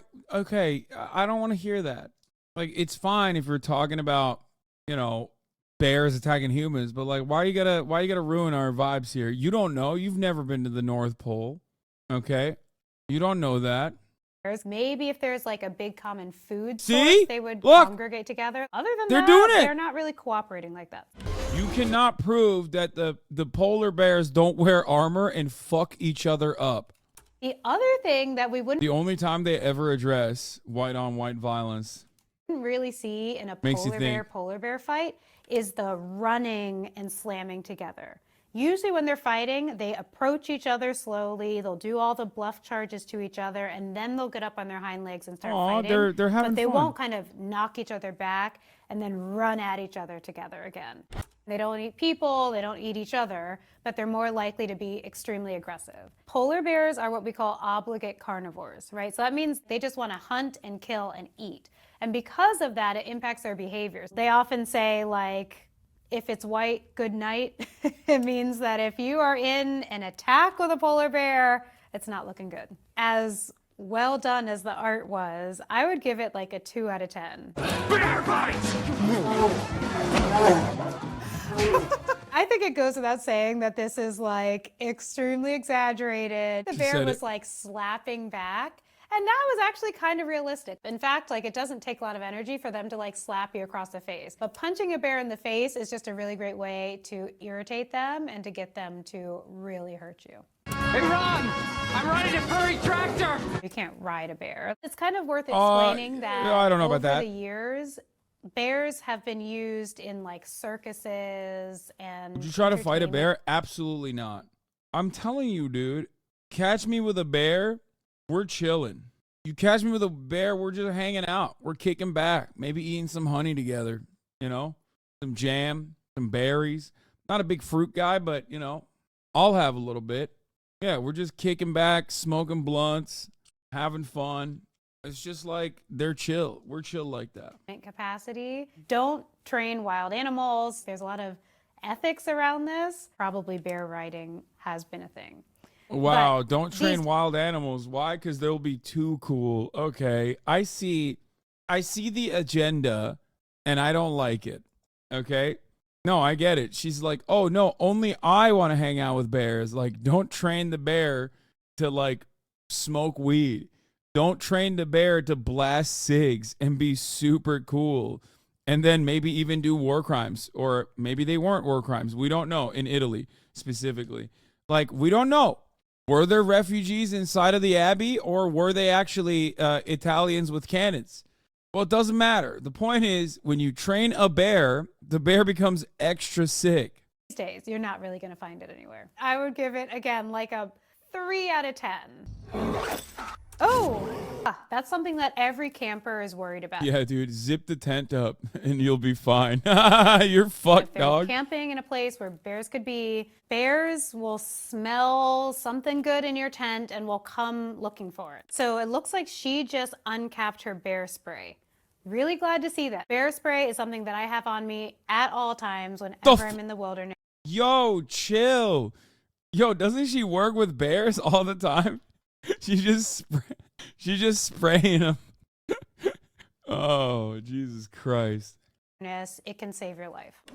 Ugh. This is where this woman went wrong. Bear spray is completely 100% ineffective when you're in close proximity with the bear. It's just going to aggravate it and make it attack you. You use it when there's a bear in the distance. Bear spray is pepper spray. But it's not the same kind of pepper spray that we use to keep ourselves safe. It is extremely powerful and it shoots at a long distance. So if you sprayed bear spray in your tent, you would not be able to breathe. You wouldn't be able to see, like you would be incapacitated. You have to do it in the open and then you have to get yourself out of there. So what they should have done is at the beginning of the clip, unzip the tent, spray the bear spray, zip it back up, and wait a few minutes and see what happens. That one was intense. It would have to have so many interactions with humans that Is she not going to point out that black bears are hella timid and would almost never approach you like this? No, she has. She's a literal, like, bear expert. What are you talking about? You can't try to outwoke the bear expert on bears, chatter. it learns a behavior to become a killer, like a deliberate predator of humans. Also, the bear spray situation could have saved them way before. Also, yeah, do you remember when you asked, like, why do they kill the bears once they kill humans? This is why, I think. Yeah.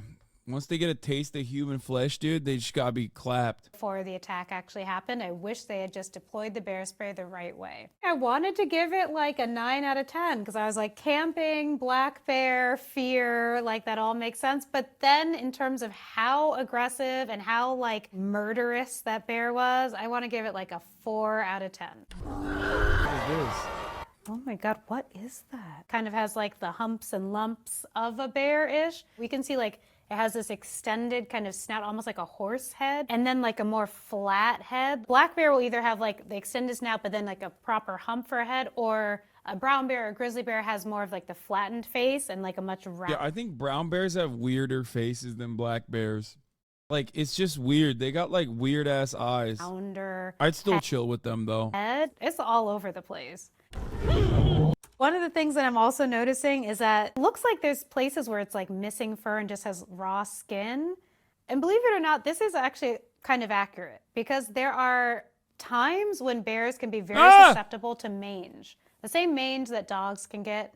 So it's possible that like a mangy bear influenced this animal here. Okay, I'm gonna give it a 1 out of 10. Like that wasn't even a real animal. My favorite bear show. This is what bears do in real life, okay? Look, that's what they do in real life.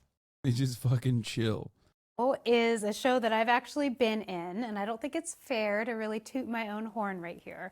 So I will say that my second favorite bear show was Yogi Bear. And it was mostly about this bear named Yogi who lived in a national park and would steal people's picnic baskets. See, Yogi, I think that's literally why I love bears so much. It's not even a joke. It's like we had very limited shows when I was a kid, when I was growing up in Turkey, and that was definitely one of them. And I feel like Yogi Bear is so nice with it. Like, it's just, that's where I developed an appreciation for bears and hanging out with bears and why they would be chill. It's like kind of realistic, right? Like bears are in a lot of America's national parks and they love our food. That's something that Yogi Bear's a dick. He steals people's food. Dog, he's a bear. You should be literally giving him the food anyway. You're kind of a dick for not giving him the food. You deserve the food to be stolen from you. humans and bears have in common. Thanks for watching. If you like, actually, Yogi had his funny up, not his money up, dog. That's what I'm saying. She could have picked Smokey the bear. He saves us from forest fires. Instead, she picked a pain in the ass bear. She chose poorly. Nothing Yogi owns is his. That hat, the tie, nothing. That's so dumb. That's so stupid, dude. God damn, we watched so many bear videos. This has been like a old school ass, like, fell down the bear pipeline moment for this community. Like, I used to do this. Oh man, no, I'm not gonna watch the Tier Zoo video on bears. We're moving away from bears. Oh god, van life parents are abusive. No, I'm not gonna watch that. I'm not trying to watch van life stuff. Let's go with and we're not gonna do the Chinese cartoon yet. Let's see, the best of HasanAbi 2023 by freaking Blammo. What's going on, everybody? Coming out with another banger. Fantastic evening, afternoon, pre-noon, no matter where you are in the world. I'm Hassan Piker, and this is the HasanAbi broadcast coming to you live from mostly sunny California, Los Angeles. Folks, we're live and alive. First time of the year. And I hope all the boys, I hope all the girls, and I hope all the MBs are having a fantastic one, because today is a fantastic day. Have you had your first poop of the year? Be honest. Of course I have. My friend, my body is a finely tuned machine, especially as it pertains to pooping. Trust me. People say best hair because they're coping. I told my mom I was going to be on your stream today, and she sent me a screenshot of you watching MILF Manor. Is that what it's called? Hey Hassan, it's Disco Mommy from MILF Manor. Hi, Mom. Is B after A? Like on the... like that. Snip it, Kyle. It's his first time cutting hair. There you go. Take that.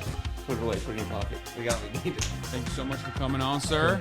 Have You watch this video, you go, oh, how cute and how nice. I watch the video and I'm filled with rage.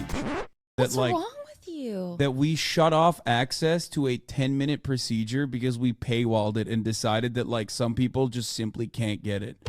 Remember that video was like, I guess I did get canceled a bunch in 2023 as well. That was yet another classic Hasan cancellation where like LSF clips it out of context and then and then refuses to like understand the background. Still to this day, people yell at me. Still to this day, people yell at me whenever there's like a news story like HasanAbi raised $1 million for Palestinian children. There'll always be like hella people in the comments like, remember when this clown yelled at Mr. Beast for raising money? Austin Ox PR year didn't do shit. Yeah, 100%. Oh my god. Oh, what's happening? Freeze! Stop moving! What? Stand next to me now. Now follow with my exact movements. Where's the bomb? Come with me! Stop asking questions! Okay. Don't show your Follow my camera, movement. camera. Follow my movement! Flash. Oh fuck! 30 seconds left. How? No! Lose! That's the crazy! 114, I'm so bad! The Valo arc. I know, I don't know what's happening. Real rough time in a bit. Oh, again? Yeah, I quit Valo, dude. That's the second time! How? My blammo is like this, dude. Yo, it's a Zoomer boy pig. Yo, he got the Zoomer. Wait. And one of the people who is, I think, most hilariously involved in this controversy now is Hasan Piker. He used to be associated with the Young Turks. Blammo! He is... Stop! Get my name out of your goddamn mouth, Ben. The problem with the education system these days is there is a fundamental lack of preparation for the top of the hour ad break that is occurring right at this moment. Messed up. I used to hook up with transgenders and I would make LGBTQ decisions. Blammo! Stop! Ooh, everywhere that we've been so far, you don't even hear peep. No one is talking. No one's on their phone. We are probably the loudest. God, it feels... Dude, I'm not even kidding. God, I love Japan so much. As soon as I am overcome with emotion, whenever I see videos from my first Japan trip, this was like the first day. This was the first day of my first Japanese trip. And I just like go back to how awesome it felt. When I watch this, I just go back to like remembering the good feelings. And I'm trying to be as like quiet as possible too. Did it meet your expectations? Oof, above and beyond. This is the greatest moment. I'm changing my stance on cops. I like them now. Ah! Oh, it flew! Ah! Will I lose service down? First Japan trip was goated. Both Japan trips were goated. At the metro station. A silly question asked by an American foreigner, but we here know the truth that Japan's public infrastructure is simply goated, which means that you get 10K bitrate while you're down hundreds of... I hate this clip. So this is what is known as a payphone. You can put some dollary dues in there, and then you make a phone call to your mom, and I call her and I say, "Arigatou gozaimashita, Chat's mom." Yeah. Didn't you meet Jack Donahue on your first trip? What the fuck is Jack Donahue? We'll be having sex later. You alright? She junji on my Ito till I'm horrified. I'm just like sitting in here by myself like the not so cool kid. None of these dogs on. Oh, the DJ from Salem, Lana's ex, the hot guy who's a little zesty. Yeah, I did. Yeah, no, he's the man. He's dope. I did meet him at the Pig Cafe, and he invited me to a strip club. It was crazy. Oh my goodness. Oh my god. See, that's footage from the second Japanese trip, interlaced with the footage from the first one. Yep. I need to do contortion. Yeah. All right. I think that's second. Yeah, this is second Japanese trip.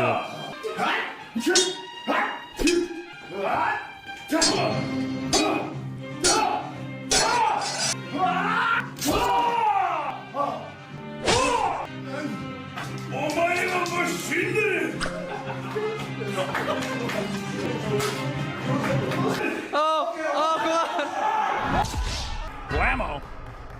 Do not Google camel toe. Okay. 2023 New Year's resolutions. Go to Japan. Travel even more. I can't believe I'm writing this again. Adopt a puppy for real this time. One hurdle that many people can't overcome is at least like the adoption fee. So while I can't adopt all of these puppies, I wanted to at the very least pay the adoption fee of every single puppy in this facility, and I'm gonna do that in all of the other places that we go to as well. Oh my God, they're in here. Oh my God, March. Oh. Oh my God. So we usually don't have puppies in the background Going crazy. because we want to make sure they're super safe. Where are they at? Kaya, where are they? Oh. Which one's your favorite?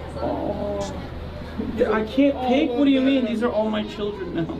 She went crazy. I know they're so Oh my God. She was like, where'd they go? Why are they crying? Speak to it. Oh my God. This was your BK era before Kaya? Yes. What's going on, everybody? Today is a very special day. Bam! There it is.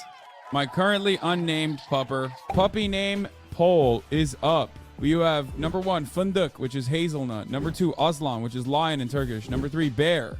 And number 4, Kuma. And number 5, Kaya, which means rock. Kaya doesn't just mean a rock, it means a boulder, actually. With 52% of the votes, this is a democracy after all. Kaya has it. This is, dude, look Kaya. at this. Goodness. Kaya Piker. Come here, you. You can come to me. Which house? Like Annie. What do you have to say? You have to say something? You like to say something to the microphone? One good look at these mentally You- that's intelligent you as a dogs makes it baby. easy to understand why they are the Did you hear yourself? That's you as a baby. Look at that. Look.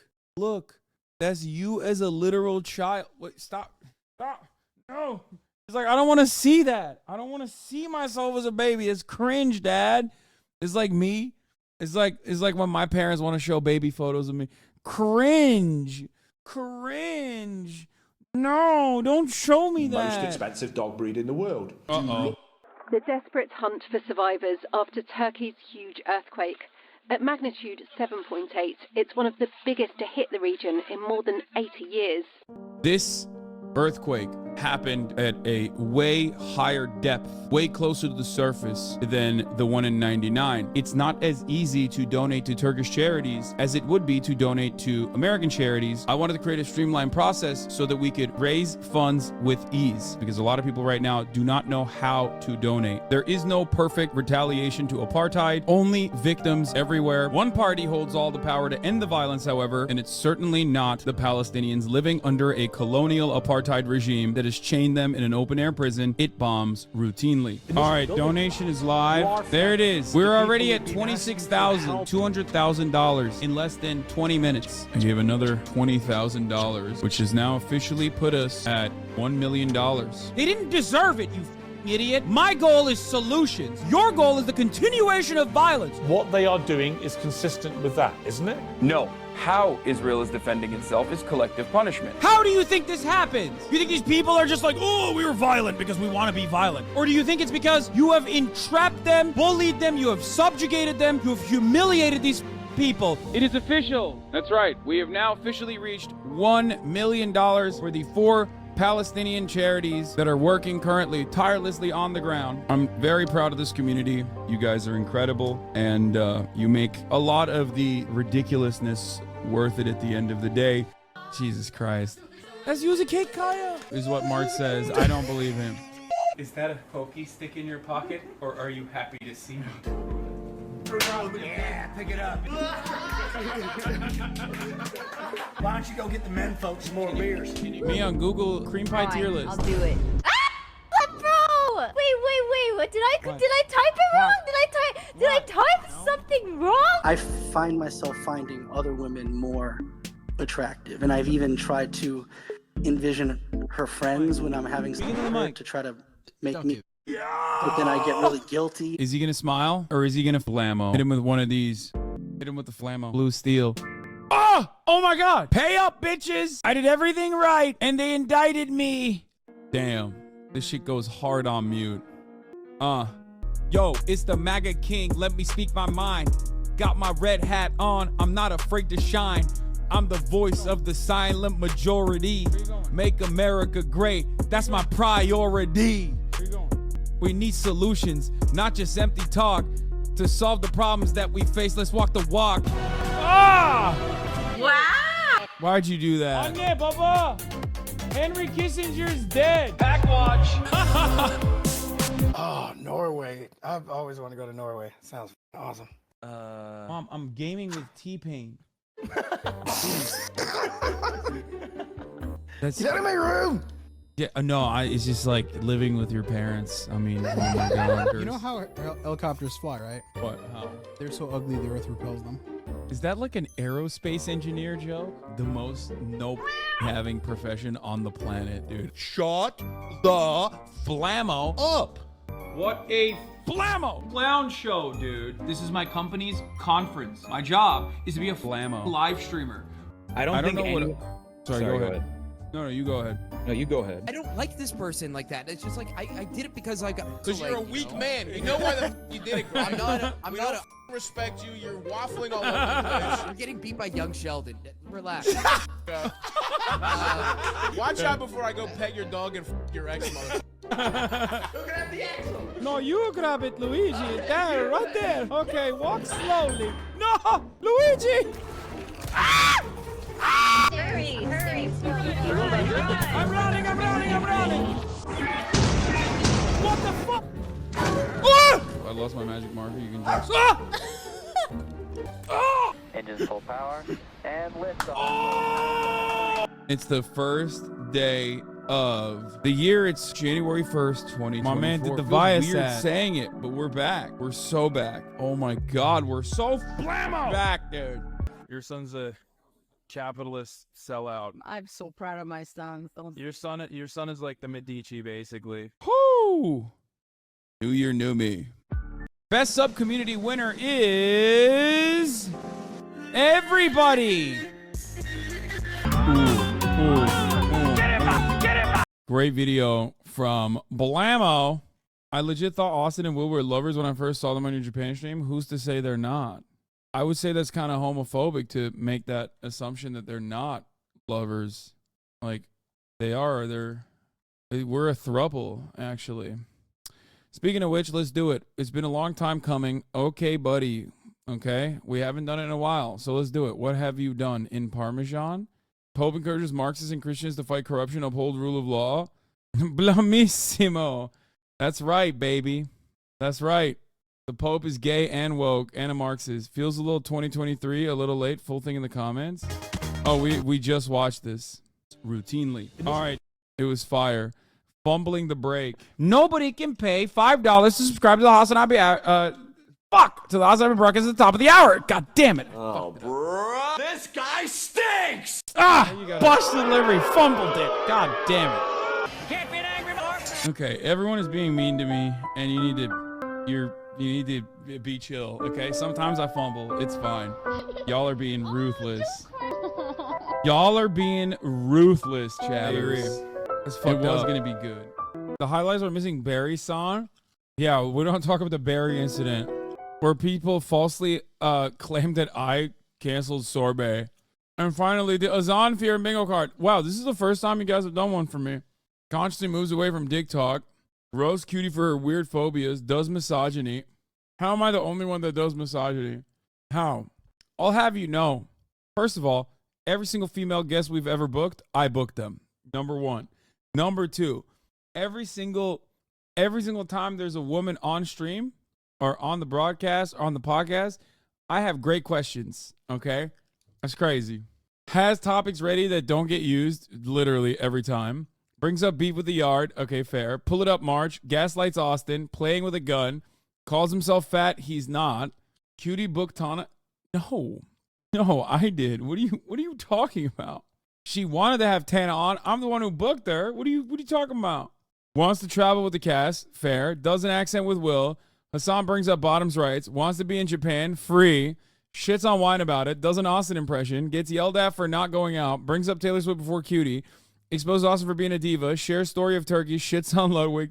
Is homophobic to Austin. In perfect sync with Will. Blows everyone's mind with insane TikTok. Brings up hot guy topic. Fall over. Wait, what does that mean? What's a hot guy topic? Like ugly hot? Falls over laughing at Austin's dumb Austin comment. True.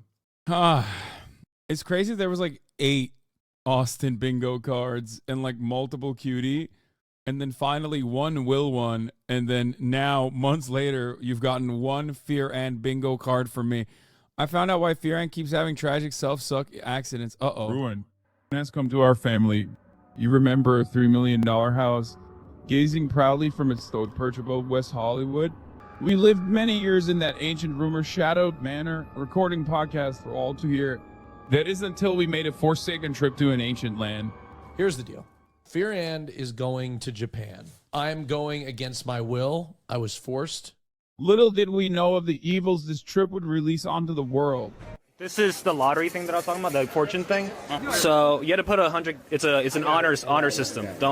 If you don't put money in, you're Bro, the Austin curse came after me, not him. going to hell. You're going to hell. If you get a bad fortune, you can just I'm the tie one it that to got here and it's all cursed. good. Yes. That's Yes. awesome.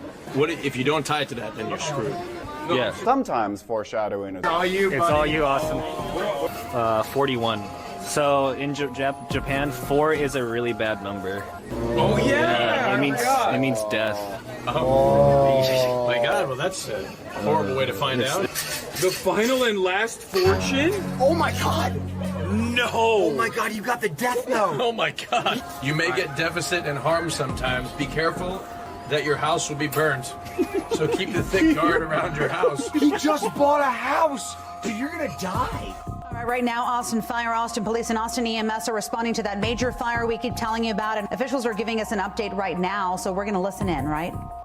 My name is Brandon Wade. I'm Assistant Chief with the Austin Fire Department. It actually says the final and last fortune. Okay, but let's tie it off. I don't like this one. Can we tie it? So when you tie it off, what does that mean? You leave. No! You broke the bad fortune route? Dude, Austin, you need to get... You're like breaking mirrors right now. Yeah. Oh! You ripped it. Oh, no. Oh. Okay, hold on. Just a minute. We can fix this. Hold on. What does that mean? Is that bad? Oh, God. Jesus Christ. Oh, my God. Oh, my God. This is it. We're safe. You're good, man. You're good. Hey, have fun. We thought the worst was over. We were wrong. The old wives' tale is that if you tap an egg with a spoon and hear the frequency change, you're cursed. Oh! You trolled right there, right? Oh my God. Wait. No, I heard it. I heard it. I think this was a fine podcast studio, and I will stand on that forever. I think this studio is perfectly valid and perfectly fine. And everybody was like, it's not good. And it led to me gutting an entire room, okay? What? 90-degree Hasan take L? White. Oh! May God have mercy on our souls. Everyone hates that futon you have set up. I didn't set it up. We literally worked with a professional team to build that. Dun, dun, dun, dun, dun, dun, dun. It's not the equator, guys. It's the red line. Get it? He knows it exists. It's like, what if it's a DEI pilot and they accidentally hit a button? There's just that big old eject the door button there, okay? And they hit it, okay? And then I want to get a custom table built for the new set. We need a table again. I mean, fair. All of a sudden, they're like, oh, no, dude. Uh-oh. That is DEI pilot. They made a Muslim man a pilot and a Lebanese gay man, dude. There's no more DEI pilotry than that right there. Everybody knows Muslims know how to fly, though. What this does... Hasan! Oh! Oh! Shit! Oh! What the fuck? Put it back up! Famous Muslim pilot Muhammad Atta. Himbo, follow up to Hospilled full in the comments. I've been using this as well. This is like, I've used this as an intro song. Are you winning, son? Come on, let me teach you one. Scoot on over in your chair and toss me back that plastic gun.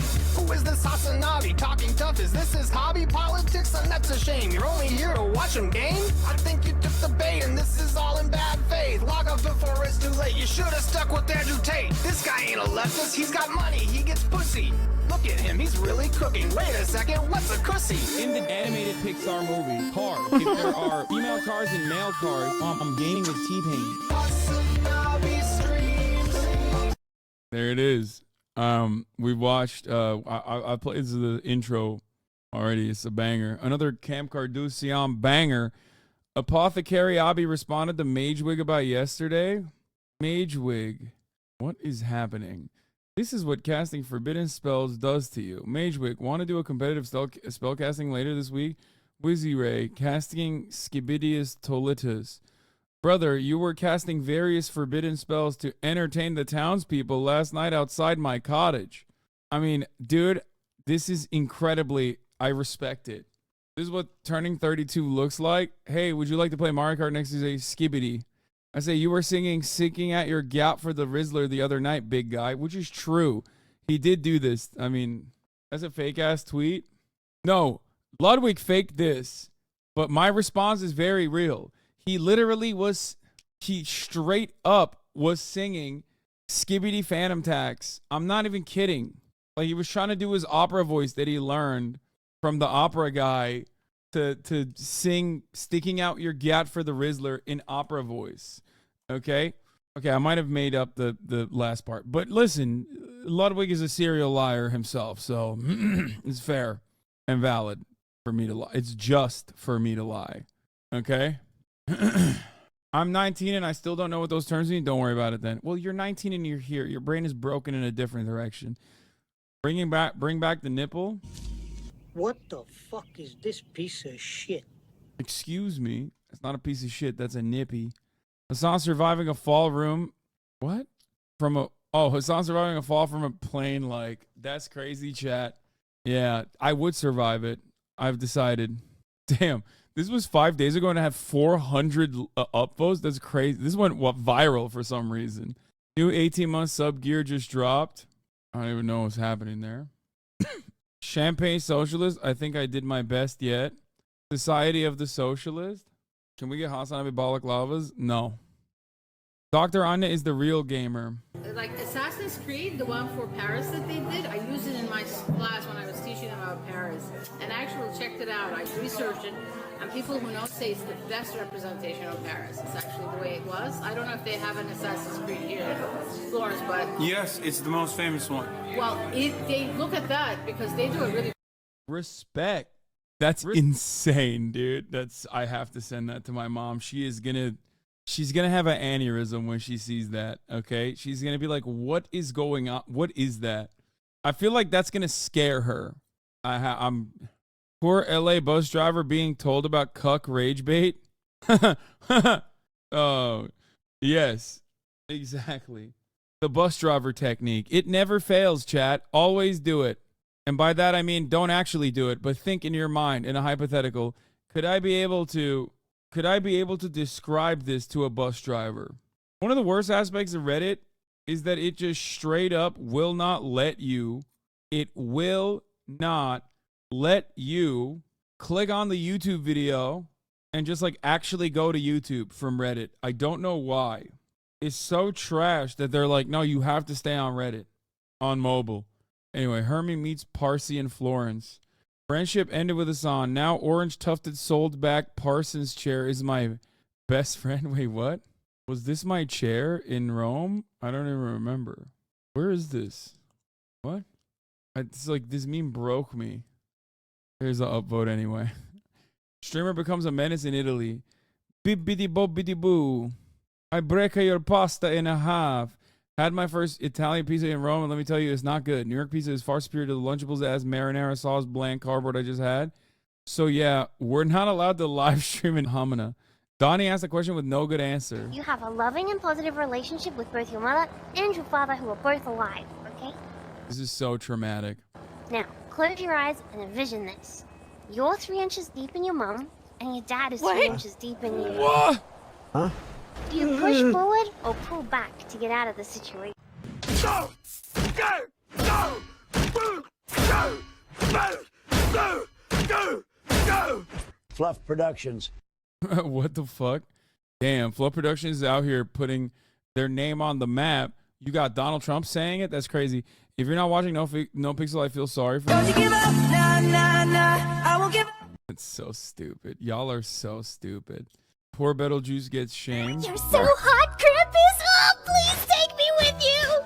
Oh my god, Betelgeuse, what the fuck? What is up with my fucking mod team, dude? Maybe all of the fucking smarmy, annoying, like, manifesto nuke writing fucking lefties on Twitter, or quote unquote lefties, fake ass lefties on Twitter are right. My mod team does need a fucking cleansing. What the fuck? Fluff Productions. It's true. Don't make anarchists shower. Go ahead. Take a look at that. How does that make you feel? Huh? Stop it, HasanAbi. He's an anarchist. Think about the warm feelings that you might get if you stood under that. Oh no, it's very water. good. Fluff Productions. Italian version of the intro song. I've seen that as well. But we'll watch it again. Aspettando Hassan, si andrà a guardare un video e poi giù 3 ore a commentarlo sul suo stream. Per tutto il D o il su che stiamo aspettando Hassan. Chissà quest'oggi che farà.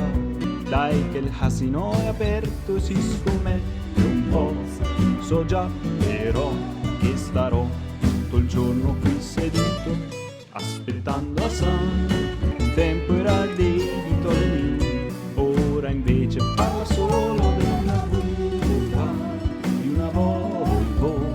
Dio mio, quanto tempo ho trascorso qui. Quanto tempo trascorro aspettando Hassan. Aspettiamo Hassan. A bear wouldn't attack you while singing this song. Good vibes? Exactly. An Italian bear wouldn't, for sure. Look cool. Guns have one goal, and that is look cool, kind of like cigarettes, and also end organic life. Also like cigarettes, yes, it's true. A true Irish. There's no gays in Ireland. What? You're confused again. You got the misconceptions inside in that chip-like brain you have. What do you mean? There's no gays in Ireland. We should be blaming the gay guy instead. Fluff Productions. Nice. There's no gays in Ireland. I just learned about CapCut, and this fan cam I made is too embarrassing for me to upload to TikTok. That's what you think. Oh, there's way more embarrassing fan cams out there. Trust me. Pilled meme. Don't stop, we're up now. Don't stop, there's so much to be found. We can't find paradise. All we have to do is don't go free, that's all. What? This is a bone made of a deep energy. Bones all around, but I won't go fearless and free. I'll make you straight. You give me love, that's how I live. But it won't Dragon Ball Z fade. intro If you're with me, my enemies will never win. We were fight for love and glory. He didn't watch Kai. He doesn't know how hard it goes. We will live to tell the story. There is nothing we can't do. Nothing ever dies. We will rise again. This is psychotic. The fact that there's no music on it is insane. All right. Still an upvote though. Died 1991. Born 1991. Welcome back, wife of Mao Zedong, Shun Qing. This is the first time I've seen this like be done for me, which is insane. Into the Alex verse. Wait, they're all named Alex? Always been? I know, dude. I gotta find new friends in 2024. No more Alexes. Well, we got Tadek. What is this? Italian traveler Hasi. That's right. A piece of hat. I am both a Mario and a Luigi. Me, when I say stupid shit in chat, last time my post was marked as spam. Please clap. How cool. Meow. Very cool. What movie is it? How cold is it down in LA? It's really cold. It's 59 degrees right now. It's actually kind of crazy how cold it is. Cats Don't Dance? I've never watched this. Dude, it's crazy how cold it is. 59 degrees in Los Angeles is like minus 40 in Iowa, okay? Just understand. You guys don't get it. You'll never understand it. Let's go. Let's go. Let's do it. This is my shit, dude. Oh, I love this. I love this so much. Yo, chill. Luigi Bros Lethal Company, HasanAbi Gaming trailer. You are the Ohio Luigi. What Luigi? The Skibidi Luigi. Yeah. Oh! What is that? What is that? Okay, I close the door. Goodbye. What the? Mamma mia, I'm gonna open it. Oh god! Oh, no! Oh, it's a turret! Watch out! Watch out, run! Oh my god, you almost died. Thank god you're a gamer. Oh, spider! Spider! Run away! He's coming! Hey, we found you, Luigi! I'm leaving the fire exit. There is a fucking thing. What the fuck's going on? I started the ship. I started the ship. I started the ship. Get in. It wasn't on. Come back! Oh no. My Luigi Italian company was my most goated character. The Japan app had me laughing. I love Tiny Table Haas. What the hell? This is like a year late, but hey, I'll take it. My friend found this in her sibling's school book. Oh yeah, this is der Livestream von Hassan Piker alias HasanAbi war während der US-Präsidentschaftswahl 2020 extrem populär und machte hinsichtlich Zuschauerzahlen US-Fernsehsendern wie Fox News und CBS Konkurrenz. If they only know that they put a fucking rabid anti-Semite on there. Dude, Germany is out of control. Okay? I don't even want to talk about Germany. Donnie O'Sullivan joins Weasel News. I want to join Weasel News, actually. You should twat out your reporting. Working on a story. Sex work in Los Santos. Are the terms of service too restrictive? I've lost almost my life. So who got hit by a tow truck? I've lost my job prospects. Are you towing my van? What is to be done? But the news never stops. The city is absolute garbage. America's there to be jolly? Wait, didn't we watch this already? This is so insane. America deserved presents under the tree. Fuck it, I'm saying it. We're there to partner with them. It's happening. Like, we fucking totally brought it on ourselves, dude. Holy shit. We did. We fucking did. In a video game, whatever, hypothetically, politically, we fucking did, man. We did. Holy shit. Holy fucking shit. Look at the way that this Grinch is running his fucking mouth, justifying taking the town's presents right now. Like, how is anything I'm saying controversial? Like, we fucking been good boys and girls. Still to this day, Santa Claus literally went on national television and said, "Merry Christmas!"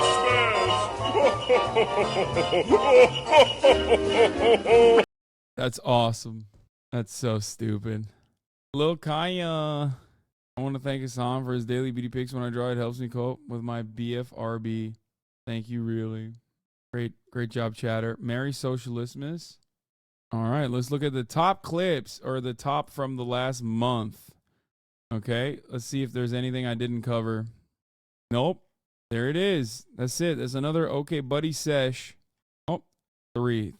Just got my 350 marker set from Socialismus. Decided first picture I drew for my king, to my king. Oh, let's go. That's what I'm talking about, dude. Bribery. That's how my head looks. So that's pretty fire. Thank you for putting your markers to good use by drawing correct things. Don't know if this is OKBUDDY style, but here's an edit. I had to Google what POG is. I'm an embarrassment to my generation. Well, video currently unavailable. Wait, where's the link? I don't get it. I see it now. Nope. No, you don't. Upvote anyway. Italy trip-related. Hassano Piqueria from JoJo Part 5, which famously takes place in Italy. I am not dressed that much like a freaking JoJo character there. You found it? Here's the link. Okay. Good one. Here you go. There you go. Bullshit. Twice in one day. Really fucked up. Really fucked up. I hope you guys are happy. All right. That'll be the end of OKBUDDY. We did it. Now let's look at Gordon Ramsay sandwich that made Mr. Beast shave his head. Yes, it depends. Unless it looks really good, it has to look so good. I want to shave my head to eat it because I have to. I pissed Gordon Ramsay off. Why is he wearing like a goofy ass Willy Wonka ass hat? Is this like a Willy Wonka ad or something? Because at the top of the hour, there's only one type of ad, a 3-minute ad. You know what I mean? Not a Willy Wonka ad. A 3-minute ad break. Which, by the way, of course, if you no longer want to see. Well, then all you need to do is subscribe for $5 or free with the Twitch Prime by connecting your Amazon Prime account to your Twitch account, where you get one free Prime subscription a month. Use it on your favorite broadcaster. Hopefully that's me. You know what I'm saying? Here's the 3-minute ad break right now, as a matter of fact. Here it is. Any thoughts on U.S. and U.K. attacking Yemen? I believe they did it so LNG prices will be able to go higher because of the Red Sea blockade increasing now? What? I don't know. I don't think that that's the case.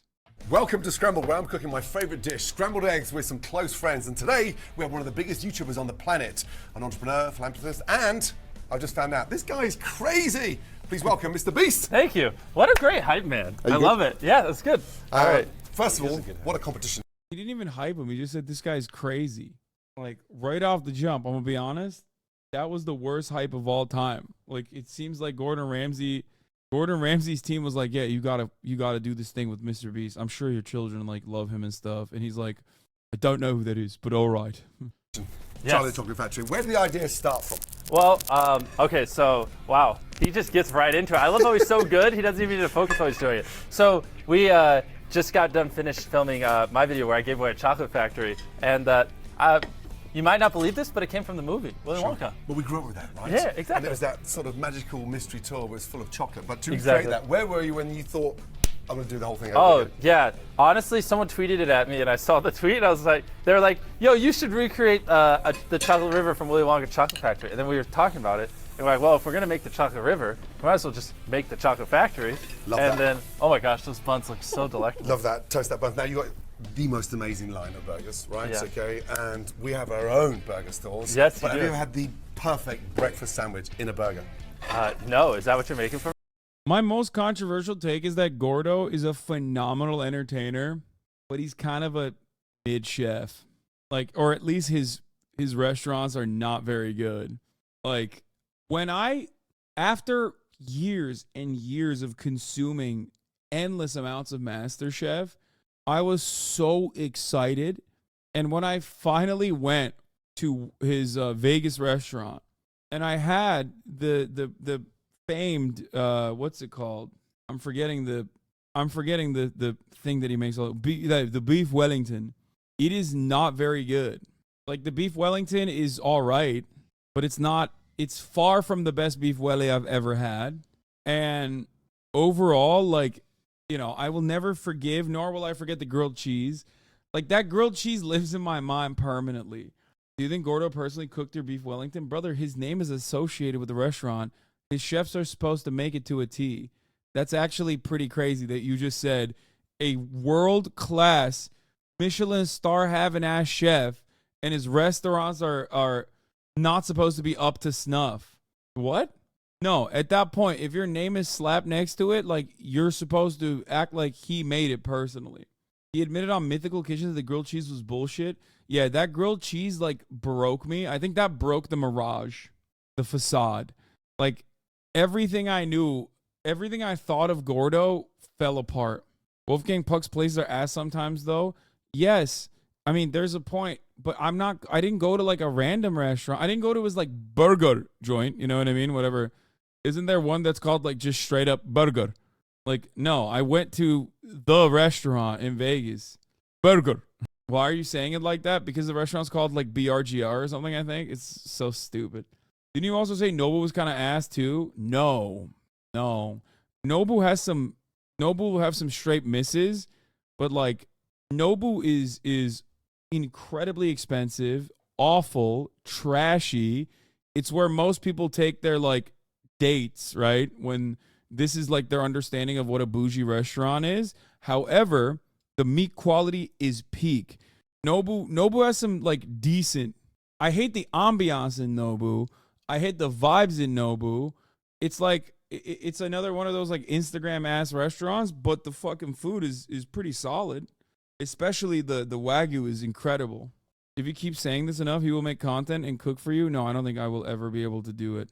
Do content with Gordo. That's exactly what we're going to make. Okay. So, scrambled egg, smoked salmon, and... Let's smell that. Wait, do you want me to take a bite of it? Do you know what that is? White truffles, right? That is the black truffle from Perrigo, that's right. That would explain why it's black. Amazing. Absolutely amazing. I want to take a bite so bad. So, I have to also say that I'm doing a video. God, that black truffle, taking a bite of black truffle would be disgusting. It would never be white truffle. Mr. Beast, how dare you? Why would I ever use white truffle? Disgusting. Not allowed. Clueless American. Where I try not to eat food for 30 days, and if I do, I have to shave my head.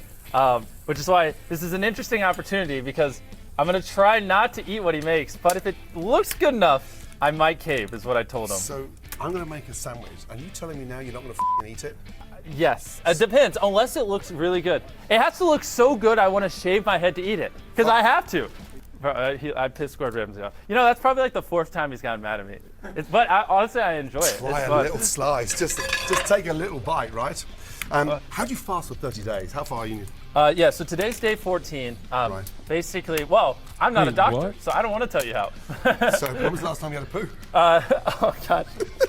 He asked me that earlier, then he was like, actually, I'm going to wait till we're doing this, because he wanted you guys to know. So I haven't ate food in 14 days. Mr. Beast. Had a poo. Oh, God. He asked me that earlier, then he was like, actually, I'm going to wait till we're doing this, because he wanted you guys to know. So I haven't ate food in 14 days. Mr. Beast, don't reveal the content secrets, dog. What the hell? And when I stopped eating, I pooped on day number 2. And then I didn't poop again for a week. And I was like, oh, I guess no more poop since I'm not eating. And then randomly, on day 10, I'm not eating food. I had another bowel movement. And I called the doctor. I was like, I swear I didn't eat, blah, blah. He's like, oh, yeah, that's normal. When your body breaks down your fat, it creates waste, blah, blah, blah. So why? Why are you doing it? What's the objective? Oh, gosh. I think, for me, I have Crohn's, so not eating will help lower the inflammation in my gut. Sure. B, I also like just pushing myself. That's why I buried myself alive, walked a marathon with long pairs of shoes and stuff. So I just like, I'm just kind of training my mental toughness. So this is pushing me to the max. Oh my gosh, that looks Will you make it 30 days? We'll see. Depends. Oh my God, how many sticks of butter? Butter dog with the butter on it. Gordo, what the fuck are you doing, dog? Gordo's like, oh, you have crumbs. Nice. I'm going to kill you with this butter. What the hell? Oh, hell no. You're going to be pooing. You're going to be pooing for the next week, dude. He put more butter. I've never seen that before. I've never seen that done before. He put 4 sticks of butter for 2 eggs. What's happening? There's more butter in there than there is motherfucking egg. I'd say there's a high probability I cave now. I'm so hungry. Bro, comment how long you've ever fasted before. Just to look. Do you see? Can you tell my eyes are getting a little watery? It's on every high-end restaurant uses nothing but butter on everything, piled with it, everything covered in it. That's why everything's so flavorful. No, I know they put butter in everything. I know. All expensive restaurants use a lot of butter. That's why it tastes so good.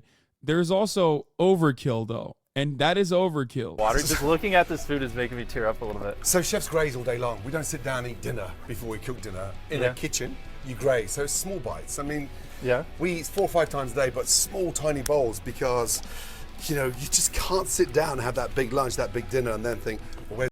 Bro, why is he so, anxious isn't the word, but he's, rushing through this. I feel like Gordon Ramsay has never kicked back and just, had a casual... cook. I've never seen this man cook without intensity. Why? Just bro, it's just you, the cameras, and Mr. Beast, man. Just chill. You're frantically fucking stirring the butter. Where's the energy to taste for that level of perfection? Yeah. In terms of when you're absolutely nailing dishes and season them to perfection. So we never season these scrambled eggs until they're halfway cooked. Turns them grey, turns them watery, and they'll go so sort of almost like a dark, slurry colour. Wow. So I've just got my eggs, touch of butter in there, and we go on for 1 minute, scrape down as we clean, okay, and as we stir, just constantly scrape down, and that way... What age did you start cooking? So Mum was a chef in Stratford-on-Avon, this little sort of greasy... It's fire. It's like the Japanese omelet thing. Is it a touch of butter? That's not a touch, that's a whole... I don't know how that's a touch. Spoon Cafe, and she sort of had 3 jobs. So I used to go and work with her literally straight after soccer practice every weekend. So I think I started around 8. Dang. Yeah, 8. So you've been cooking for 20 years? 20, yeah, I wish. Now, breakfast. What would you normally, if you're not fasting, what would you have for breakfast? Honestly, just eggs. Usually eggs, and sometimes I do put a little smoked salmon on it because I think it tastes good. I'm kind of a ketchup guy. I don't know. Sometimes when I go to a steak restaurant and I put ketchup on my steak, they yell at me. So are you like one of those people, or? Do you know what? Yeah. Having 5 kids, they love ketchup. Yeah. I think they do. It's like ketchup. I like a spicy ketchup. Okay. Ketchup. Good. So he approves. That makes me very happy. Because one time we did a video where we ate multiple $1,000 steak or whatever. Yep. And I asked for ketchup, and the chef literally Okay, I'm gonna be honest with you. The amount of black truffle that he put into those eggs is akin to eating steak with ketchup. Okay, that's insane. He's just rinsing it with black truffle. Dude, 8 pigs died to find that much truffle. Okay, the amount that he just put on the fucking, the amount that he put on the goddamn eggs. He almost kicked me out of the restaurant. He was just like, "What did you just say?" I was like, "Oh, never mind." Oh. That does smell good. You're gonna make me cry. So we're halfway through this now. Okay. So the butter is melting. I've grated some beautiful truffles in there like that. Okay, and now we're just gonna fold that back in, go on and off the heat. This is the secret. So I've got truffle, a little bit of aged Parmesan. Yes. We'll use that as a sort of. Oh my God. Okay, he brought me back. He brought me back completely. Parmesan is probably the greatest cheese, honestly. It's so good. It's so versatile. A lot of people I feel like sleep on Parmesan on anything that's not. First of all, we're not talking about, what is it, Pecorino Romano? We're talking about straight real Parmesan. This has nothing to do with me going to Italy. I rarely had Parmesan in Italy. It's nasty as hell. You're so crazy. I'm a massive Gruyere head too. Don't get me wrong, but I do think that Parmesan goes with a lot more than people think it goes with. Salting aspect, so I don't actually season it with salt. Use that cheese. You can this see makes me want to give up on YouTube and just become a cook. This looks so fun. Now, did you ever think when you were starting out with those videos with your mates, literally 10 years ago? Yeah, who are over there, the goofy goobers? You'd be into 100 million subscribers. Well, yeah, kinda. I knew when I was 13 that I was gonna do this till the day I died, just because I loved it from the very first video I made. So I was just in my head, I was like, well, if I do this long enough, eventually I'll hit whatever goal I want. And so it's kind of always been my mindset. Sure. What I always say is like, the luckiest thing that can happen to someone is like finding what you love at a young age, and I had that. Yeah. And so did you. Absolutely. And also, it's not a. People saying his dry ass foot cheese is insane. First of all, you're just describing any good cheese. Hello. Like, all the top cheeses are smelly and, like, I guess to people with baby palates, disgusting American palates, you're like, I didn't like it. Cheese sucks. Whatever. But Parmesan in general, like real Parm, like when it's like, you know, the solid block, is so good. I think I'm gonna go ahead and say it's underrated. Job, right? It's a passion. Exactly. Real Parmesan, though, because like everyone eats fake Parmesan. And those videos started repopulating and becoming YouTube viewership went up like quite a bit. Yeah. Crazy. It's crazy. So we're literally oh my gosh, just coming to the end. They look so mushy too. They don't look like too hard. I like it. And to stop them from overcooking, okay, I'm just gonna grab a touch of creme fraiche in there. Oh my gosh, I don't even know what that is, but so it really looks nice good. Tart sour cream, fresh. You know what? Screw it. I think we're breaking our fast here, boys. And then just look. Chandler, come over here. Touch. So I think Gordon's gonna make me. I think Gordon's gonna make me shave my head. Bro, look at that. I'm watching him cook. It's been 14 days since I ate food. I think I'm gonna cave. So a little touch of truffle. It's literally making me cry. Aioli. Okay. Can you tell that I'm like borderline crying? I just think I'm starting to. Oh my gosh, it smelled good but strong. I'm very picky. From there. God, North Carolina ass palate motherfuckers going, I'm very picky. Oh my God. Little touch of lightly cured Scottish salmon. Okay, maybe it's not that I'm hungry. Maybe it's just being over here. You just give me. And then that comes on. Oh my gosh. And then finally, just a little touch. Do you serve this at your restaurant? These are so special. Holy Jimmy, crap. They're not on the menu, okay? Because if this was on the menu, it would take us all day getting these things done. And then finally, just a little touch. Bro, I don't think you need to put anything else. That looks phenomenal. Just a touch there. Just a touch?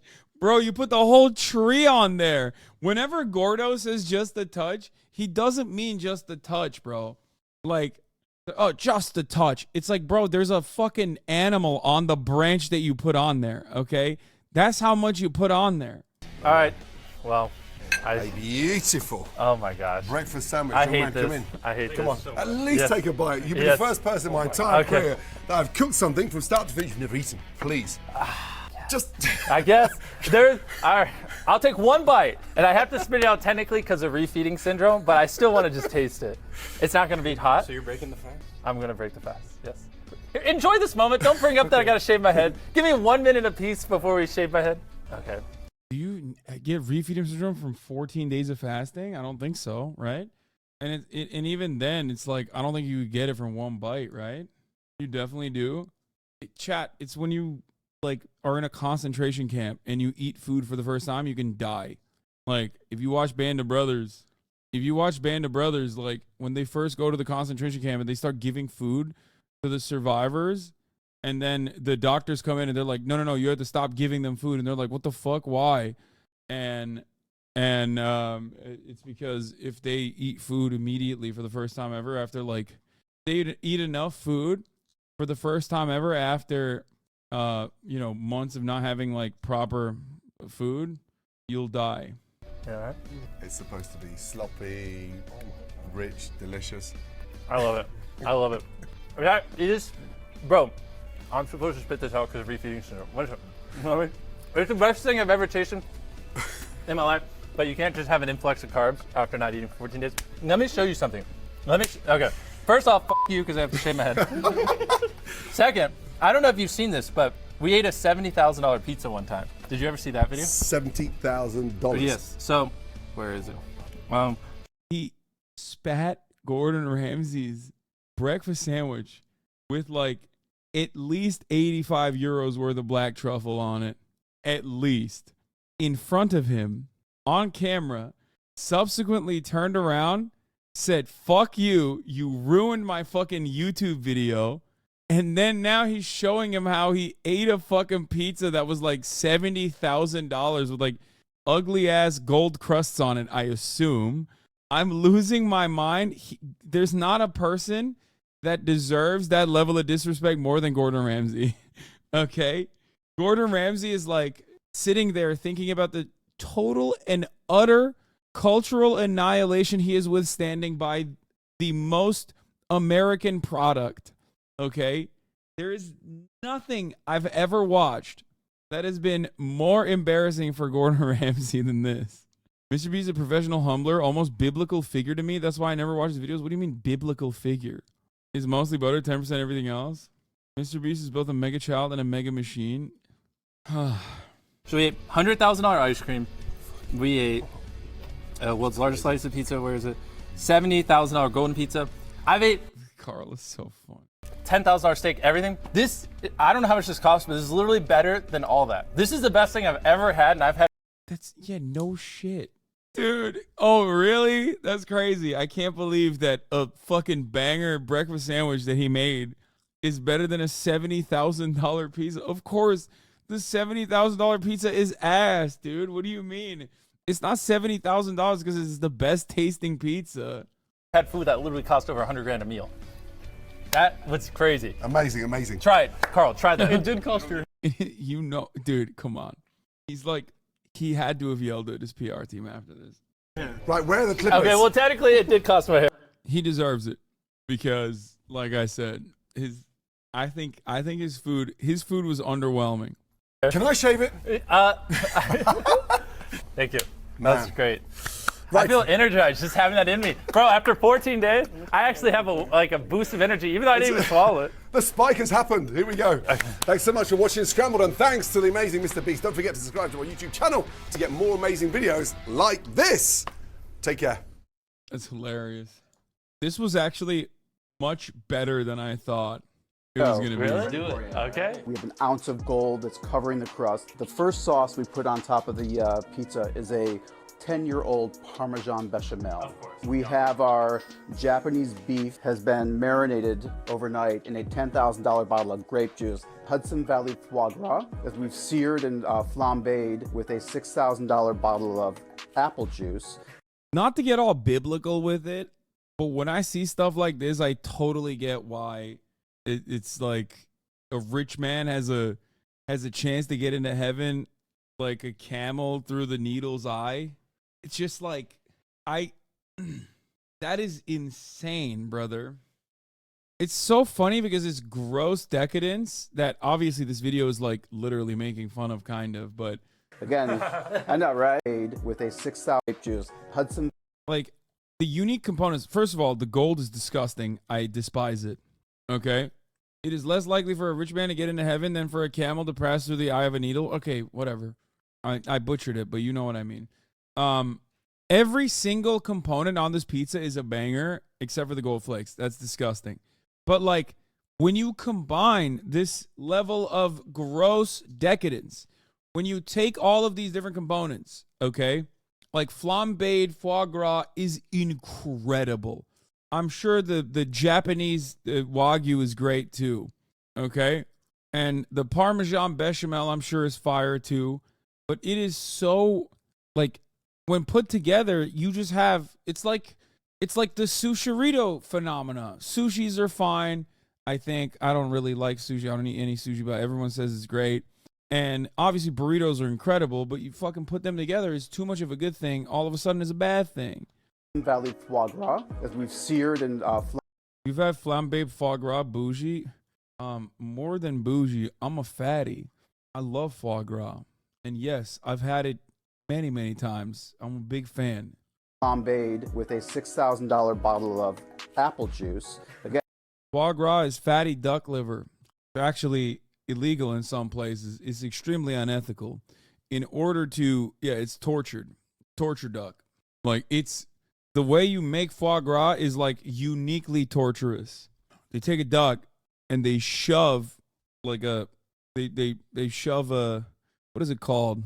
They shove like basically like a hose down its gullet, and then you pump the duck full of, with a feeding tube. You pump the duck full of fat, making the duck's liver extra fatty. But the product that comes out of that process is phenomenal. Again, I know, right? Oh my God. But just wait. It's not finished yet. We have other things to put on top. Oh, We're going to shave some white truffle we had flown in from Italy. Flown in from Italy? So here is about $4,000 in truffles we got for the pizza. That's not for, bro. They're fucking cleaning. No, they're running the price tab. No, they're running the fucking price tab so hard, dude. What the hell? No, the entire thing of truffle ain't even 4,000. Get out of here. Yeah, they're trying to fucking run up the tab. That's why they're like, oh, this is a $70,000 pizza. How are you so moral about everything else, but you'll co-sign duck torture? Legit disappointing, man. Wait, what? What are you talking about? I eat meat every day. I eat like 8 chickens a day. You know what? Hello? I mean, I'm sure the way you're talking about it implies that you're also upset about that too, but in my mind, I'm making no distinction. I'm like, that plane ticket for their personal to go get it themselves. Yeah, okay. Works. Nothing here works. Caviar and like foie gras and Wagyu and gold crusted shit. They're just piling on. You said it was uniquely torturous? Yes. But also uniquely delicious. Yes, Wagyu and caviar surprisingly go well together. There's balance for caviar and maybe even foie gras. I've never had it on foie gras before. But when you put it on top of fucking bechamel parmesan and like turn it into a goddamn pizza, it's just like, it's disgusting at that point. Dollars in caviar. Yo, that tin is $16,000. On the pizza crust right now, there is an ounce of gold leaf. And we're just going to throw some more gold leaf. Caviar not fishy. Asking because you don't eat fish. Good caviar is not fishy. Bad caviar is very fishy. Good caviar is just creamy salt with a cool mouthfeel, from what I understand. Flakes on top. We were like, we want the most expensive pizza in the world. Like literally Guinness record, most expensive pizza, and you legitimately delivered. Then we're going to finish the top of it just with some awesome smoked sea salt. Ooh, crazy and stuff. This actually looks really good. Here we go, guys. All right, let's do it. Oh, man. No, it doesn't. How do you feel cutting this right now? Pretty awesome. I mean, when's the last time you made a $70,000 pizza? Wow. Yeah. All right, Chris, you taste test Super Pizza first. This slice is $4,400. I know, that is so. The thing he's describing is just a whole bunch of salt and umami. Like, there's no acidity, no balance. Just the cheese is amazing. Everything else is even more amazing, but I can't get past the cheese yet. Dude, the crust is golden. Go for it. Oh my god. This is incredible. Yo, this is really good. No, like I'm not like straight up. I really. I don't understand how a moral person can justify such inhumane torture for the sake of mouth porn. What? Because I don't care about ducks. Like, I don't place a lot of value on the life of a duck. I think animals, for the most part, Kaya, don't listen to this. I've talked about this before. I'm a speciesist. I don't think that, like, human beings and animals are on the rest of the animal kingdom is on the same playing field. I don't feel like it's immoral to consume animal products. And I guess, like, the immorality comes from the anthropomorphized animals, or like how close they are to like humans. I feel like there's a, I'm a speciesist and a hedonist, yes. That's why. Like, I eat meat.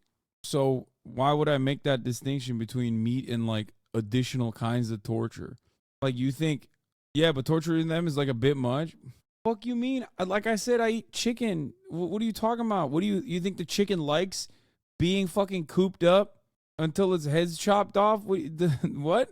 Why make that distinction with pets? This is a fun question that vegans have. Oh my god! You know what? I just realized we haven't had a vegan stun log in a minute. I've thought about this quite a bit back in the day, back when like I was on my debate lord shit, and everyone always used to love trying to debate me on veganism.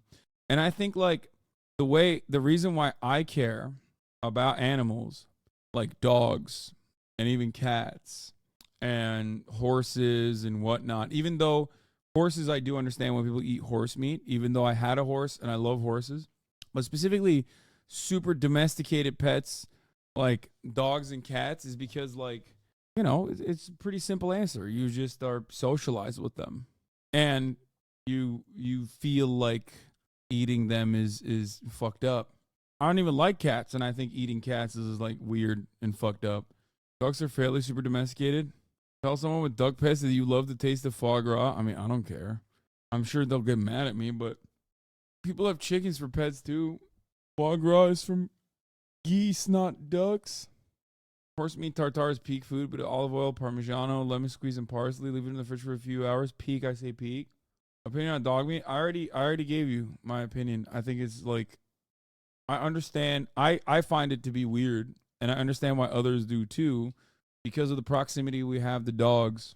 Like, the primary function of a dog is not consuming it. Like, it's not the primary function of a dog historically for humans has been, a domesticated companion that helps you.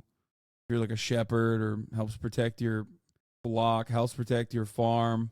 So same with cats, kill spiders and eat rats and shit like that. This is such a weird take, Law. No, I don't think it's that weird. I think it's like, sound like your grandpa right now. I mean, it's true though. Yeah, only vegans would look at that and go, that's such a weird take. That's like, first of all, I'm not even making a fallacy of like everyone agrees with me here, but everyone literally does agree with me. Not that it matters in this situation, because you're asking me to rationalize why what you perceive to be an inconsistency, which I don't, and I'm trying to explain to you why I don't see it as an inconsistency, and you're like, weird take. Meanwhile, like, you think anybody gives a shit? Get the fuck out of here. Of course they don't. So don't say that it's like weird take. Don't say that it's a weird take, because it's not a weird take at all. Yeah, it's an obvious evil. Have you ever been around people who are comfortable with an obvious evil? I mean, I don't think you guys understand. I don't consider it to be an obvious evil. That's the difference. You do, I don't. And no, Toxic SJW, you're wrong when you say vegans are lying to themselves. Come at me, bitch. You don't believe in an animal is worth as much as you. No, vegans don't believe that. At least smart vegans don't believe that. Smart vegans believe that, yes, of course, in a hypothetical situation, an animal is obviously going to be, a non-human animal is obviously going to be worth less than a human. However, that doesn't mean that you should consume them when there's like plenty of other alternatives available for all of the macronutrients in modern society. That's at least what a smart vegan believes. Maybe dumb vegans believe that it's like immoral in every condition to consume animals or whatever. But I think most smart vegans will openly state that, yes, of course, like when push comes to shove, if you were on a plane with a bunch of human beings and a dog, and the plane crash, you survived. Like, who are you eating first? You're eating the dog when you have no more, when you run out of food. Every vegan would agree with that, or most vegans would agree with that. There's definitely some dumbass vegans. That still doesn't mean that you should eat animals in every other scenario, which is, I mean, I get it. Like, I understand that argument. I don't think it's a weird take, and I'm ultra psychotic vegan. It's literally the reason why people find it odd. Most of the world is a cultural association with dogs being companions that we don't have with other animals. As far as the dog is concerned, they're probably just as unhappy or the pig or the cow. I highly doubt that the dog is unhappy. At least not this one. This one's a little fucking baby. Most dogs live phenomenal lives. I mean, I will admit, Kaya lives a better life than like 99% of humans on this planet. 96% of this chat is not vegan, and y'all get Reddit atheist about it so fast. Yo, can we move on and not alienate vegans from this community? I used to duke it out with vegans way more. When I stopped debating vegans, they stopped showing up. If animal lives are worth as much as humans, we're gonna put your fucking cat on death row for killing all those birds? No. Well, vegans will also say that animals kill other animals because they don't have the same level of consciousness that humans do, and it's natural for animals to kill other animals. A lot of the arguments revolve around like baby vegans being hyper passionate and being like the loudest evangelists for veganism. But like many vegans are just normal and chill and don't fucking like saying, oh God, how will you know someone's a vegan? They'll tell you is such like a fucking early 2000s era meme. Like most vegans, especially now when it's like readily available as a vegan option in most restaurants that you go to, even globally, like because it's like way more accessible. I think that they're way more chill. I literally lived with a fucking gold star vegan, okay, who never had meat since birth for years and years and years. He even went so far as to try and go raw diet. Like he tried to do like a fucking like full blown for a little bit. Not vegetarian, I'm talking vegan, okay? Never had any fucking animal product whatsoever. And he was super chill, and I ate pounds and pounds and pounds of chicken in front of him every goddamn day. So I guess my opinion on this on vegans is like a little bit clouded by that. But it's fine. They are lesser. The majorities behind me has been the justification for a lot of messed up human practices. Wait, what? First of all, I didn't even make that as an argument. I literally openly admitted that the majority is behind me is not like a reasonable argument to make to justify not being vegan. It is, however, a reasonable argument to make if a vegan person says, wow, you're weird for that take, when like, no, it is not a weird take. Because if you're thinking about what is weird and what's not weird, yes, being vegan as opposed to being fine with meat consumption, vegans are, even with like, I mean, not even India, because I guess India isn't vegan, right? They're vegetarian. Like vegans are still in the fucking minority, okay? Vegetarian here, if we were able to lab grow meat or create plant-based meat alternatives that tasted and felt exactly like real meat, would you stop eating real meat? Fuck yeah, I don't give a shit. I'm a hedonist. I care more about the taste and the mouth feel. I care more about the pleasure I get from it. That's it. That's like my major my dog in the fight, I guess. There's a common take is an immoral take, though. Eating animal products is immoral, but people getting mad at you over it are silly. I don't think it's immoral. I think you think it's immoral.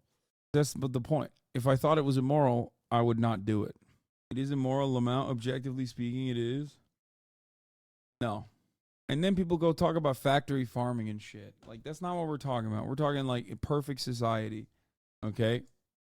You're not objective. I think that it is ridiculous. A lot of people don't remember this probably because like now it's been so long. But Austinox started off in this community as the vegan editor who used to compile all of my takes on veganism and dunk on me and say that I was wrong for my advocacy against veganism. Well, not advocacy against veganism, but more so that I just am a speciesist. Do you believe that? Do I believe what? At the top of the hour sub break, Top of the hour ad break can be avoided with a $5 Prime account or gift a sub. I do believe that. I do. You got me. It wasn't that good, but only old heads know Bow Bow. Oh my God! I wonder what happened to Bow Bow. Yeah, this is the first Ostenox. God, vegans. Oh God, fucking vegans, dude.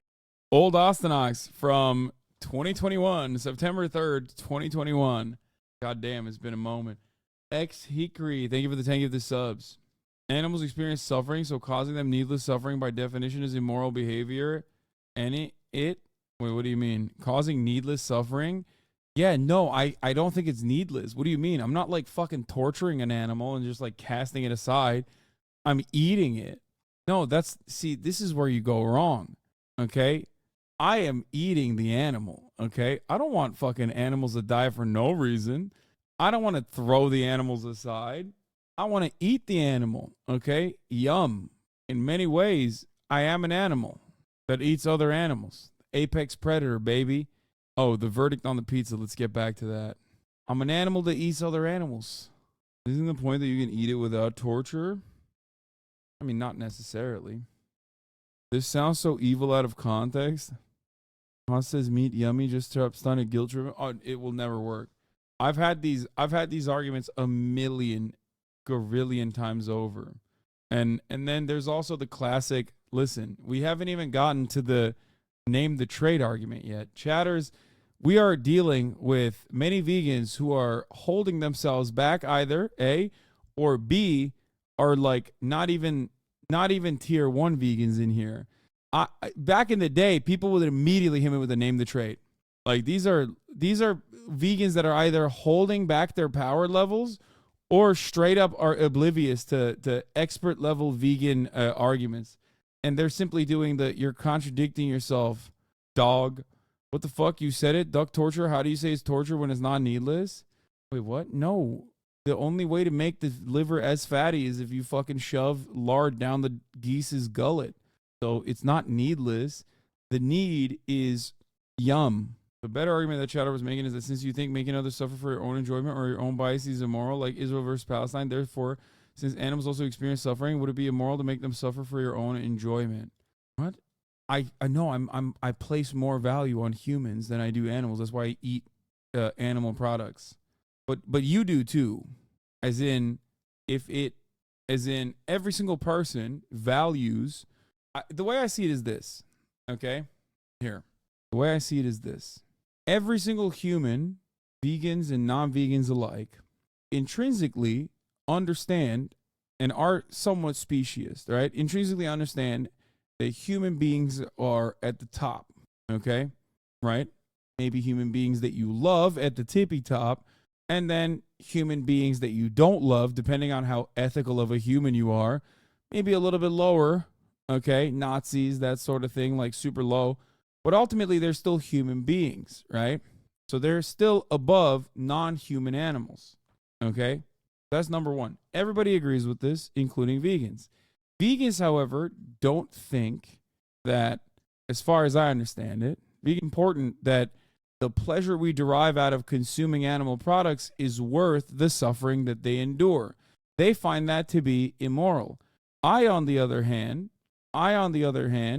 don't have this moral conundrum. I personally think that my enjoyment for the consumption of animal products outweighs the suffering that the animal experiences.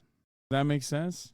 The distinction is that's the major distinction. It's not that like vegans think humans and animals are the same, or like humans are and every other non-human animal is like at the same level.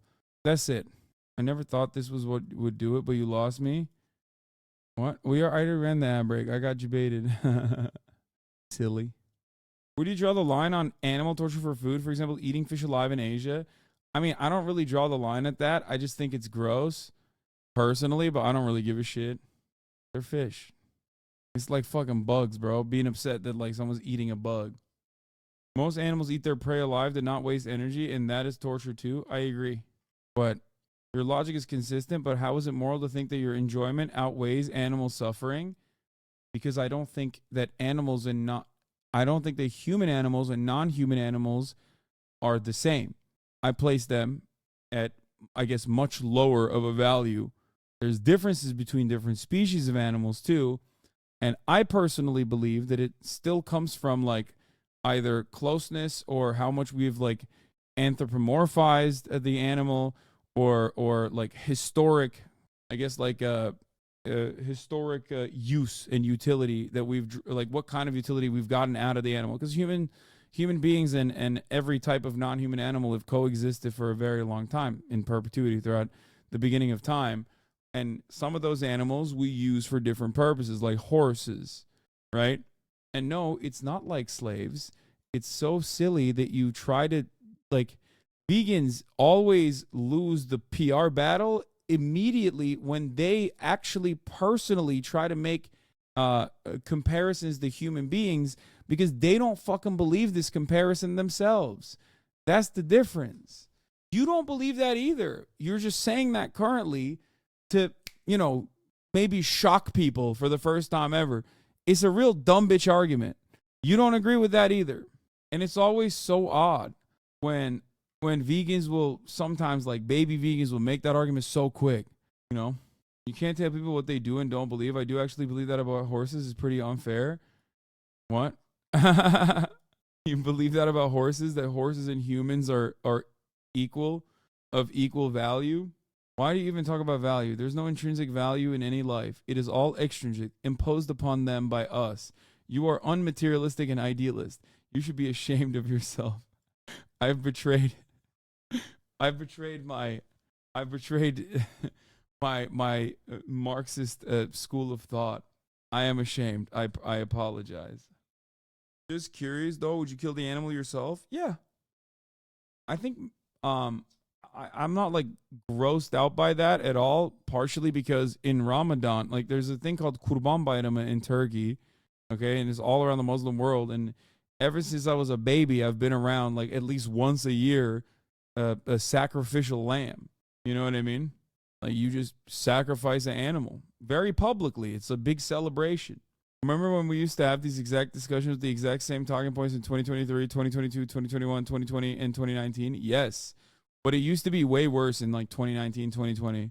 I eat meat, but foie gras is objectively torturous process with no way to make it more ethical, like for factory farms where you can make bigger pans, more field time, etc. Clear moral distinction you yourself draw earlier, uniquely torturous. Yes. Yeah, the practices are uniquely torturous. Why people have made it illegal. But it's still uniquely delicious. Factory farming of a chicken and free range of a chicken still tastes the same. Chicken, it tastes good. Foie gras, on the other hand, can only be derived through what I understand, as far as I understand, through torturous methods. And it's fucking delicious. If there was a more ethical way to create foie gras, then great, I'll have it. The needs of the hungry outweigh the needs of the duck. Yes. You can still think humans are more important than animals while still expanding the scope of your morality and say the suffering of cows and pigs, for instance, is wrong.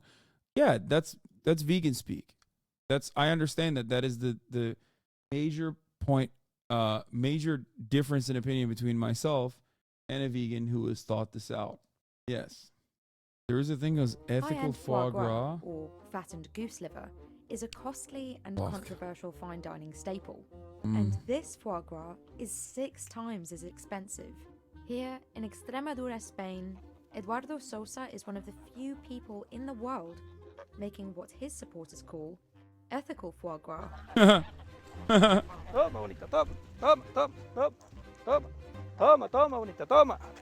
Many consider foie gras to be unethical because it's typically made by force-feeding ducks or geese to fatten their livers.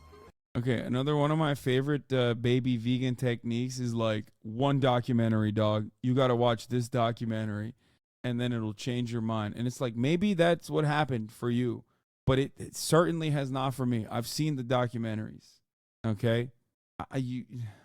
Eduardo does things differently, and it makes his product incredibly pricey. A 180-gram jar costs over $200. But what exactly makes this foie gras ethical? Fuck, that looks good. And why is it so expensive? Foie gras is illegal in California, not just because everyone's a vegan. No, because everyone's gay as hell in California. Yeah, listen, dog. California also has no pistol grips for AR-15s. You don't see me fucking championing that either. Sometimes we write legislation around shit just to satisfy chirpers, okay? Like, you know what I mean? Like, it's not... Some a lot of gun control regulation is actually fucking great. Some of it's dumb as hell, okay? And it's just simply written because some fucking dumbass legislator was like, this is great. We'll really get a big boost here, okay? Mi familia lleva haciendo este sistema desde que sepamos nosotros el año 1812 y desde entonces no hemos parado. Nuestro foie se produce pues de una forma muy sencilla. Nosotros tenemos una serie de gansos salvajes domesticados. When the weather turns cold and the bird You just buy a glass of water and get foie in the States. It's illegal. What? migration season begins, wild geese join the tamed geese on Eduardo's farm. Here, the geese feast upon grass, acorns, olives, figs, and different seeds. Fijaros cómo lo comen y que les encanta la bellota. Instead of force-feeding the birds, Eduardo simply relies on the geese's natural behaviors. There are no fences here. The geese are free to come and go as they please. Eduardo says the geese eat more grass when they're free to roam. He says this is essential because the grass apparently makes the acorn. Is it okay to hunt something to extinction for a delicacy? Genuinely wondering your take? No. I mean, I have limitations. It's not like fucking... No. Like, dude. And I would feel the same way about fucking chicken too, okay? No, I don't think that because I eat a shit ton of chicken doesn't mean that, like, I think we should make chickens extinct. Like, no, I'm not pro-extinction of species. What the fuck? Bro, there's geese everywhere, dog. Let me tell you, I'd stop eating foie gras real quick if geese were about to be extinct as a consequence of the foie gras. Acorns taste sweeter to the geese. How much longer are you going to shit on vegans tonight? It's pretty tired and it's everywhere already. I haven't shit on vegans in like years, I think. I haven't had a vegan stunlock, a good old-fashioned vegan stunlock in years. I think I did not have a single vegan stunlock in 2022, nor did I have a single vegan stunlock in 2023. I think it's been literally like 3 years or some shit since I've had a good old-fashioned vegan stunlock. Last one was in like 2021 or maybe 2022. Are you a bad enough dude to champion extinction? Fuck yeah, dude. And the more acorns the geese eat, the tastier and yellower their livers will be. While Eduardo prefers to let the geese eat what they want, he does provide them with organic corn to make their livers more yellow. Hace años nuestro hígado era mucho más oscuro que el que es ahora, y entonces viendo en el mercado que la tendencia era una cosa más amarilla, más blanquita, más tal, pues se nos Who ocurrió knew de darle sharing maíz. your POV was shitting on vegans? Yeah, I mean, vegans are a little sensitive. It's fine. Like, I get it. They ain't got no creatine in them bones, okay? Ecológico, In that porque muscle mass. nos dimos cuenta que dándole Talking to a maíz fucking ecológico big old es FDA-approved como buck un steak, colorante, baby. entonces queda más bonito I'm el out here hígado, ¿no? fucking taking 4 creatine pills in the morning. During this time of year, geese stuff themselves full of food to prepare for their winter migration. This quickly builds fat. Transgender Frylock, it's such a privileged take to say that my joy outweighs animal pain. Only then do animals matter to you. He's not shitting on vegans. He's actively saying torturing animals is cool. No, I'm saying torturing animals for yummy mouth pleasures is okay. For food. Why are you saying that he thinks torturing animals is cool? If you fucking torture a geese and then you don't fucking eat its liver, you're a piece of shit. If you torture a geese and then you derive a tremendous amount of pleasure from eating its liver, then yum. Good. I'm not even vegan. Oh God, why am I talking to you? You're not starving. Eat something. Doesn't need to be torture free to eat. Oh, shut up. Okay, stop. You're not even vegan. Shut the fuck up. Literally fucking yum, yum, yum. You eat your fucking, you drink your goddamn milk, okay? With your cereal every fucking morning, and then you're over here being like, oh, listen, wow, I really put my foot down on the torture side. Like, okay, get out of here, dude. All of you fucking dumb meat-eating motherfuckers think you got, like, the moral high ground of the situation. Like, okay, dude, you got it. Yeah, no, you guys are really You guys are really doing the world a favor. This is why I was saying the California foie gras ban is for these people.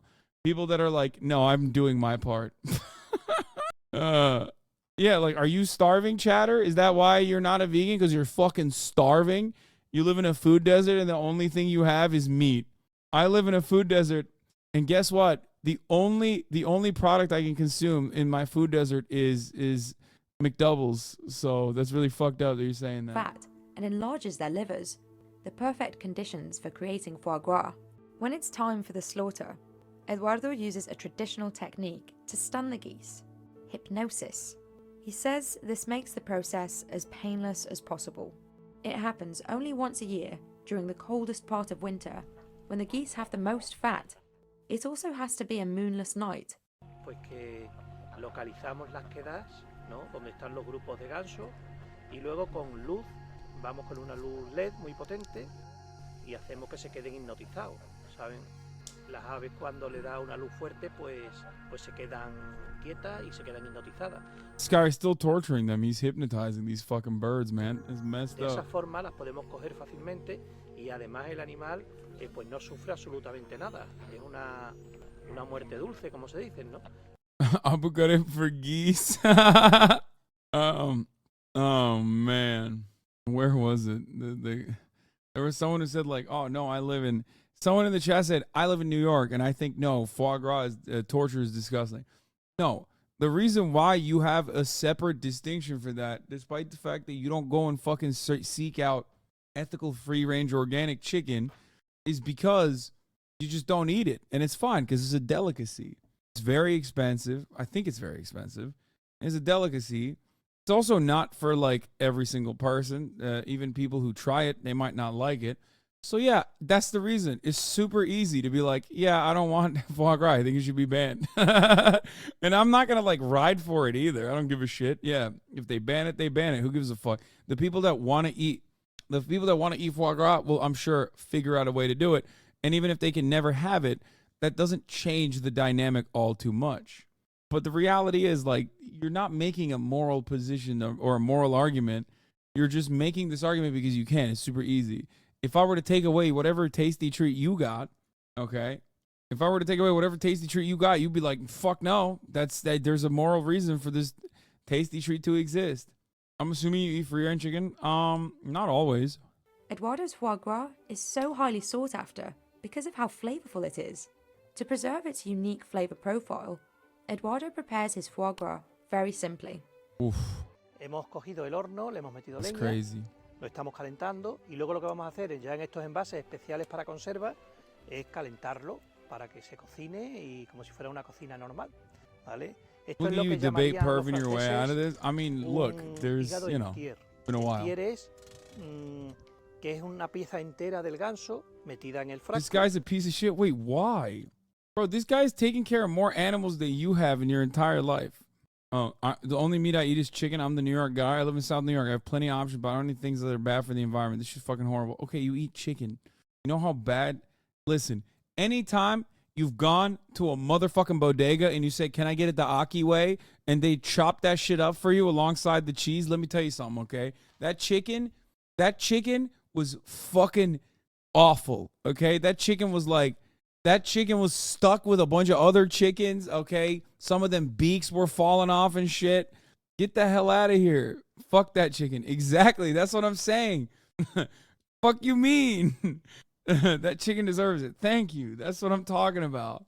Get out of here being like, oh, dude, but the torture of the duck liver is fucking, oh, it's ridiculous. No, you don't give a shit about the chicken you're consuming because you just don't eat the foie gras, which is fine. It's like a ridiculous treat. It's a ridiculous delicacy anyway. Y cocinado, no tiene mayor historia. Yeah, this guy's making free-range foie gras. Like, if you think that what this guy's doing is like worse than the chicken you're eating, let me tell you, you're wrong. No lleva absolutamente nada. Es 100% natural y el sabor, pues, maravilloso. Un sabor muy suave, una crema, algo increíble. Es un sabor extraordinario. Oh. Sabe a naturaleza. Can you describe how this tastes? There's no way I can describe it. It's like gamey butter, I guess. I don't know. It's so unique. It's his own thing, but it's fucking incredible, dude. You get a fucking Let me tell you something, okay? Go to the bakery and you get a fucking nice, warm sourdough bread. Bring that sourdough bread to your house. Fucking put it on top of a cutting board, okay? The powder off that thing flies everywhere. Take out the bread knife and you cut a big ass, cut off a big ass slice. Then get the foie gras out of the goddamn fridge, okay? Put that shit down there. Bam. What else do you need? I tell you, it doesn't stop there. Then you go back into the fridge. You take out some, depending on what you're into. I'm a raspberry jam kind of guy in that situation. Take that big slab of sourdough bread. Take a fucking nice heaping foie gras and you fucking put that shit right on it. And then you dip that motherfucker back into the raspberry jam and you put it on top too. You take a bite out of that. You're nutting right then and there. You see a fucking geese, you are going to shove lard down its gullet the next time you see it. I promise you. And that's before we get to the flambéed foie gras. God damn, dude.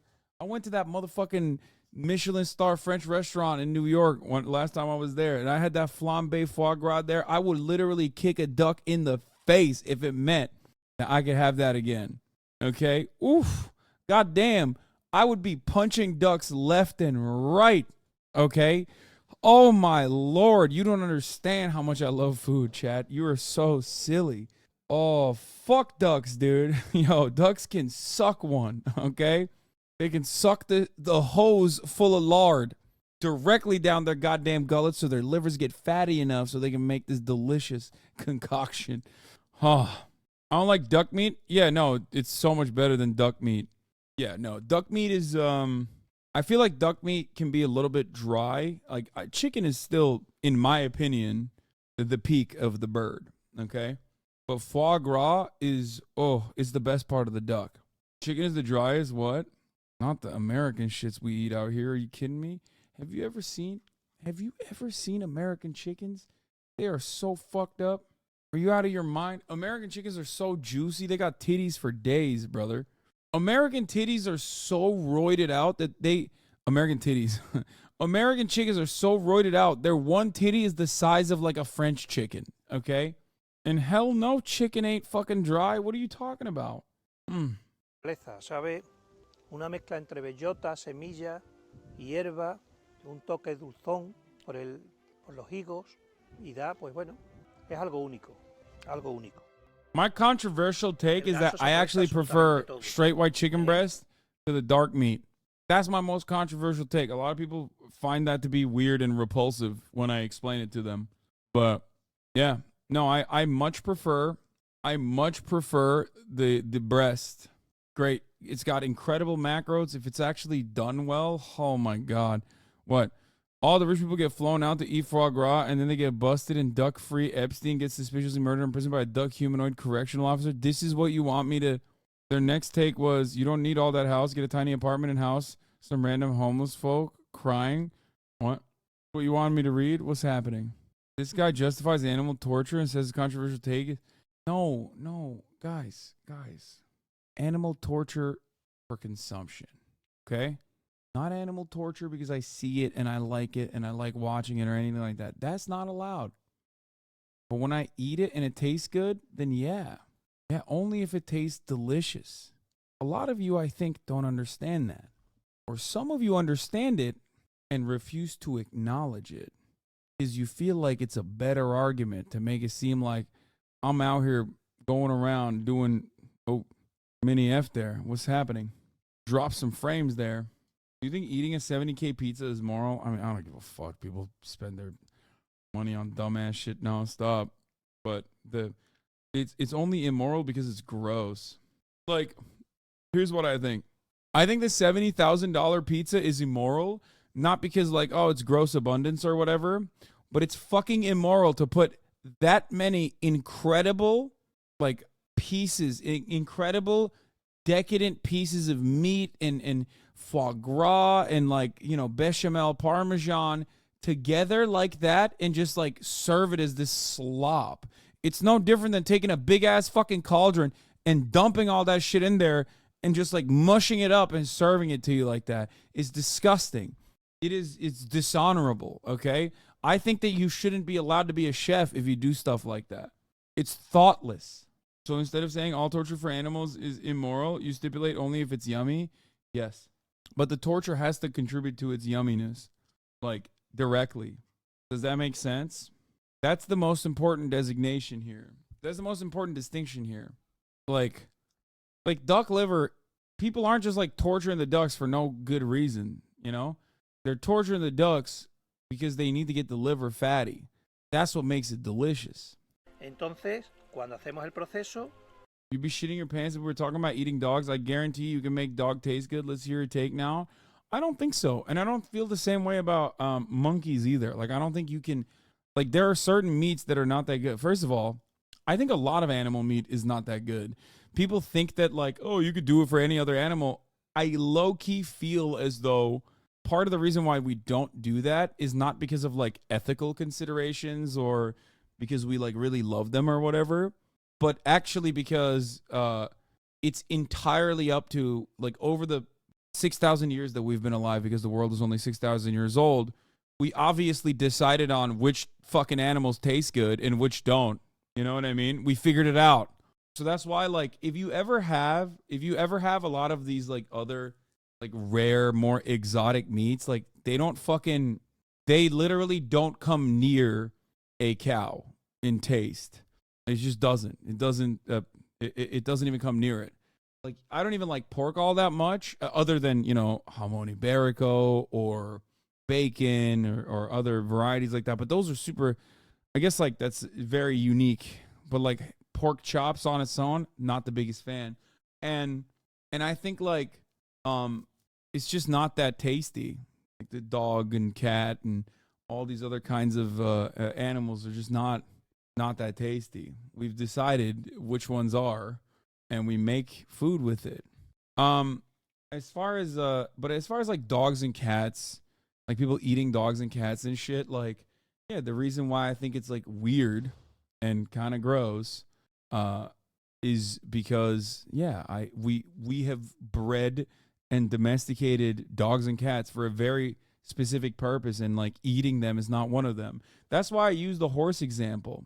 Because, like, horse is the one fucking animal that, you know, you use for different, well, not the one animal, but one of the major animals that you use for different, you've bred and domesticated for different purposes, but you can still eat its meat.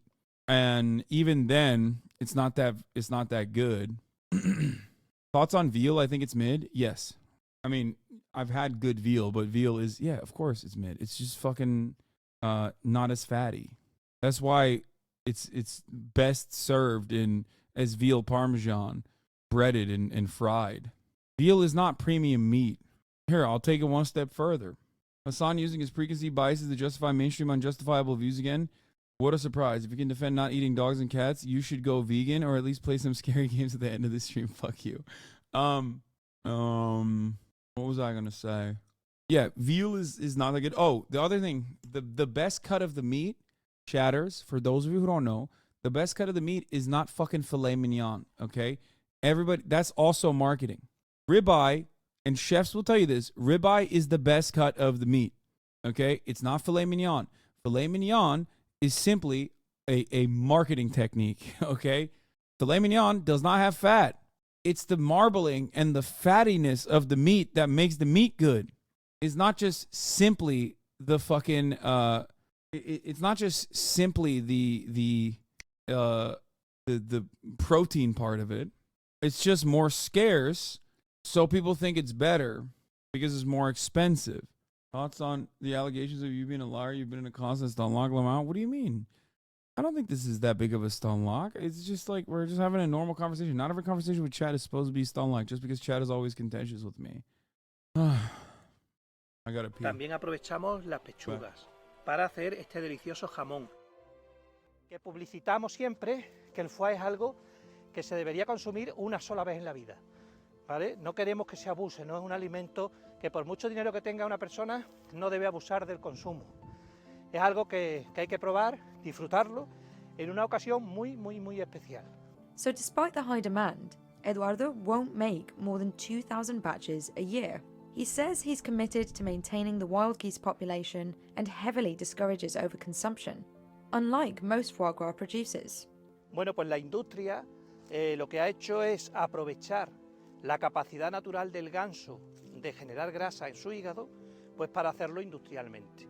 Le ponen una temperatura para que los gansos se crean que están en invierno, le ponen un aire acondicionado muy frío, entonces, y le empiezan a dar mucha comida con una máquina que le entra en el estómago y le empiezan a meter comida.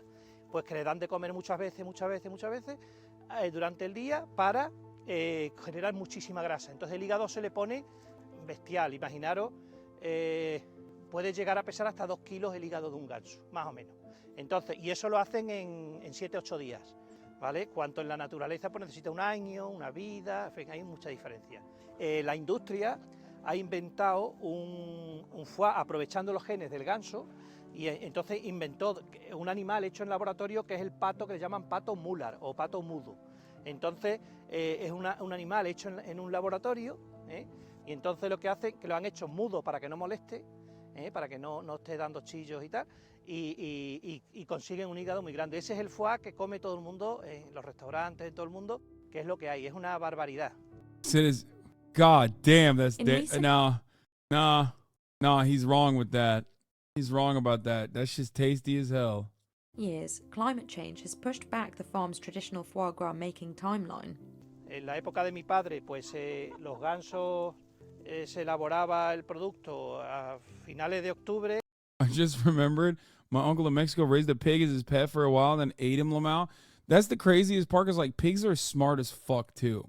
What are they like? They have the intelligence of like a 9-year-old kid or something. I don't know how. I don't know how you do that.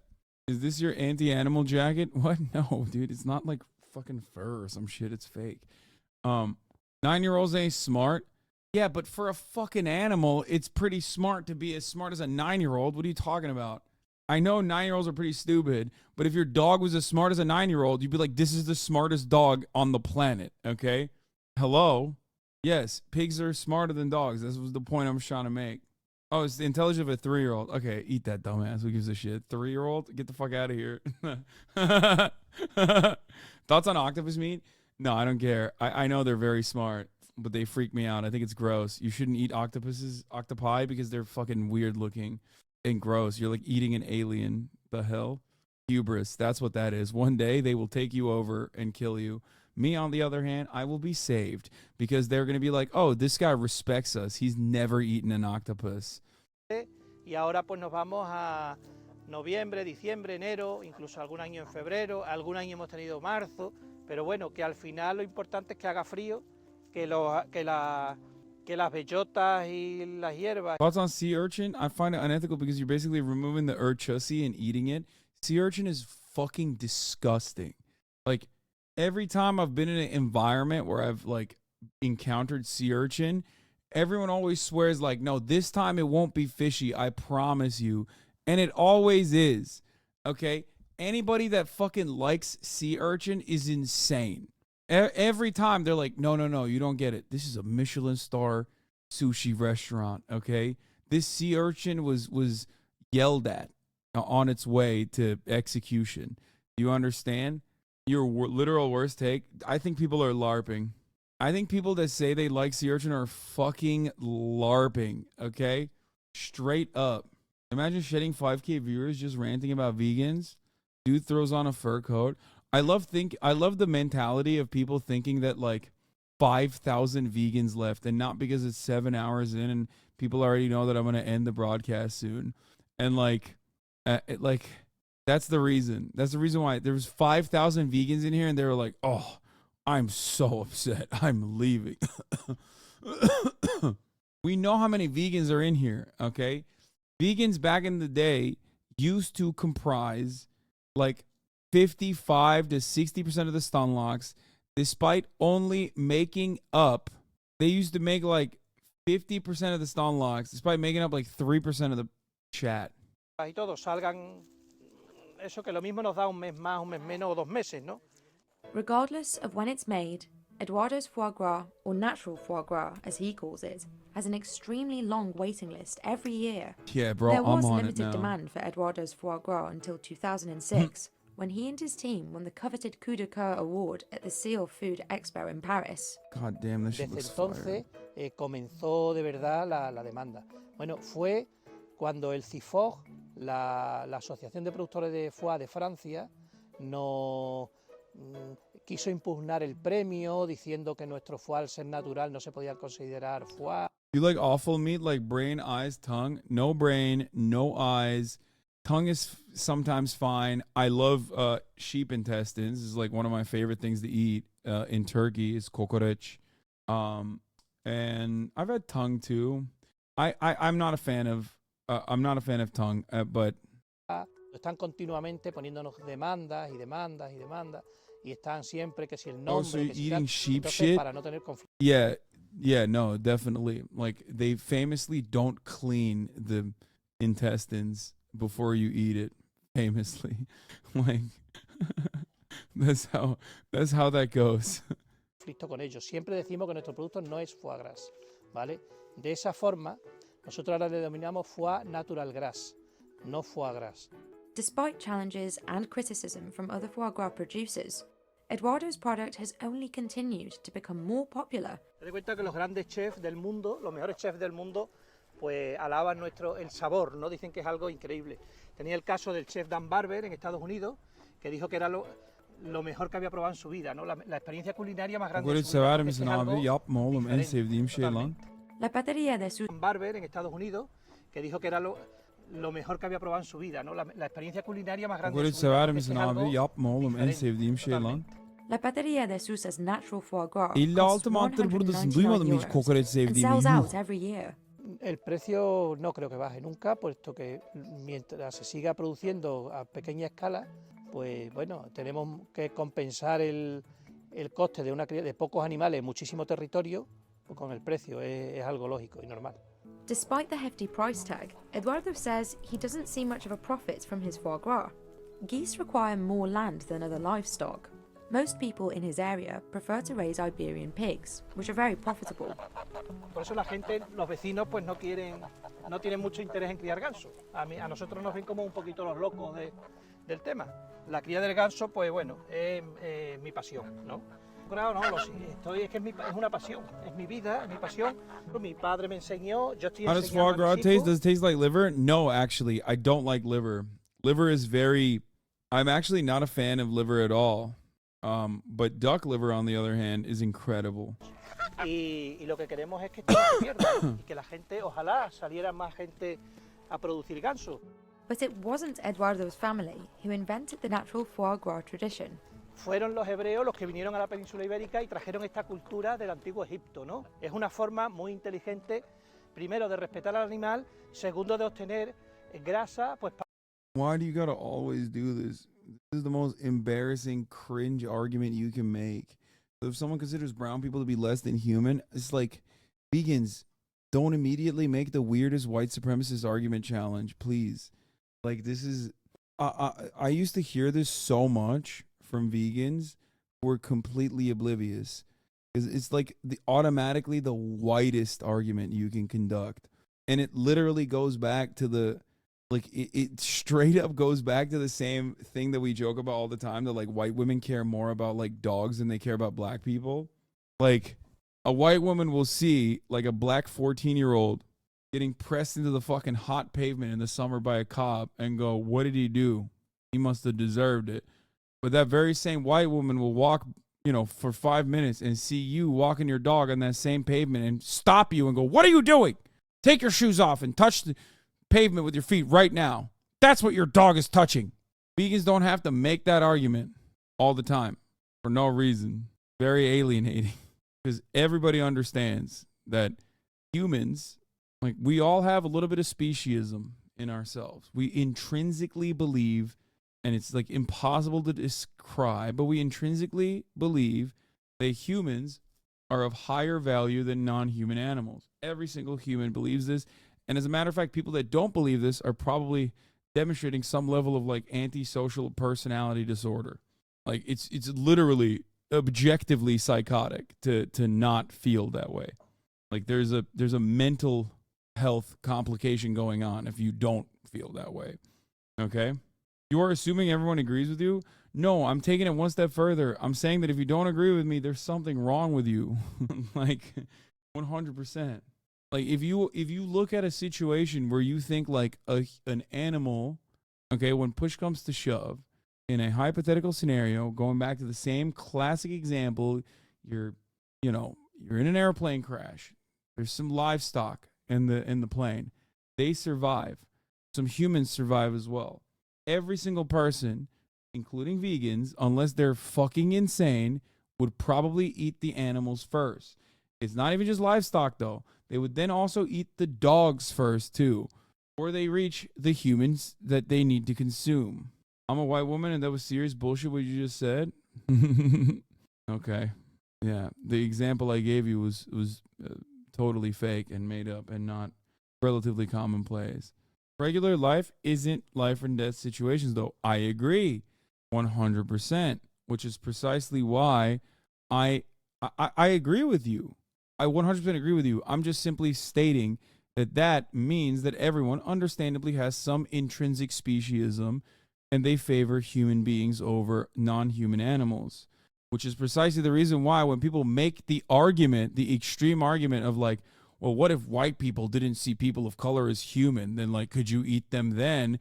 In order to make this comparison, I'm trying to describe to why vegans are actually unironically, one, making an alienating argument, and two, an argument that they don't personally believe either. No, in a life or death situation, people eat other people too. Yes, of course. But before they eat other human beings, they would eat the animals. I don't think this is that difficult of an argument to make. And also an argument to understand. Stop. As a vegan, I'm definitely eating the black and brown people first. Yeah, okay, stop. Please stop saying that. Like, no, this person is probably not even a vegan, okay? This is what I'm saying.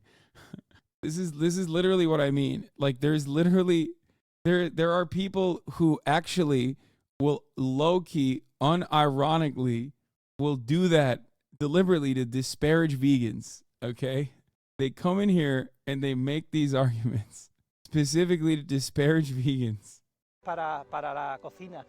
Ellos tenían la sabia costumbre de instalarse en los pasos de migración. Animals just don't have the power to fight back, which is why you pick them over humans first. I think it's less about speciesism and more about tower dynamics. What? What are you talking about? Even if there was a dude in a fucking coma in that airplane that somehow survived, you would not eat the dude in a coma before you eat the fucking animal. It has nothing to do with being able to fight back at all. What are you saying? Think this through. Motherfuckers be like, nah, dog, we're eating the guy in the coma first, not my dog. People will be like, what are you talking about? That's my uncle.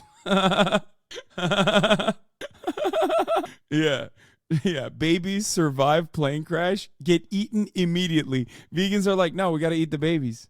Sorry. No, you can't touch my dogs and cats that survived the plane crash as well. We are eating the babies. Why? Because they cannot fight back. That's funny.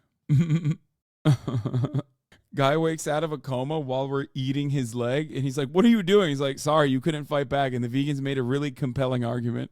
I'm so sorry.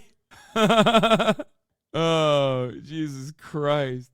De aves, como es el caso de esta granja, ¿vale? Entonces, ellos tenían una serie de gansos salvajes domesticados, ¿vale? Que domesticaban y que hacían que atraían los gansos silvestres a la granja, ¿vale? En épocas de migración. Pues bueno, tenemos que, gracias a estas personas, desgraciadamente, estas personas judías tuvieron que abandonar España, expulsados por los reyes católicos, con el famoso decreto de expulsión del año 1492.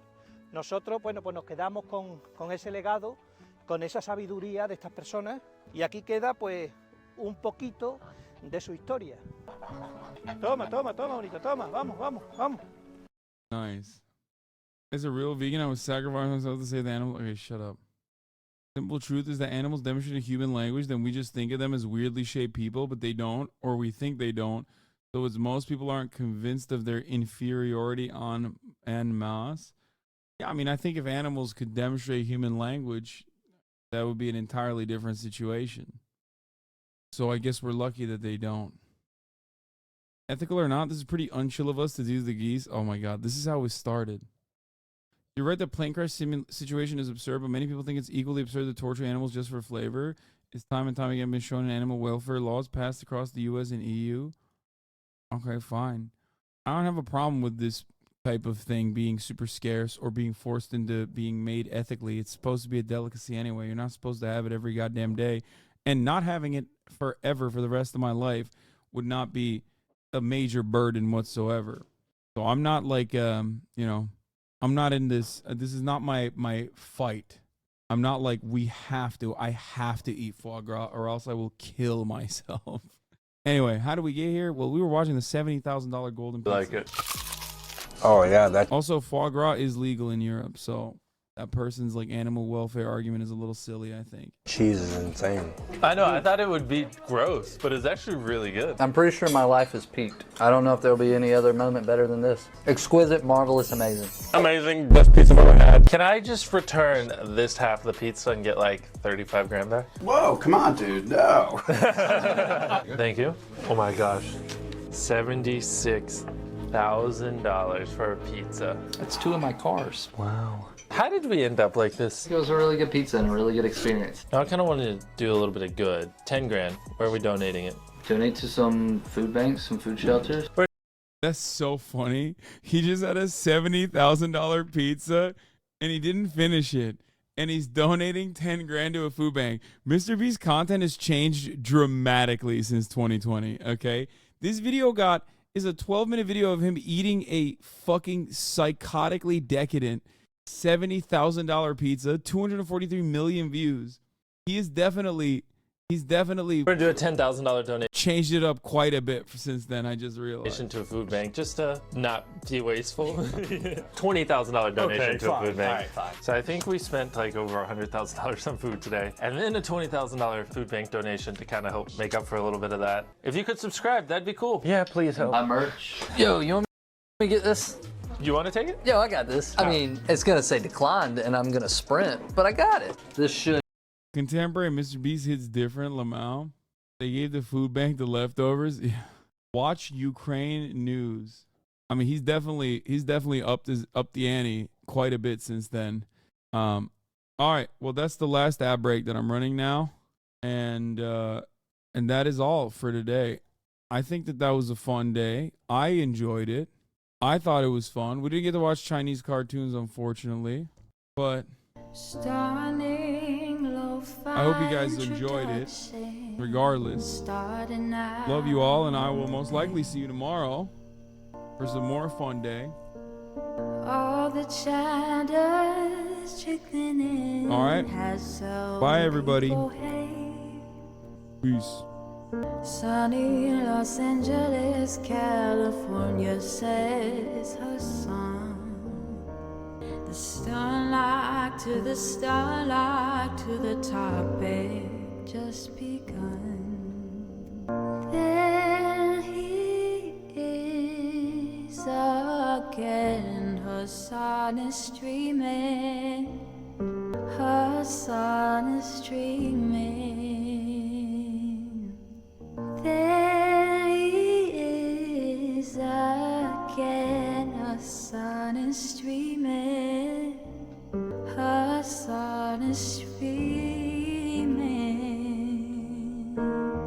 Reviewing the P.O. box, Uncle Uger's face.